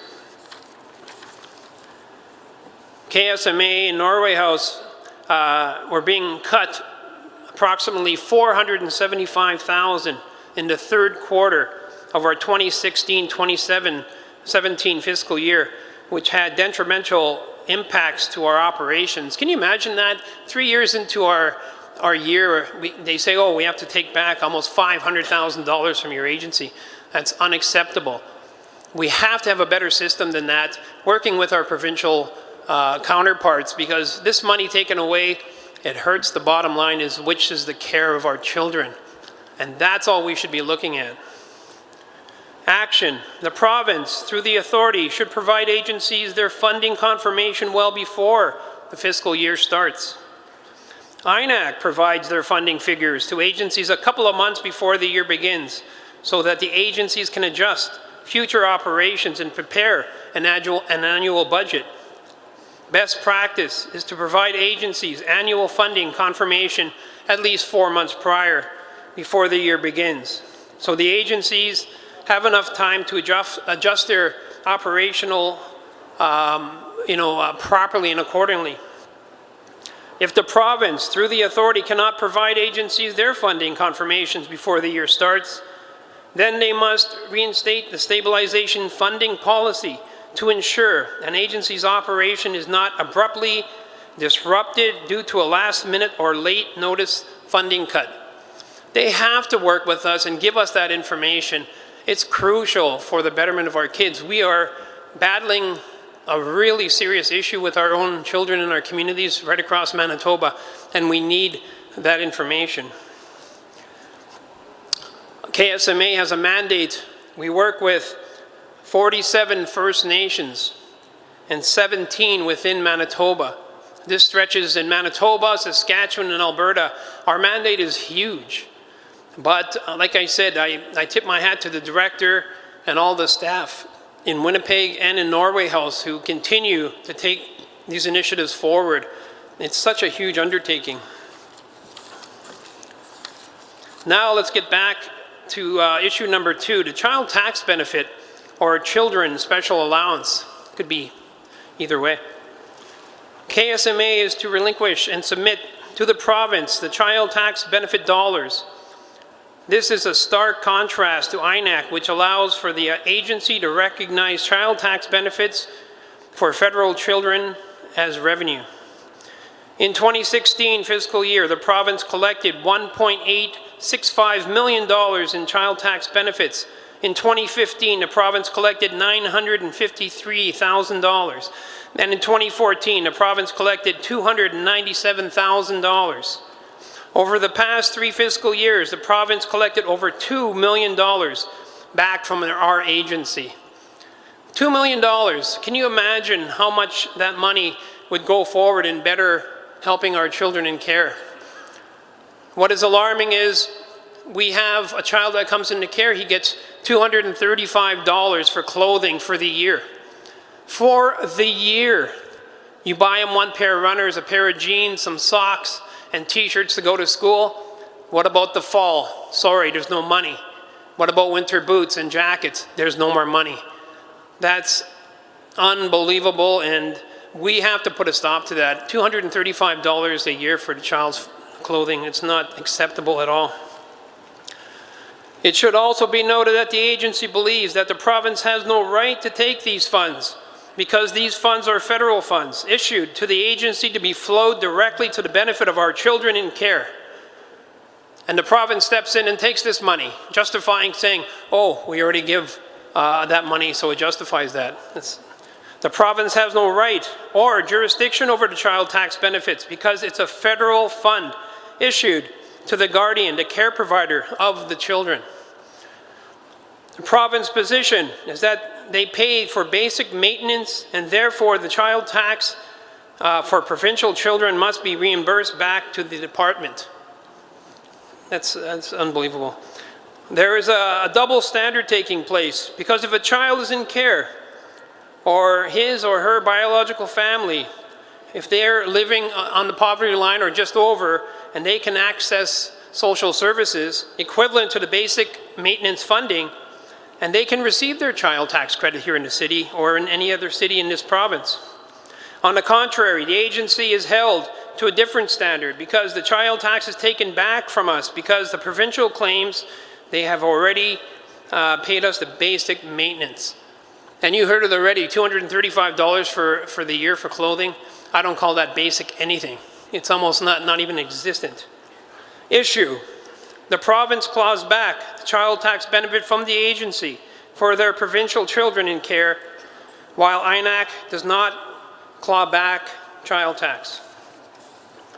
Child tax benefits is a federal fund paid out by the federal department. Therefore, the province has no right or jurisdiction over these funds.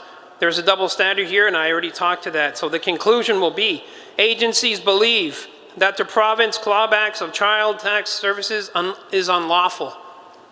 And I don't think that they're doing it by the book. If the federal government is saying, yes, we can give you that child tax, and the province takes it back, there's a double standard. Child tax is a federal payment made to the guardians. Over the past 3 years, we were clawed back over $2 million related to the provincial child tax. Action. The province should get a legal opinion on whether or not their clawback of child tax is lawful. I'd like to get an opinion on that. Agencies should file a class action lawsuit against the province in order to get an order to have these funds reimbursed back to the agency. At the very least, a court could decide on whether or not the clawback of the child tax is lawful. We've all heard some very powerful testimony this morning and in the start of the afternoon. You know, our children are the ones out there. Manitoba and Saskatchewan have the highest rates in Canada, we know that. But we have to make sure, we as First Nations, start taking the lead in making sure that we right this wrong. I talked a little bit about masculinities at Jordan's Principle about a month ago. Masculinities is something that we have to bring forward for our First Nations men to take responsibility for the betterment of their children and the families. We have to take ownership. You know, I tip my hat to the Women's Council, I tip my hat to the ladies that are keeping their families going. But it's up to us men to make sure that we stand beside them and make sure that we are there to help them in any way possible to keep these home fires burning strong. You know, some of the home fires are barely lit anymore, and it's up to us to reignite those flames. And I do believe through Manitoba and the good work of our Grand Chief, Derek Nepanak, and the other Grand Chiefs in Manitoba, that we have the tools, we have the people, we have the ability to turn this around. And like I said before, 150 years have gone by in this country. It's going to be one of the biggest celebrations in this country I've ever seen. But I look at it through the First Nation Aboriginal perspective, and I don't look at it that way. I still look at it as people that are not getting their right in this country. We'll talk about that a little bit on the third day, but we have to remember that. What are we going to celebrate? We have to celebrate a new 150 years going forward with our leaders stepping forward, taking ownership of our children, taking ownership of our destinies, and making sure that our people take care of our own children in the future. We have the say of who takes care of our children. And one last point I want to make.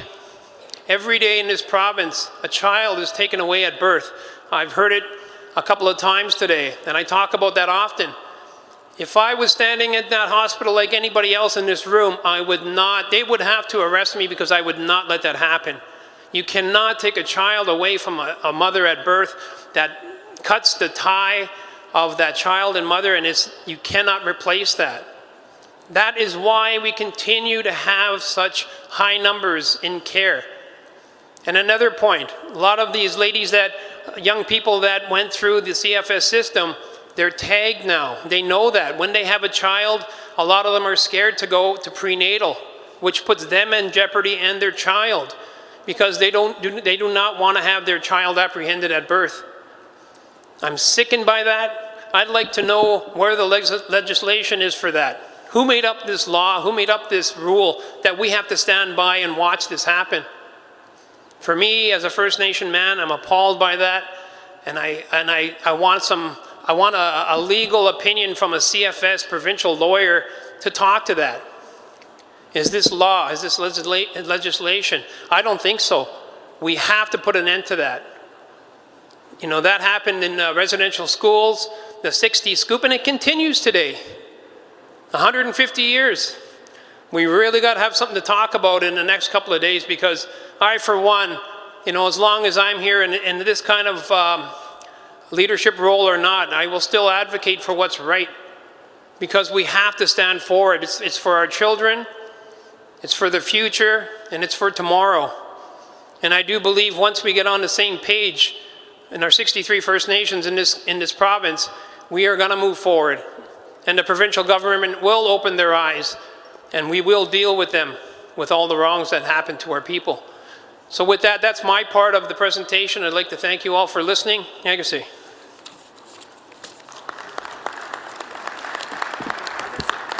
Yeah, I think so. There's a couple of names there.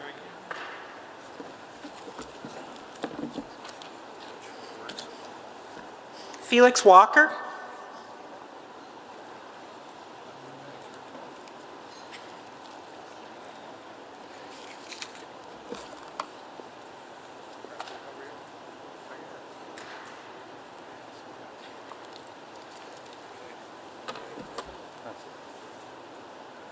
Not too bad, not too bad.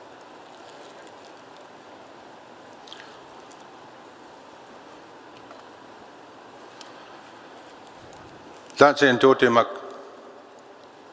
Kagadagik na namaskat na anots. Naskamok, o get tiatsak. Naskamok, o imaga na go the sweet nyok. Naskamogo iskuyo go tagayatsa katos katago jos misnanak.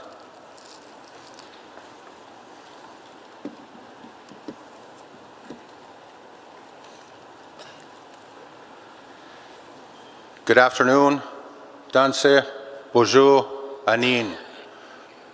On behalf of the Board of the Family Community Wellness Center, it's my great honor to be standing here before you today to discuss the Children's Special Allowance from the agency perspective. I'd like to acknowledge the counselor from our sister community, KSMA. And at this time, I'd like to take just a moment just to acknowledge the Chief and Council of Pinimuntang First Nation, who graciously hosted our families as we walked from Thompson, Manitoba to Winnipeg last year. For those family members that wanted to remember their loved ones who had been murdered or had been missing, I'd like to thank the Chief and Council of Pinimuntang for that. So today's presentation, just a brief overview. The Children's Special Allowance includes the child tax benefit, universal child care benefits, disability and orphan benefits. The Children's Special Allowance is a federal program of funds to be paid specifically to assist caregivers with the cost of raising children. When an agency is in the care, when the child is in the care of an agency, the agency is to apply and is to receive that funding. Established under the Children's Special Allowance Act of 1992, Chapter 48, funds are to be applied exclusively towards the care, maintenance, education, training, or advancement of the child in respect to whom it is paid. Funds are not subject to tax and cannot be assigned or given as security, etc. Agencies use the CSA to supplement foster care costs and other needs of the child. Province has required that each agency remit the CSA received for provincial children, those not apprehended and placed on reserve. Province has in the past justified this demand by saying that they provide programs for the benefit of First Nations children through programs such as FASD, Healthy Baby, First Start.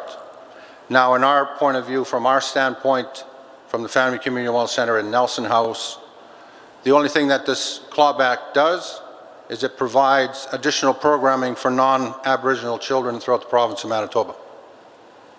It's subsidizing those costs and those programs.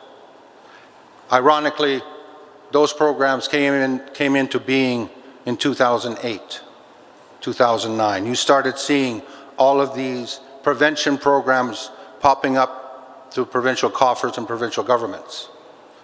This came directly from our children who are in the care of First Nation agencies in Manitoba. The Northern Agency's refusal to remit the CSA to the province. Following devolution in 2006, Manitoba took the position that CSAs had to be remitted to the province for any provincial children. Northern CFS agencies refused to remit and began to discuss this with the province. The province continued to insist that the CSAs had to be remitted, but offered no legal or other reasons for this demand. Northern agencies' refusal, such as Nelson House, when it came under the new funding model rolled out in 2010, any agency that refused to remit the CSA could not access the new funding. Under threat of financial disaster, some agencies relented. NCN and KSMA sought legal opinion on the legality of the province's demand.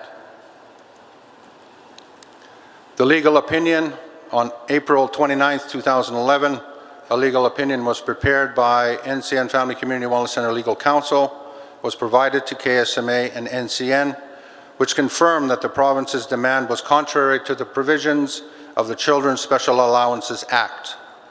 The opinion was provided to the Minister at a Leadership Council meeting in 2011 via our then Grand Chief of MKO, David Harper, presented that legal opinion to the Minister. The province has never formally responded to that opinion. Northern Allowance agencies continued to resist the province's demand for the CSA remittance. Each agency was left to fend for itself and to plead directly to the Premier for assistance. Business plans and new funding were not approved by the province. In 2013, the province agreed to provide the funding on a without prejudice basis. NCN was probably one of the last agencies in the province of Manitoba to secure the new funding under the new funding model, but that came at great cost. But we managed to persevere. We are still here today. However, I know that we've had some numbers floating around lately, but for NCN, the total amount that the province has clawed back from the agency since 2008 is $5.9 million. In addition to that, they have also clawed back an additional $1.4 million, which we believe they are not entitled to. That is a total of close to $7.5 million that has been taken from our agency and only our agency up till now. As you can see, the province in 2013 calculated that we owed them a debt, that the children under the care of NCN Family Community Wellness Centre had created a debt to the province of Manitoba for being in care. That does not sit well with us in Nelson House. The province conceded that it could not directly take the funds from us. They agreed that they could not physically take it from us. Instead, the province subjected our agency to a 20% funding cut to pay back the CSA debts. The province continued to collect the CSA debt from the northern agencies at a rate of 20% of funding per year. As well, the province forecasted the anticipated CSA debt for each fiscal year from 2013 onward, and that the amount was also be deducted on a monthly basis from all child maintenance billings. So right off the bat, 20% is taken off of our operating budget, and then we're also being clawed back an additional 80% on all maintenance billings to the province.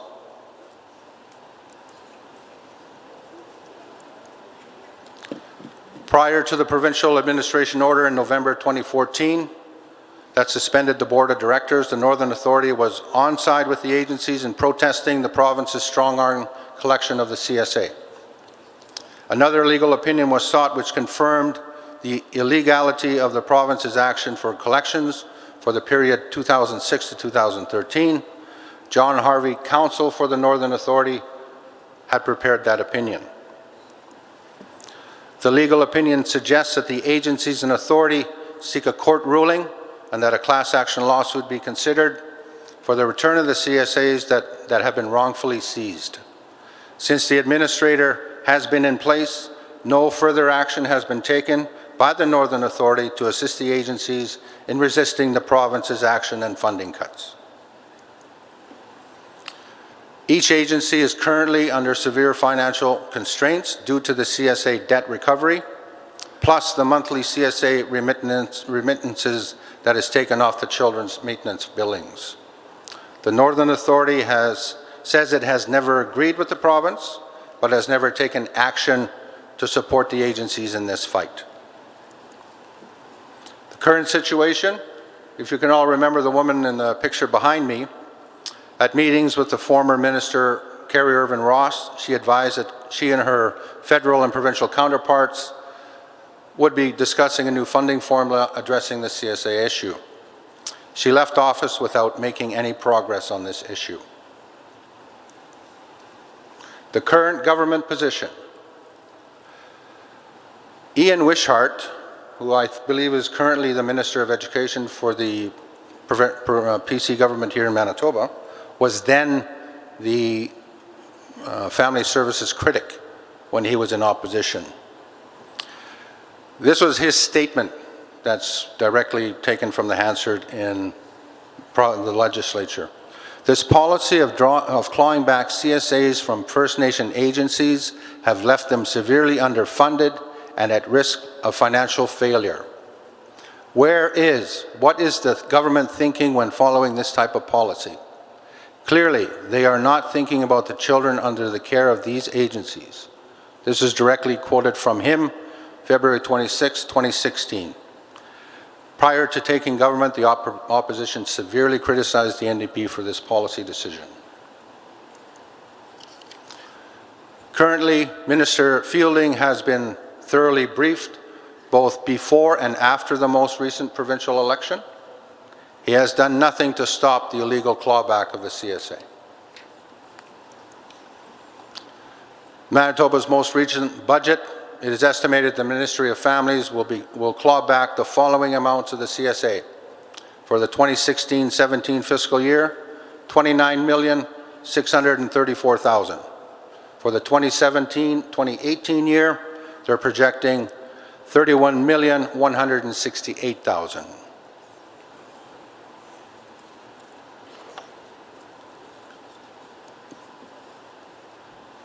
Since 2013, there has been little cooperation or discussion of the CSA issue amongst the agencies and the board and their boards.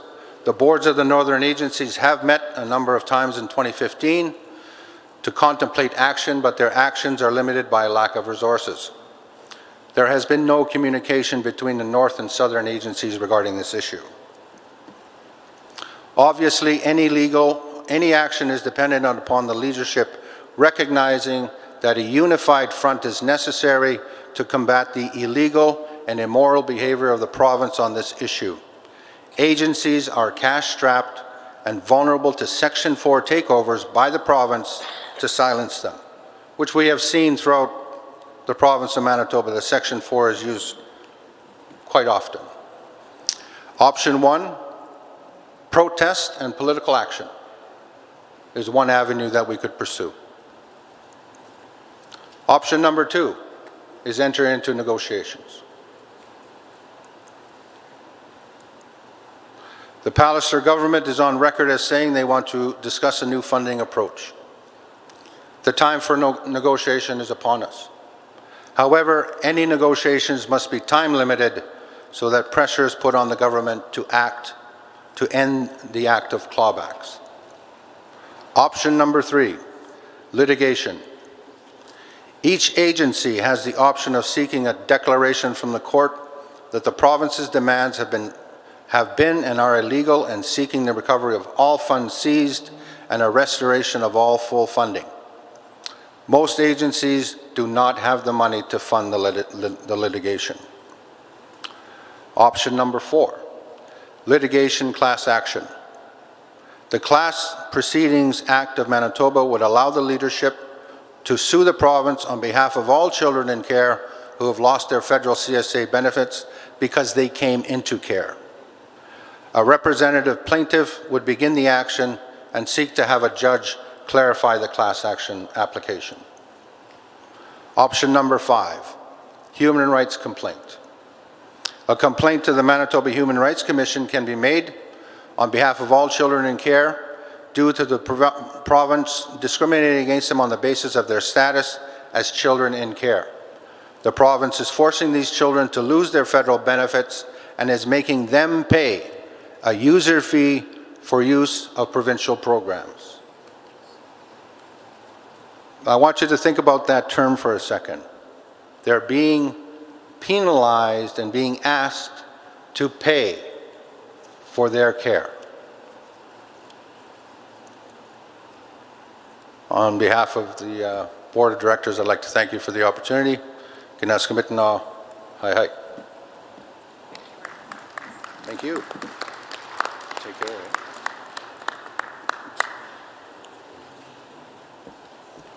Thank you very much, Mr. Walker.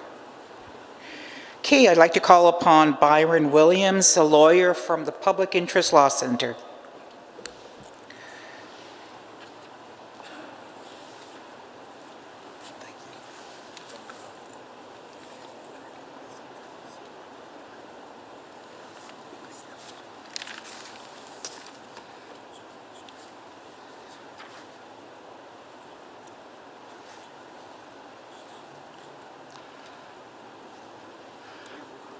I want to start by acknowledging the pipe, water, and water ceremonies this morning, as well as the prayers and the drums, the Grand Chiefs, the Chiefs, and the citizens. We've called this, and you've heard some powerful speakers before me, about the clawbacks, the duress that children are being put under, that agencies are going to be put under. And I want to situate this a little bit in terms of the honor of the Crown, in terms of our discussion of the Children's Special Allowance.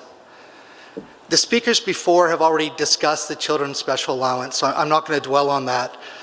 But I do want to highlight two parts of the federal legislation. The first is Section 3, Sub 2. I think you should have a green handout in front of you if you can't read the PowerPoint. But it says that the special allowance shall be applied exclusively towards the care, maintenance, education, training, or advancement of the child.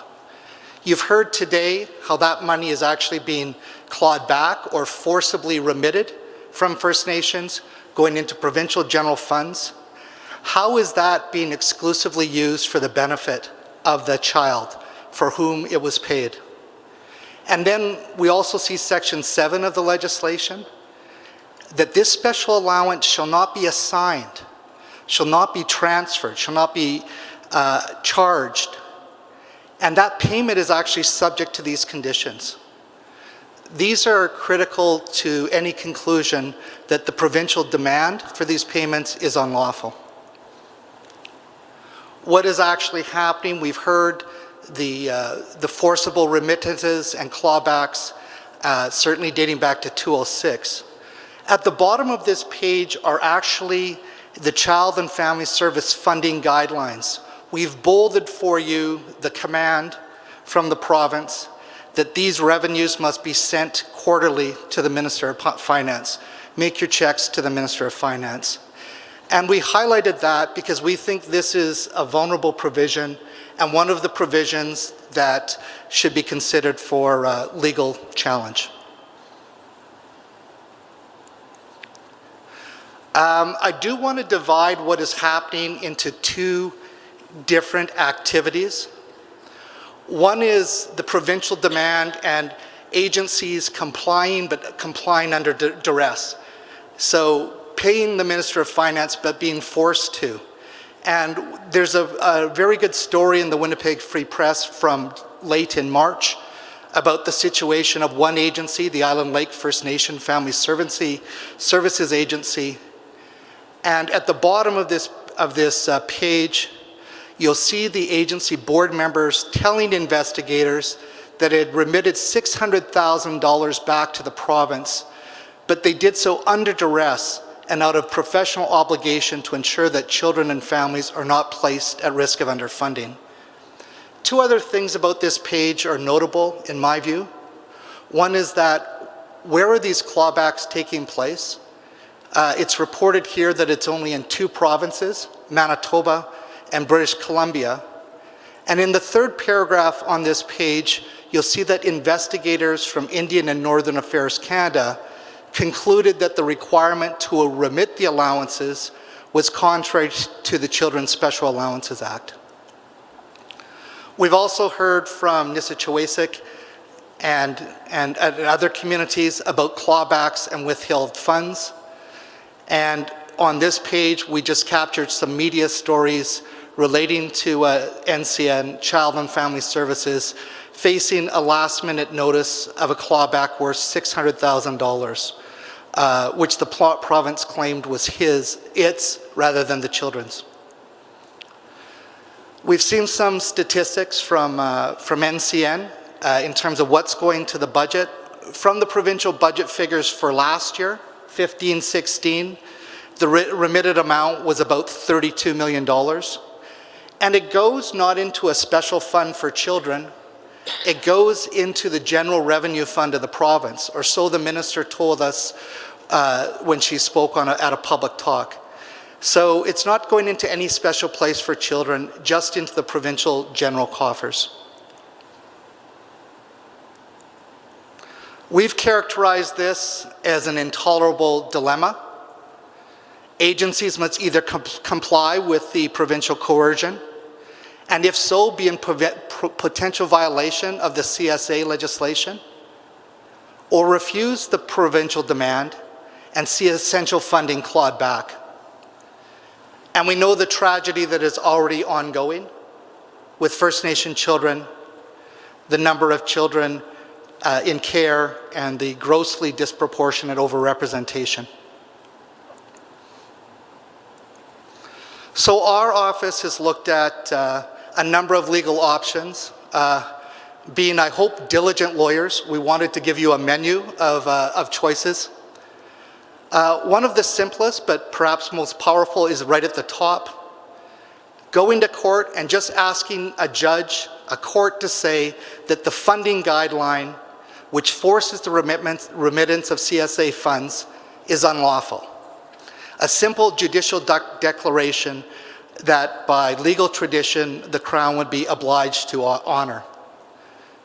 The second one on that page is a bit broader, and I'll talk about in great detail the top two, but asking for a declaration that the forced remittance as well as the clawback is inconsistent with the honor of the Crown.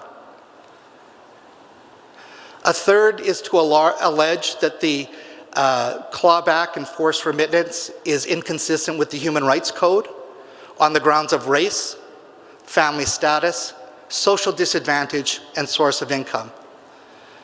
It could also be argued that they're contrary to the Charter of Rights and Freedoms. And finally, and there's been some talk of a lawsuit seeking damages, notionally a lawsuit could be launched alleging that the province has unlawfully induced a breach of statutory and fiduciary obligations, and that might be certified as a class action. I want to talk just a moment about the declaration that the forced remittance is unlawful. Because if you were seeking the legal challenge that might be the quickest, not that anything that the law does is quick, and that might be have the highest probability of success, it might be this. Asking the court simply to determine that the CSA remittance policy that we saw in that guideline is unlawful. Unlawful because it forces an assignment that is prohibited. Those monies are meant for children, not to be transferred to the provincial general coffers. That the province is aware that it's unlawful. It's been provided those opinions on a number of occasions. That the court should not condone the province's coercive actions to induce an unlawful assignment. To recognize that the agencies stand in a special relationship with children, and that the transfer of these funds undermines that relationship because those funds are to be used exclusively for the care, maintenance, education of those children, and that the court should not condone the province's coercive efforts to induce a breach of the agency's duties. That to us is legally an attractive and relatively more rapid process. We know that the honor of the Crown is always at stake, and that the honor of the Crown in this instance would be engaged by the relationship between the Crown, both federal and provincial, with First Nation children. And certainly we think it's strongly arguable that that has been breached in this occasion, and for many of the reasons that I've talked about before. First Nation children are represented in grossly excessive numbers as children in care. The province knows that the remittance is unlawful.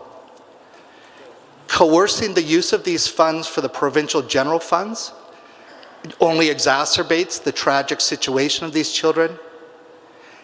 And coercing the unlawful assignment is not consistent with the honor of the Crown. As well, potential arguments are available under the Manitoba Human Rights Code and Charter of Rights and Freedoms. These, in my view, are more challenging arguments. I won't spend a lot of time on them today, except for to say if you were proceeding under the Human Rights Code, you would be arguing that First Nation children have been denied an essential benefit and benefit of a program, and that, as Cindy Blackstock's case showed, Funding of CFS agencies is a benefit or a service within the meaning of the Human Rights Code. So that might be a useful argument, but it would be challenging. The last thing I want to talk about just for a second is a lawsuit claiming damages. The Crown can be liable to lawsuits for torts or unlawful actions committed by any of its officers or agents.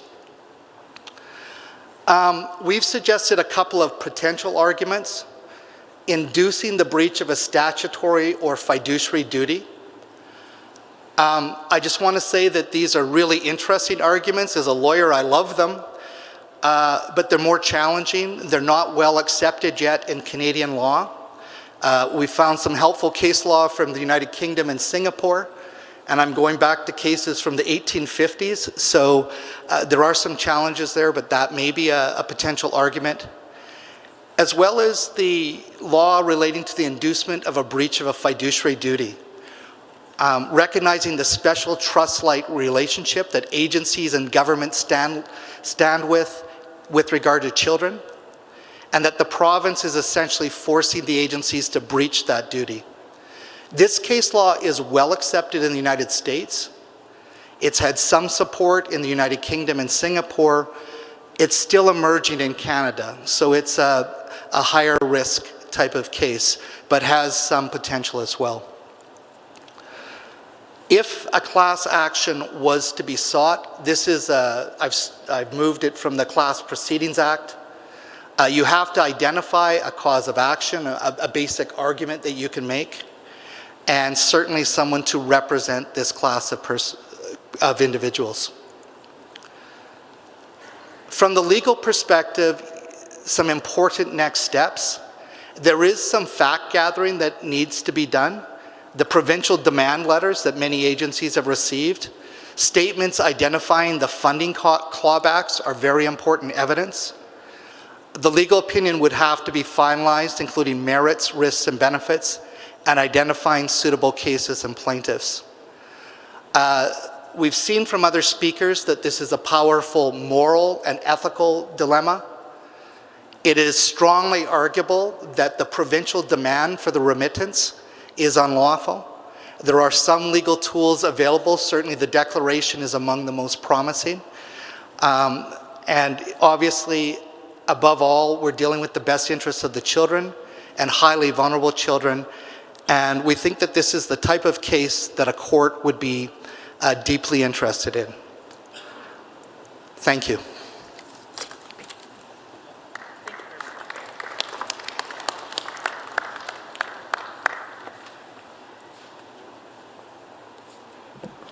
Thank you very much. We have one final presentation or speaking to the resolution from, on the agenda it says Tara Petty from who is the CEO of the Southern Authority. However, I am aware that that is Tara's niece that passed away in Saguin, and so she's not here. And so I believe we have Alan Kershane and Dave Rundle, who are on the board of directors for the Southern Authority. Come on up, gentlemen.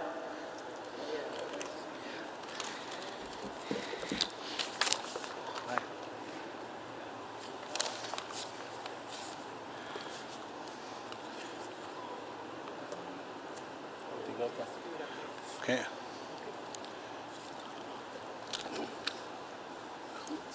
Just before we start, first of all, I'd like to thank you for attending here and coming to speak on Tara's behalf. She sends her regrets and due to a death in the family. I do have two board members here with me. I have Mr. Dave Rundle, who is our vice chair, and our another board member, Mr. Steve Julian Kershane.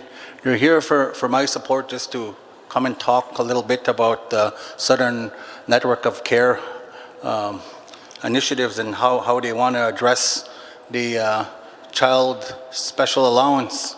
And they do have a plan, like Tara and her team of individuals from the Southern Network of Care work diligently to try ensure that the best care is possible for all of the 32 nations and partnering with not only the South, but ongoing meetings with the North and the engagement with AMC where you're all involved. But first of all, I'd just like to say, Anin, Bonjour, Tansi, Makate Makwa Dijnikas, Name Dudim, Alan and Margaret Dunji, Sagin Kabeshi. Yes. So my Anishinaabe name is Black Bear. My clan is the Sturgeon. I'm from Alan and Margaret. I do live in the Saging area. That's why I said Dunji from my parents, right? You're all from your parents. You're not from Saging. You do reside in those areas or wherever area you do reside. But the Southern Network of First Nations has been in the Assembly of Manitoba Chiefs to provide a historical update on the Children's Special Allowance.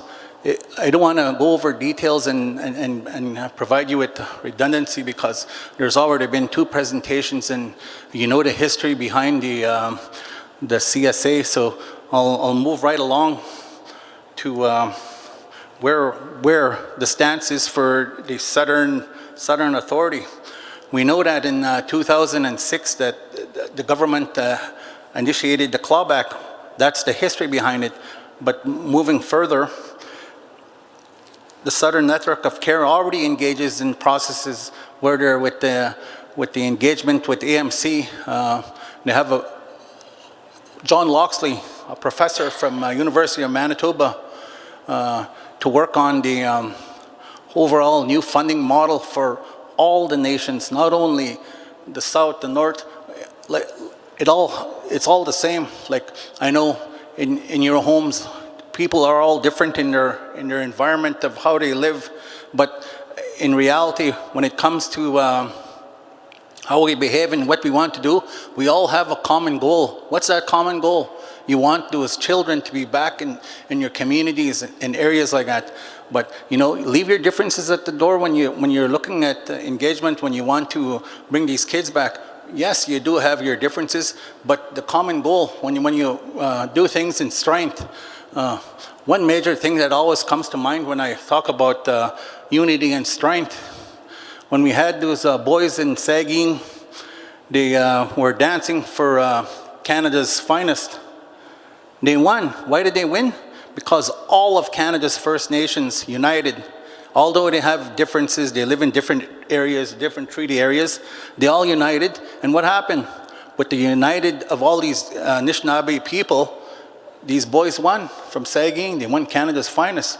So that's the message. Like, we all got to put our differences aside, and then the plan that the Southern Network of Care of Authority, the best alternative for all of us is to, you know, for all the stakeholders and negotiations, to find a new funding model. We do have legal opinion like the North, and it's basically the same type of legal opinion. All the stuff that Tara has prepared for you, you could get a copy of it. I'll get Steve to print a copy there, and he'll have all that information for you.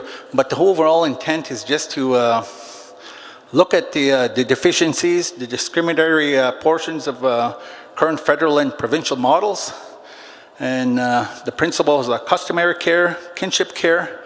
Speaking of customary care, First Nations, individual families, years after years, my mom's in her 70s. She's looking after first, second, third, her 4th generation grandkids. So, you know, when we talk about our own customary care, it was parents and grandparents of kids that were in need. If they didn't have the support from the parents, then they would be the ones to take control and help out. There was no money involved. Like, there was nothing like that ever exchanged hands. It was just customary. Here you go, you take care of your child. Even in your own community member, there was other members from the community that would have a say. Like, if you seen little Johnny who was misbehaving in the community, well, there would be other people there in the community that would steer him in the right direction. That's what we got to get back to. So the main drawback with the Children's Special Allowance is that it provides funding based on placing children in care and not preventing them from going into care. There is a model there of how much money that the southern nation loses, and they projected 30 to 40 million. How was that number derived? In the last page of Tara's presentation, she has an amount of how funding is provided and how that number reaches that number. It gives you the total amount, or just to give you for your own information on how the funds are allocated. But with that, I would just like to say thank you for listening. And the whole intent here is to try to get a resolution from all of the chiefs to find a needs assessment funding model and working group, because we're all working together. The engagement, that's all of AMC, the chiefs, all of you. You have a say in this, like the engagement process is involving all of you. John Lockley's report there, he did one for the Caring Society and Human Rights. So now he's employed and he's doing this report. So it's hopeful that everybody comes to the table, and hopefully there's a resolution passed that we need this done. Jimmy Gwich ma bija kan kanori ka. Just like to say a few words, if I could call Dave and Steve just to introduce themselves from the board. Mr. Dave. Mr. Steve. Yeah.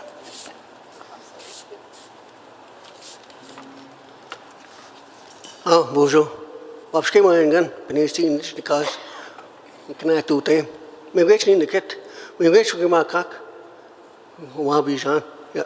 I just want to say thank you very much for having us and able to listen to our share. And on behalf of Southern Networks of Care and Tara, the CEO, we just want to say, we're heartbroken for the losses in sagging, and also that little boy in Edmonton.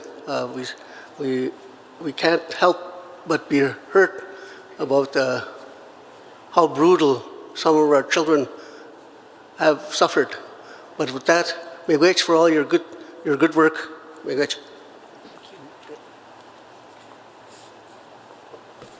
Thank you very much, Alan. And Steve, you have a resolution. Resolution numbers April 1706.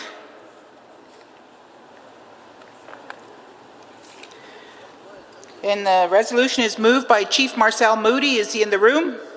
Yes, sir. And Proxy Marilyn Kershane.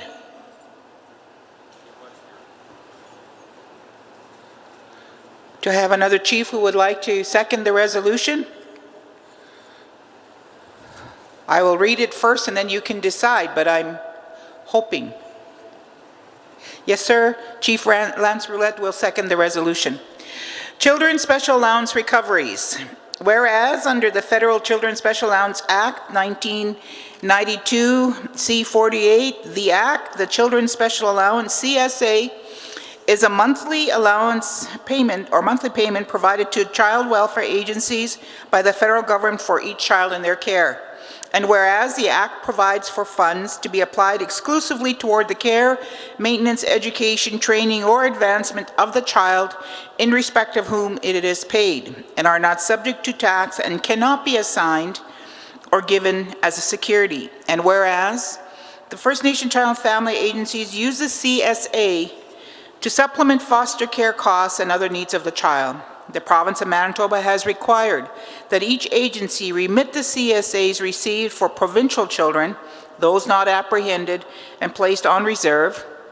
And whereas in 2006, Manitoba took the position that CSAs had to be remitted to the province for any provincial children.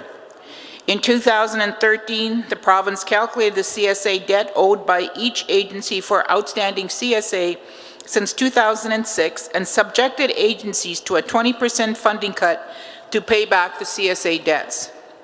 And whereas Manitoba and BC are the only provinces that claw back CSA for children that are wards of the province. In 2015 and 16, this remitted amount totaled between $32 and $34 million, and the remitted money is returned to the province's general revenue fund.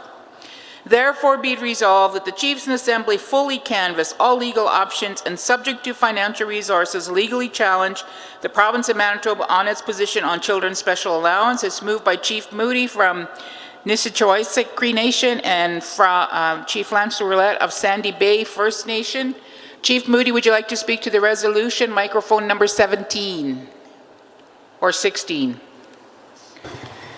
Hello. Good afternoon, Chiefs. Thank you for sticking around. I know it's been a long day already. I myself am not feeling good, so bear with me. I'm just completely stuffed up, and I think I got sick from that meeting we had yesterday at the Charter House. But in any event, there's been a lot of good discussion here about our children, and I know sometimes it gets frustrating. People get upset in terms of how to proceed. But you know what? We got to do things that outline the best interests of our children. I know, in terms of the motion, I know Nelson has just been trying to address this issue with the former government and this government without any success. So we need some direction and some support from AMC as to how to deal with this issue, because it not only affects NCN, but it affects all our First Nation communities. And those are the comments that I have, but we need some direction because this is really critical and this needs to be resolved as quickly as possible. We have some options that are identified by the presenters, and those need to be considered. I don't know which option to proceed with, but I guess that's a discussion we need to have here with the Chiefs in Assembly. Here you go, sir. Thank you very much, Chief. Chief Roulette, would you like to speak to the resolution? Microphone number 25. Hello, Lance Roulette, Ojibwe First Nation. The resolution itself is very self-explanatory in relation to some of the lack of involvement that we as First Nations have at the table in relation to our child and customary cares. And I think it calls to set forth action in a lot of areas, especially in the areas of globalized funding and the new approach to investing to where our children are placed rather than inside stranger-based care. Also to the customary care of the community that have our communities become more actively involved in the areas of placements to not only leave it up to the agency of CFS itself to determine that, but more it becoming more of a community-based approach. Lastly, would be the having a real true nation-to-nation agreement with the province. Therefore, maybe looking at the possibility of devolution of authorities, mainly in the spirit and intent to true self-governing agreements and the true spirit and intent of implementing our rights as treaties as sovereign people. Miigwech. Thank you very much, Chief Roulette. Is there further discussion?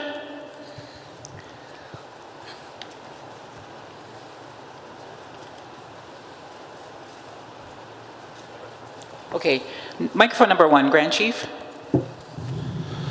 Miigwech, I want to thank the presenters for being very thorough in the discussion, and I want to thank those agencies over the last couple of years that have brought this issue forward to the AMC to help begin the lobbying that needs to happen to bring awareness to how the province has manipulated the fiscal policies within the industry to further impoverish not only our agencies, but our families in our communities. I've always believed that the transformation of this industry would require a very significant effort on our part to deal with how the province is sweeping up children's special allowances. And you've heard the numbers here today, $35 million a year is being swept up by the province to force our children to subsidize their own institutionalization in the system.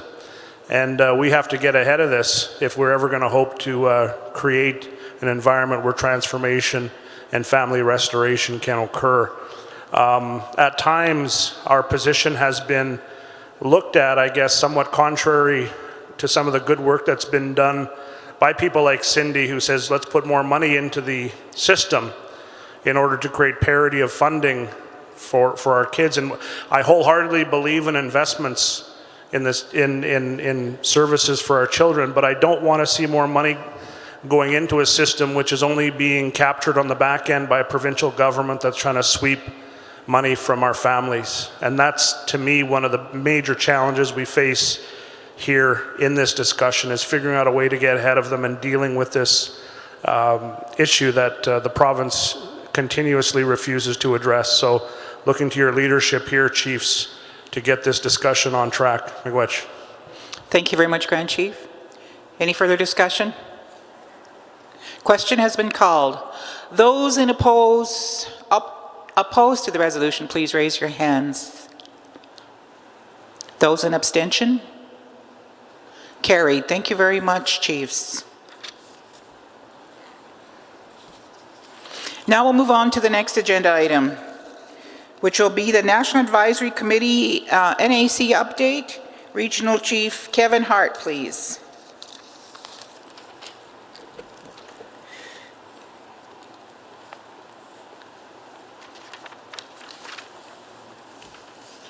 Danse in tutemak, bego pataga seo in disnikaso Moskva in tutem.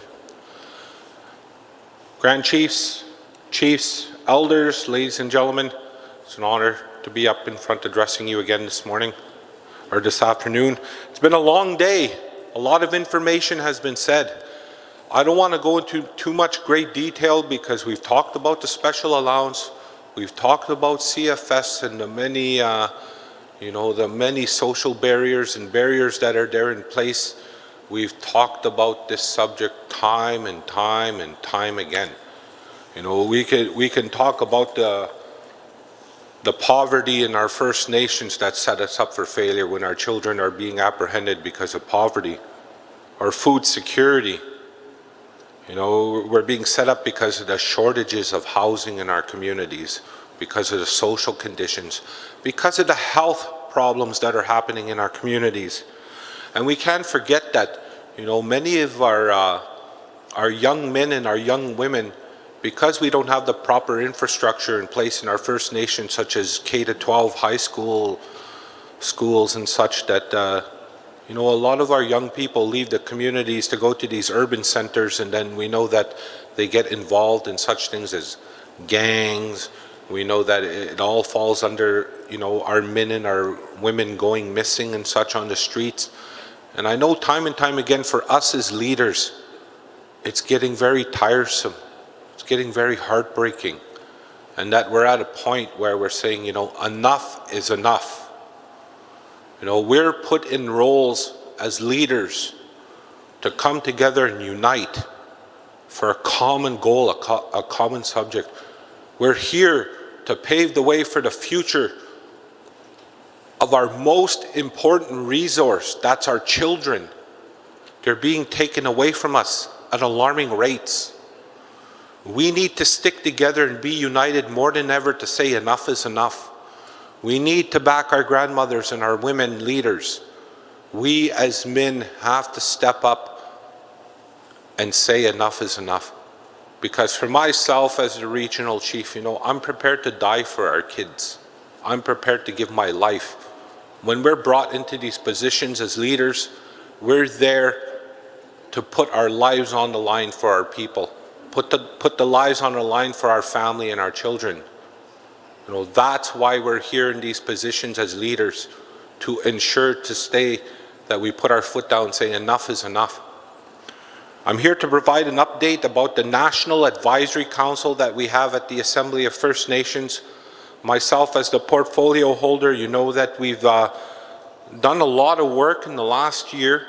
We know that last year in January, the Canadian Human Rights Tribunal ruling came down, and it did admit that the federal government is underfunding our children when it comes to children in care on First Nations. We need to get those resources in place that has been indicated by Cindy Blackstock to the communities, at the community level.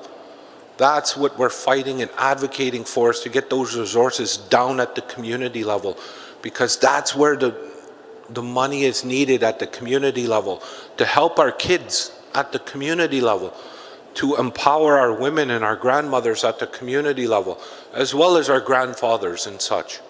Because with all of them and all of us coming together, we need to do this to move forward for our children. As I indicated, that on January 26th in 2016, the Canadian Human Rights Tribunal found that the federal government discriminates against Indigenous children by underfunding child welfare programs on reserve. The tribunal ordered the federal government to completely overhaul its on-reserve child welfare program. To support this CFS reform, the former National Advisory Committee on Child Welfare and Family Services, also known as the NAC, was reinstated to oversee recommendations for medium and long-term relief related to the Canadian Human Rights Tribunal decision and to provide general advice on the program reform, including the application of Jordan's Principle.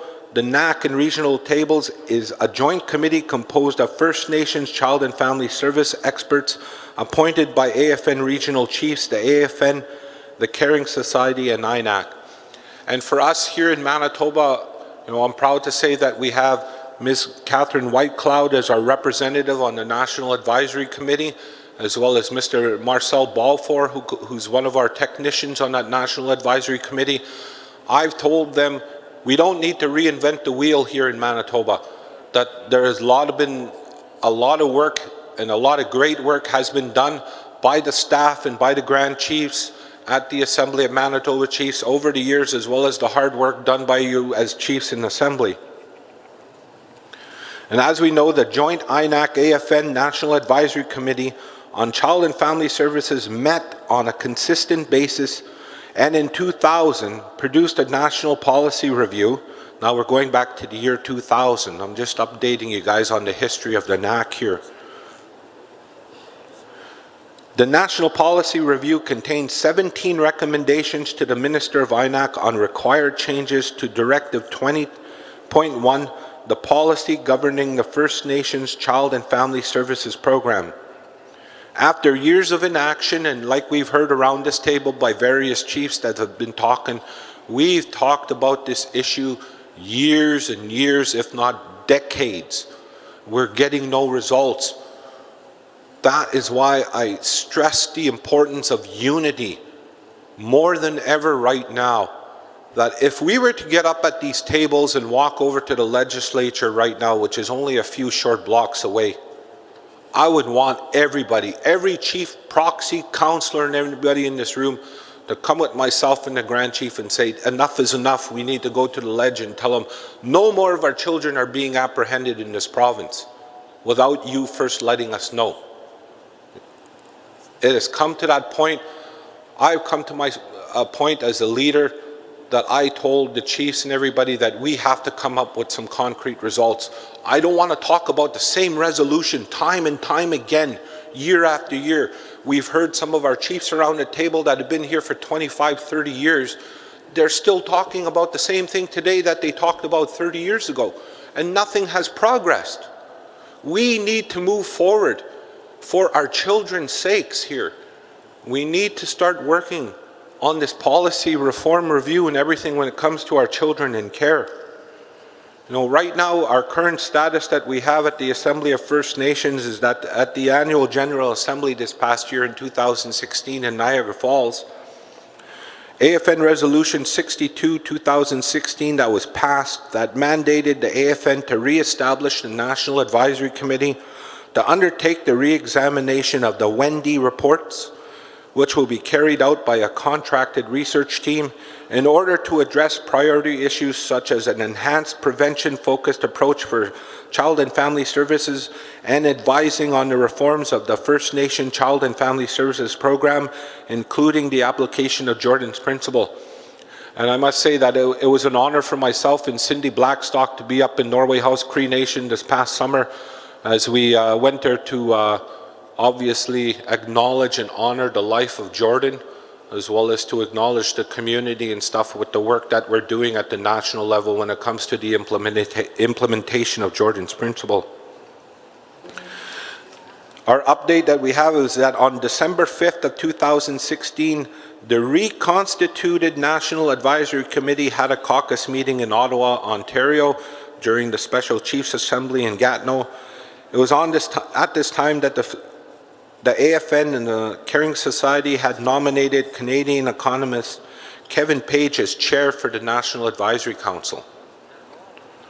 On December 8th, 2016 Resolution 83-2016 National Advisory Committee on INAC's Child and Welfare Reform Engagement Strategy was unanimously passed at the Special Chiefs Assembly.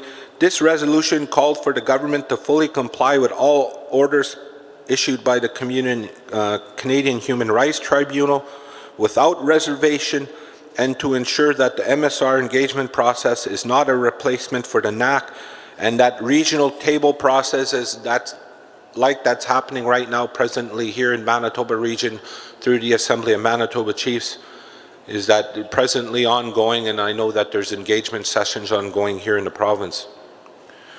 With that, on January 24th and 25th, the National Advisory Committee met to discuss a number of issues concerning CFS reform. In attendance were representatives from INAC, Health Canada, and regional representatives who spoke to the status of CFS within their communities and identified many of the challenges they continue to face despite the Canadian Human Rights Tribunal ruling. And with my presentation we also have with us our National Advisory Committee member here, Ms. Catherine Whitecloud, who's our representative on the National Advisory Committee. I'd like to invite her here to give some comments, as well as she has been overseeing the National Advisory Committee as a Manitoba regional rep for the Assembly of First Nations, and we know that she's done a lot of great work in the past with the Assembly of Manitoba Chiefs, our past chief, and our past regional chief as well. So I'd like to welcome you up to the podium. Thank you, Regional Chief Hart, for the invitation to briefly provide briefly provide my perspective on the National Advisory Committee. At the last meeting, the National Advisory Committee once again reviewed its terms of reference with regards to what it is to be doing. And I will provide these to the staff here so that they can circulate them to you about exactly what the purpose of the National Advisory Committee is, which Regional Chief Hart has briefly provided an overview of. And what it in essence is intended to do is to, on a region, have a regional input into the National First Nations Child Family Services Program reform. And it is a very short time frame and a very quick turnaround. From our conversations with the Minister and the Minister's reps, we are advised that the NAC is only in place for a year until January of 2018, and that the time frame for the reform process itself is only up till 2020. And so there is a lot of work that needs to be done. And after attending the last meeting, I met with Marcel Balfour, Senior Policy, and our Child Advocate, followed by a meeting with Marcel, the Child Advocate, and members of the Regional Advisory Council, or the committee, which were the directors of the authorities, plus the representative from Southern Chiefs Organization and the main MKO organization, to brief them on the outcomes of the last meeting and what was planned for going forward.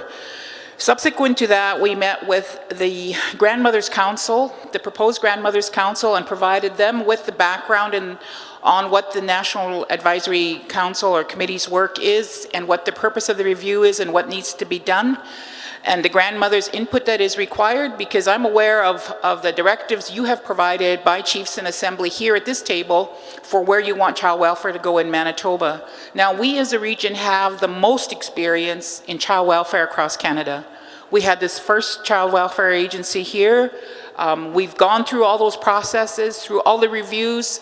We've gone through the RCAP, the AGI, the AGI-CWI, the AGI-CWI Commission for recommendations. We then went through Phoenix Sinclair. We've gone through the whole transition to the authority process. We know what doesn't work. So we have to focus on what is going to work, which is a traditional model for taking care of our children and our families. And what does that mean to you? And it's very language-based and very culturally based. How we relate as family members and how we relate to each other, even intertribal and intercommunity, is all built into our languages. Even our family structures are built into our languages. And so we need to go back to that and develop a model that works for us, separate and apart. Don't worry about the province. This is what has gotten us into trouble, is having provincial involvement. And this is the message that I personally provided to the minister in my conversation with her, is that we're going to worry, we will figure out how it is we want our families to be whole again and how we want caring for our children to be. You worry about your relationship with the province and how that's going to work. And so what we really need to work on is individually or even by language group, determine for yourselves what it is you want in a child caring model for your children and your families. How are you going to make families whole again? And you can't separate child and family from JP or from health or from education. It's all encompassing. And so that's the task we have at hand. And therefore, my reaching out to the Grandmothers Council, the Women's Council, the Regional Advisory Council, and the policy people from all three of our political organizations. And so we need to work on this together moving forward. The next meeting for me is in 2 weeks' time, or 3 weeks' time in May, the third week of May. The follow-up meeting, there are some action tables. I know that sounds a lot like a VLT machine, but there are action tables. And the action tables are intended to do the background work for some of the decision making that needs to happen at that table. And the action tables are reviewing the following items: the agency and administration, their legal capital costs and insurance costs, their management information systems, their remoteness factors, their staff salary and benefit levels, and their extraordinary costs. And there's a second table, governance, legislation, and advisory committees. Again, this is all really technical, money-based, and I'm trying to get away from that myself, but this is work that needs to happen to support establishment of a process and a model that fits our people. Governance, legislation, advisory, board costs, incorporated boards, advisory committees, programs, services, standards, cultural appropriateness, negotiation of agreements. And then the other table is practice and community needs, children, youth, and families. For example, children in care and prevention, and how is that going to happen? And Jordan's Principle, the jurisdictional disputes that are arising out of Jordan's Principle. So that is the work that technical people have to do, and I know in the province they have been at it for a while already, if not since last fall. With regard through the Regional Advisory Committee that is doing this work and are having Dr. Loxley do the background work on the financial aspect of it. That's fine to do that work, but we need to get to the heart of the matter, which is to develop for ourselves and establish what a child caring process looks like for us. And that's the work that needs to happen in the communities, in the nations, moving forward, and it's very fast moving. And I would hope that we wouldn't get left behind. You also have the processes that were undertaken during the Framework Agreement Initiative that is sitting in a box somewhere where all of these matters were reviewed also. We have a lot of history, and it's exactly as Regional Chief Hart says, we do not have to recreate the wheel. This work you have done, look to your grandmothers, look to your aunties, grandfathers, uncles, everybody for that. What does it mean?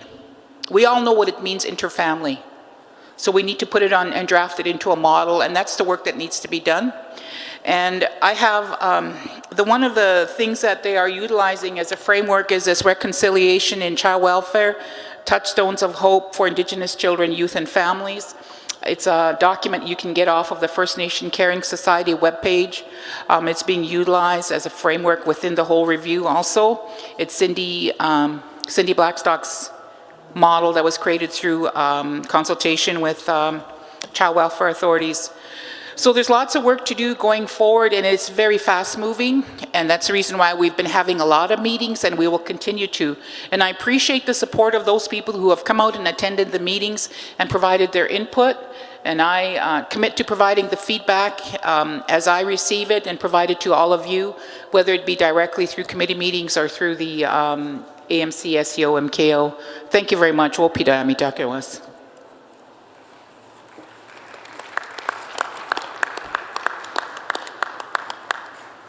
Okay, now I'm going to put on my other hat.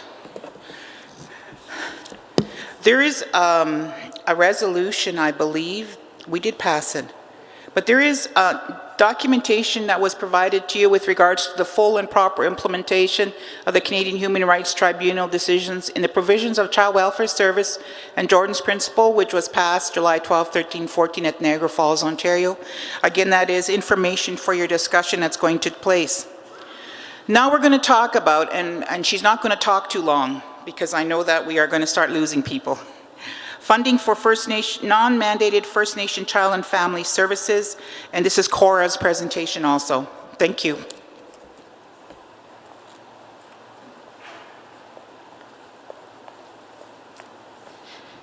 Good afternoon, and I will be very quick. The province of Manitoba released a number of $275 million every year that goes to provide shelter for our children. And so our children are predominantly placed in shelters. So children, 2, 3, 4, 5, up to 12 years old stay in shelters a lot of times when they're taken into care. There's a portion of children that are placed in foster homes, and then children 12 to 18 tend to predominantly be in group homes. So every year, $275 million is spent to house these children in these places. An additional $25 million goes to non-mandated programs, and so those are agencies that are non-mandated. So our First Nations agencies are considered mandated agencies, so Saugeen CFS, West Region CFS, Anishinaabe CFS, those are all mandated agencies. Then you have individuals who are either non-profit organizations or for-profit organizations. That video that we saw earlier today, that is one non-Indigenous person who owns that non-mandated agency. And suffice it to say, he's a millionaire. So we have a number of these agencies that are providing a service to our children, and it's amounting to millions. On top of that, we also heard about the children's special allowances, that $34 million every year goes to, that is taken from those children. One of the things that's happened now in response to the tribunal, there's been several, I think 3 non-compliance orders issued against Canada. And there's opportunities to reform child welfare right now. And so Catherine spoke to that we have a window of opportunity of 1.5 years to really put something that is grassroots and based on what our communities want to see happen. Tomorrow we're going to be talking about our engagement process that we are underway with. We started really in January, and we've been to 13 different communities to date. When we attend those engagement sessions, we hear a lot of things, but for the most part, our community members are asking for healing in their communities. If I could have my dream come true, we could replace all our agencies with family healing centers and support services. And I don't think that that's far off when we work together and we have those ideas. But what's happening right now is these non-mandated agencies, and because Canada is looking for opportunities to be in compliance and looking at ideas to address their non-compliance with the tribunal, these non-mandated agencies are submitting proposals and they're asking for dollars.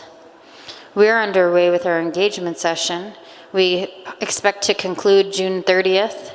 And we will be submitting a report to Canada that conveys the messages of our communities and what they want. And our communities want an inside-out approach. They want to look at prevention, and they want to look at healing, and they want to do it themselves. They don't want to date any more imposed ways of doing things. One of the things that had come to my attention, and one example is Mama Wichita Center right now is looking to access funding for 90 positions in a Maori family group conferencing. And so they have been operating a program doing this family group conferencing for some time now, and I think a couple of years. And so they're looking to dramatically expand that. there's other non-mandated agencies that are submitting other options. And so one of the things that I would like to be considered is that they hold off on funding those opportunities until we have our engagement done and we have a First Nations-led approach to the way that we want to work and protect our families. I also believe when we look at that non-mandated agency and how they have a predominant group of people that are caring for our children, no standards in place, I would like there also to be a duty to consult.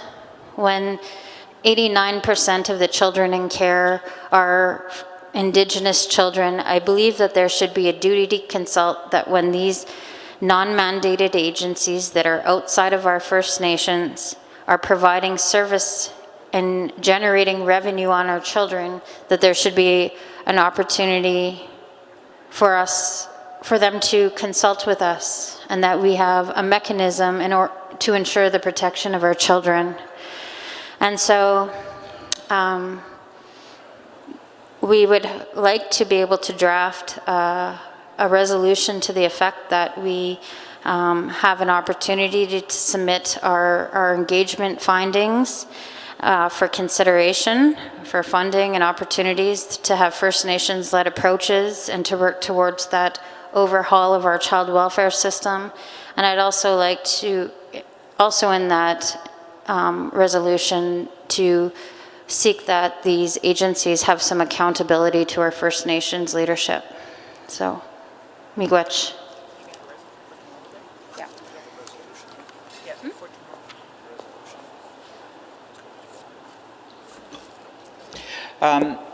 Cora referenced a resolution. It's not ready at the moment, so it'll be ready for tomorrow morning or tomorrow sometime? Okay. So the resolution that she referenced in support of what she's recommending will be ready for you for tomorrow. Now I'm going to go to our last presentation of the day. We saved the best for last. First Nations Income Assistance. Our presenter is Chief Arlen Dumas from Matthias Kalom First Nation. Chief Dumas.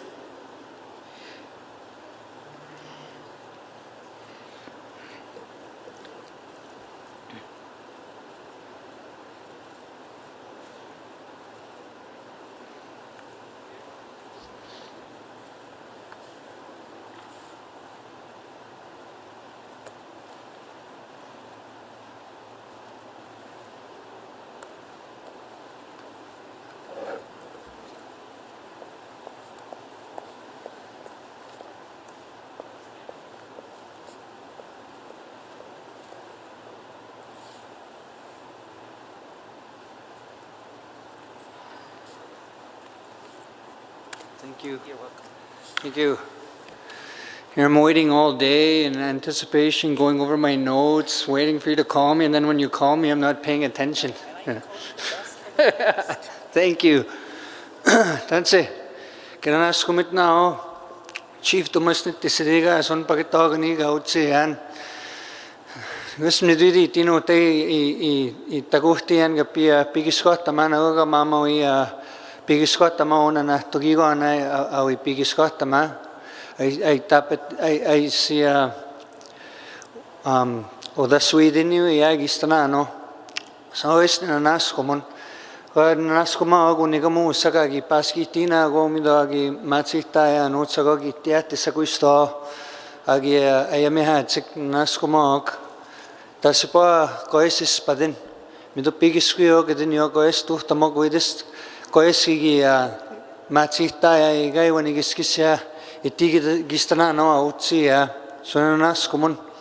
Na gadasi monudiska maga gaday nagga nitani dvio aga patosmina edina gustoisi dini mutsik.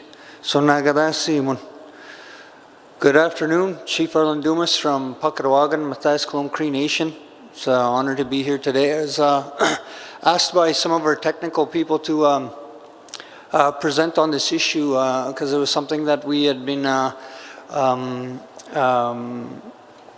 pushing against to try and create different opportunities and different mechanisms within our program. So there's a briefing note in your packages. And I'll leave that to yourselves to read, because you can all read and go over it on your own time. However, I wish to sort of present just a general discussion on the topic and just to speak in generality, because we can do that because the concept of this program as it is always sent down to us from the federal government is that it always comes from a wrong-headed approach. Whether you're a conservative or a liberal or whoever you are, the problem that we have with many of the initiatives that happen in our communities is that they don't come from the proper mindset. They don't come from a place where we want to work together and find positive solutions, and that somebody's always dictating to us how they decide we're going to roll certain programs out in our communities. So a few years back, and I just want to report on behalf of my community and sort of give you our experience, because a lot of our issues are common in our communities. We all have these universal and common issues that impact our communities and our people. So we were able to remove ourselves from intervention quite a few years ago. So we're not in any co-management or anything like that. And part of the process of doing that, or the emphasis of us wanting to do that as a community and as a nation, is because we wanted to sort of have as much control over the affairs of our community as possible. And the only way to do that was to be free of the shackles of the department and their interpretations of what our fiscal positions were. So during that time, you know, there was a conservative government that had come into power, and they had made different bills and different wrong-minded legislation that everybody else was reactionary to, and what it ended up resulting in was very punitive mechanisms under the guise of proper reporting, under the guise of accountability, under the guise of you know, these types of things, when nothing could be further from the truth. Because the reality is our communities are chronically underfunded. And this program, our social program, is actually one of the first ones that, you know, over the course of the continuum of our leadership that we began to administer and to look after. But there was never an opportunity of transparency or proper delivery of that project. And when we started administering this project, we found out very quickly that we didn't have enough resources to manage the program. And the way that the program is run out is something that really needs to be changed. So that's why I don't necessarily want to go into the specifics of our briefing note, but I do encourage all of you to read it, because it will give you some of the history of the ideas of the government as to how they want us to roll out these programs. But the programs are always punitive. They're very punitive, and they're very wrong-minded. So what we need to start to advocate and encourage is a new process, a consultative process that's supportive, that will facilitate proper training for our community members, that will facilitate proper training for the department themselves, for that matter, and so that we can approach this issue in order to properly provide proper services to our members and our community members. When we were out of intervention or co-management for a decade, the Mathias-Killam Cree Nation was 100% compliant to this program. So then when the government of the day decides to change the parameters of the reporting requirements without our consultation, without our input, without our participation, all of a sudden, from being at 10 years of 100% compliance, my community was given a very hefty bill. So then, you know, being proactive, we said, you know, there's something wrong here, we got to take a look at it. And then we found that there's a lot of administrative issues that have allowed for that misrepresentation of reports that were outstanding. There was a lot of administrative interpretations by INAC employees who chose to find a problem instead of using their discretion to provide a solution. And at the end of the day, that impacts all of us negatively. And that's the heart of the issue. So whatever this process is, if the government of the day is wanting to have a meaningful discussion in a way that will allow us to work together and collaborate so that we can provide a proper service to our community, well then that needs to happen, and they need to start listening. You know, our different technical people from our different PTOs, from our tribal councils, from MKO, they've all assisted our communities in advocating the problems and the underfunding of this project, and yet that falls upon deaf ears, and other people's interpretations trump the reality of the issues that exist in our communities, and they don't listen to us. So somebody starts making decisions from Ottawa or wherever they are, and it's always, they take always an adversarial stance, always a punitive stance. So when we had brought up this issue to different regional people, because the change of that criteria, I believe, has put everybody in a precarious financial position, simply because people chose to interpret things a certain way. We need to correct that, and we need to send a message that's not acceptable. So to those communities who have, you know, financial plans and different budgets, and just because somebody chose to interpret something, well, you're going to have problems building houses. You're going to have issues, you know, because of your debt load, your alleged debt load, you know. And we need to find a better way forward. You know, we need to find a better way forward so that we can decide as a region how we are going to run this program, or decide how we're going to move forward. And it should be noted that the department itself has no consistency. What is right in Atlantic Canada is not what's right in Manitoba, is what's wrong in Saskatchewan. The department itself has a revolving door of criteria that it applies to this program nationally. But yet they have expectations of us that we're to comply, and we're to you know, that we're punished for it. And because I want it noted that because I oppose this compliance process does not mean I'm anti-accountability. It means I'm opposed to somebody else's interpretation on how we chose to administer, or how we choose to administer our own programs, and that they're always coming from a top-down approach. And I also recommend that, you know, that will be a common message from our communities, and that the media or different spin masters tend to portray our objections to these initiatives as being irresponsible, and nothing could be further from the truth, because we all want to do what's best for our communities, and we all want to do what's best for our people.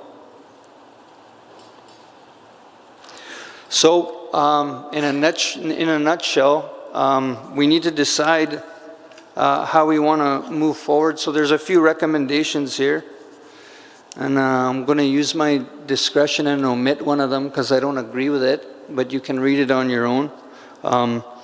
One of the recommendations is to assist with seeking to have Canada wipe away the financial recoveries created by previous compliance reviews. Direct their income assistance administrators to share information with the AMC about the alleged recovery amounts owed to INAC. Note, this information would only be used for legal purposes and not for the public. And secondly, ensure that the amount Canada claims is owed by First Nations through recovery of the amounts identified through compliance reviews is correct and accurate, and that each First Nation, by way of Band Council resolution, prevent any federal government representatives from concluding any further compliance reviews in their First Nations. So I believe those are very constructive recommendations. And just to share a quick story with you, if you all will remember, first of all, I want to apologize. I'd like to welcome some of my new colleagues to the table. I haven't had the honor of meeting you yet, but I'll opportunity to do that. So welcome to the table. Acknowledge your communities for bringing you here to help us govern our ship here. So welcome.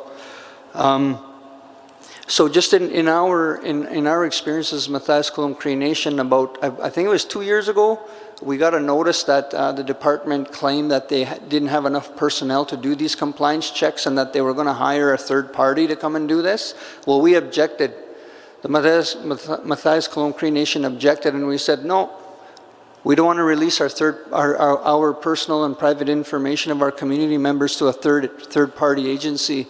And we don't feel that that's legally responsible. So we're not going to comply. And if you are actually outsourcing other people to provide those compliance, then the people actually in the region should be available then. And I request that those individuals come to my community to do my compliance, because technically they're not doing anything because somebody else is doing their work. So unfortunately, that caused me a little bit of difficulty because certain individuals got their noses out of joint. Certain administrators within the Department of Indian Affairs got their noses out of joint and said, why is Chief Dumas getting what he wants?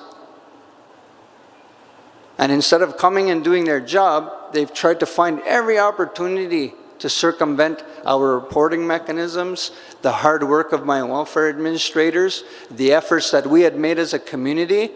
You know, one of the things that we had done, because we wanted to ensure that we're reporting and that we're responsible to our membership, is that we actually flew all of our files to Winnipeg in order to accommodate the department. And I know not everybody has the means to do that, and I understand, you know, there's situations for different communities, but those are the lengths and efforts that my community did to try and facilitate a process that is constructive and collaborative with the department. But instead of getting a positive result, they tried to find every single opportunity to use their discretion in the most negative way. So one example is the way we choose to do our filing system in my community is that the majority of the file is at the administrator's desk, but the files that have to do with our children are in the next room. The person doing the compliance review said, well, the files aren't readily available. Did you? They're right there. They're like, literally get up off your seat and go 5 feet down and you're going to find the files. But they weren't, you know, and I guess that's my point, you know. My point is that our communities are put in very difficult situations based upon a revolving door of criteria that people are trying to find the most punitive definitions for, and that has resulted for massive amounts of money on different communities. And I would argue that none of that is legitimate and that it should be forgiven. It should be wiped off until there's a proper process in place so that we can move forward in a constructive manner. So, I know it's a long day. Thank you for your ears. Thank you for the Grand Chief and AMC for allowing me to come here today to present. And I'd like to thank our technical people for asking me to come and present this case. Thank you.